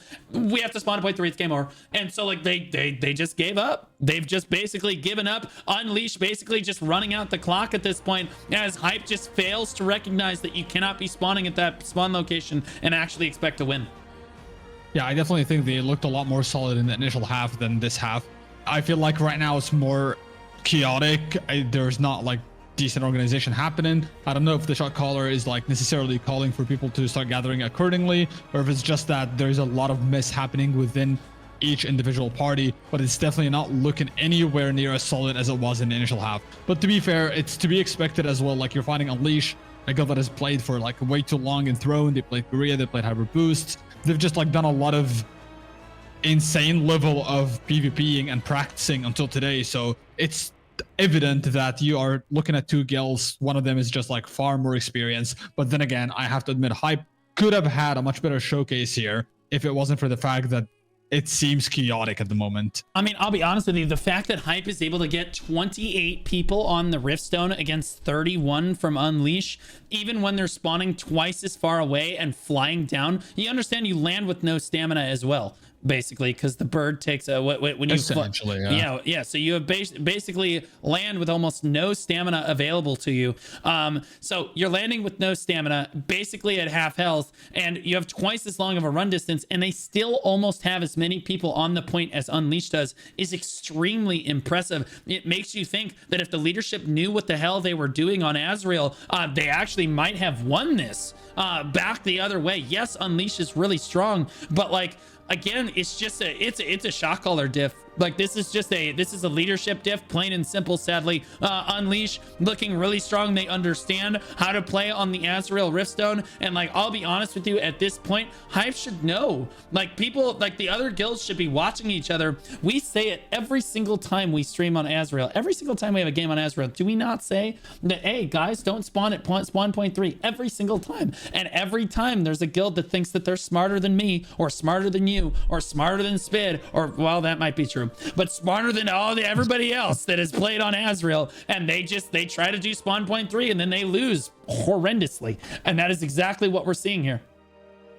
Now, I do agree that definitely there is some management issues going on here. It's obvious that Hype has the basis. Like, they seem to have a lot of potential as a guild. It is just a matter of like managing the guild better, managing the parties better, and having better coordination. But the basics are definitely there, which is a waste to see being wasted on something like this, because they could have definitely done a lot better. But then again, they're a part of this tournament. They're going to practice here, and they will hopefully come back stronger in the future if there are any other tournaments as well. Yeah, absolutely. And most of Hype actually fighting out in this courtyard now have basically given up hope of the Riftstone in general, and now they're all fighting out in the courtyard. An interesting take right there, but it is allowing them to regroup a little bit, and Unleash is not target firing them down maybe as well as they could, because now they're starting to sneak onto this Riftstone over here. Slayanis screaming for help in this corner over here, getting absolutely turboed, but there is no help in sight for the Hype members there, as Unleash targeting them down one at a time. And you can see the fight is actually relatively close now that Hype has had a chance to back up and regroup. And that's what I'm saying, is that like that initial cap was pretty solid for Hype. They had a lot of percentage going on it. Unleash had a lot of percentage going too. Sure, Unleash had kind of had the upper hand, but Hype was definitely able to challenge them. And that's not what we've seen from Hype in the rest of the tournament, because again, you could tell the moment that Hype chose to spawn at the other spawn location, because again, Unleash just took over. Like, you're like, wait, they just shot up to 60-70%. Where did Hype go? And then you see them all flying in. You're like, oh no, they're stupid. And they landed. They just got slaughtered, man. It is what it is. That is very true, which is pretty funny to say because like you can tell still like on the Riftstone there are a decent amount of yellow players, which showcases these players are able to survive for a decent amount of time. But the problem is there is no real engage from like the majority of the main force, because that leads me to assume that the people here on the Rift are either tanks or healers mostly. But where is the DPS? Like, where are the engages? Where are the rest of the parties? You barely see anybody really putting any contribution to the Riftstone for quite some time now, even though there's a lot of skirmishes happening outside. But they need to learn by now, like, if this is not working, we need to just like gather up somewhere else. Yeah, well, I mean, again, I think that they had the answer. Hype came in with a solid answer. We're going to keep them from spawn camping us. Here's the party that's going to do that. And they were doing a great job of basically just skirmishing that static out in the field. And then they just gave up. They just threw their hands up and they just gave up on the whole match. It's really depressing to see because I think that Hype is a lot stronger than their leadership has shown right here. And that's got to feel bad as a player when your leadership is shot calling it in this fashion. It's just a little bit rough because you guys could be doing a lot better at this point.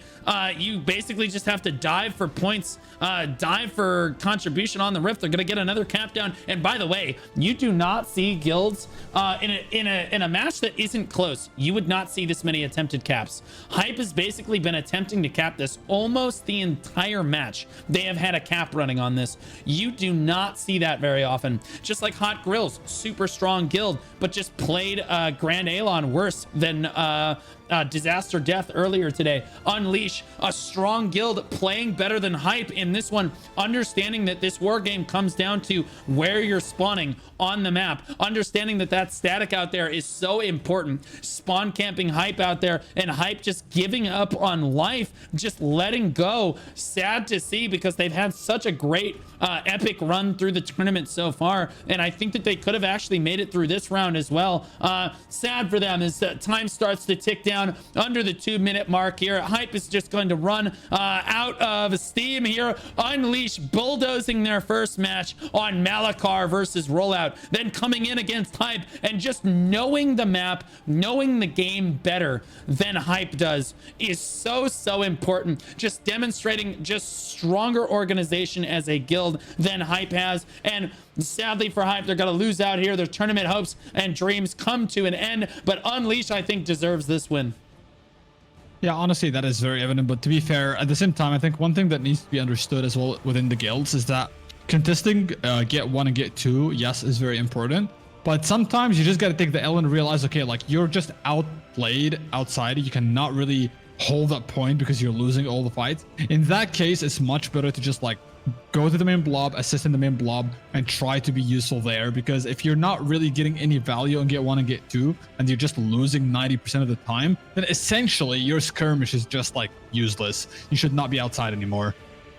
Yeah, absolutely. 45 seconds left on the clock for this one, as it looks like they're just gonna run out of time. I think that Hype had some great matches, some of our closest matches of the tournament. Sadly, this is not going to look like one of them, even though I do think that they had an opportunity to make it look really close. Hype said that they were, I believe, the strongest on their server. Yeah, Hype said that they're in the strongest guild on their server. A lot of people like to contest that. Maybe Elder would like to say something about that. Who knows? Either way, Benny, a pretty hot PvP server overall, I think, based on the forum submissions for the tournament. Unleash will move on to round 4 of this one, and that will close out round 3 for these guilds. Everyone knows who's moving on to the next round. Unleash is Norgans with 2.58 million damage on the spear dagger, 59 kills coming in on that one. Excellent play from him. Let's see who had the most damage taken. 1.395 for drop kicks from Dot Hack. I think that 1.4 from Grizzly from Hype. He did a great job. Yeah, 1.4 looks like the highest there. Looks like damage healed 5.7 million from Hardware, 7.3 million from Uwu. We're gonna get some ayayas in chat for that, but that's fine. 7.3 million from Butterfly as well. It looks like 8.1 million from Borshik. He looks like the strongest. No, 11.8 million damage healed for Anake from Unleash. That's got to be the highest. Yes, it is. Unleash coming out an absolute masterclass in the final match today. Yeah, honestly, the matches today were overall pretty impressive. We've seen quite some good fights. I'm gonna admit, like, as you go up the ladder, it's getting more and more intense. Sure, some fights might be less than others, depending on this, like, the difference between the guilds. But overall, I think the next stage is where, like, it's gonna be absolute fire. It's gonna be 2 days from now. Yeah, it's gonna be insanity, because for the first time we're gonna see round 4, guys. Keep in mind, tomorrow was supposed to be round 4 in the semis. Sadly, the maintenance schedule it's gonna run long. Spoiler alert, guys, the maintenance is gonna be crazy tomorrow, so it is what it is. So sadly, we're not gonna be able to run the matches tomorrow. So instead of happening tomorrow, the matches for round 4 in the semifinals are gonna happen the day after tomorrow, which for me is Friday. So right now it's Wednesday for me, so they should happen on Friday. And with the tournament finals, the grand finals, and the 3rd place match happening on Saturday for me, Sunday for some, I think, of the EU players. It should be like for EU, it should start in Saturday still, and by the time we end, like around now, it's like 11 p.m. EU.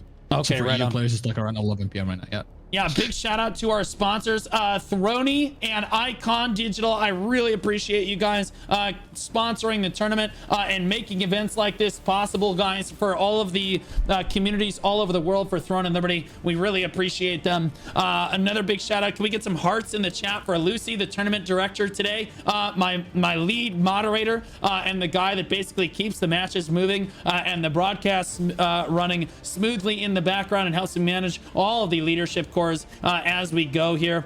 Appreciate you so much, Lucy. Thank you. And to all of my moderator team that moderated the chat today and got the predictions going, I appreciate all of you guys. You guys absolutely nailed it today. I didn't have to really, it was hands off. I didn't really have to do anything. Chief Dragon, you've been doing a great job of that with the other moderators as well. And then finally, my boy Shiku coming up big. Bro, your casting has been crazy good, bro. You've been killing it. You want to give yourself a shout out here? Well, thank you for having me once again. Appreciate you all. And yeah, I'm trying to learn from the best, which is you making the tournament, Blue Squadron. So thank you for having me once again. Best tournament. But I have a best guild. Ain't no way, bro. Ain't no way. I'm just the entertainment guy at the end of the day. So Shiku also has a YouTube, guys. I'm going to link in the chat here that you guys can look at as well. I do believe that Shiku just went live on Twitch. Is that correct? That is very correct. Yeah. All right, so Shiku's live right now, so we're gonna go ahead and raid him. We're gonna throw all of you over to him so you guys can give him a follow. Wcaster, I really appreciate all your help, guys. I appreciate to all of the guilds that entered and played today. You guys did phenomenally. Yes, I was critical of some of the play today, but I'm gonna be honest with you guys. We're in round 3. You guys are in the top like 40% of guilds on EU. In fact, overall, if you count the guilds that are PvE didn't participate, you're probably in the top 20 to 10% of guilds overall. That is a tremendous performance in the tournament. Even if you lost today, you probably lost to somebody that was going to go on and potentially win the whole thing, because the tournament just is that close. So we've already seen some upsets in the tournament so far. Make sure you guys stay tuned. We will be back on Friday with the remaining matches for this one. I'm going to throw it over to Shiku. Guys, thank you so much. Have a great rest of your night. I appreciate everybody for tuning in. Thank you.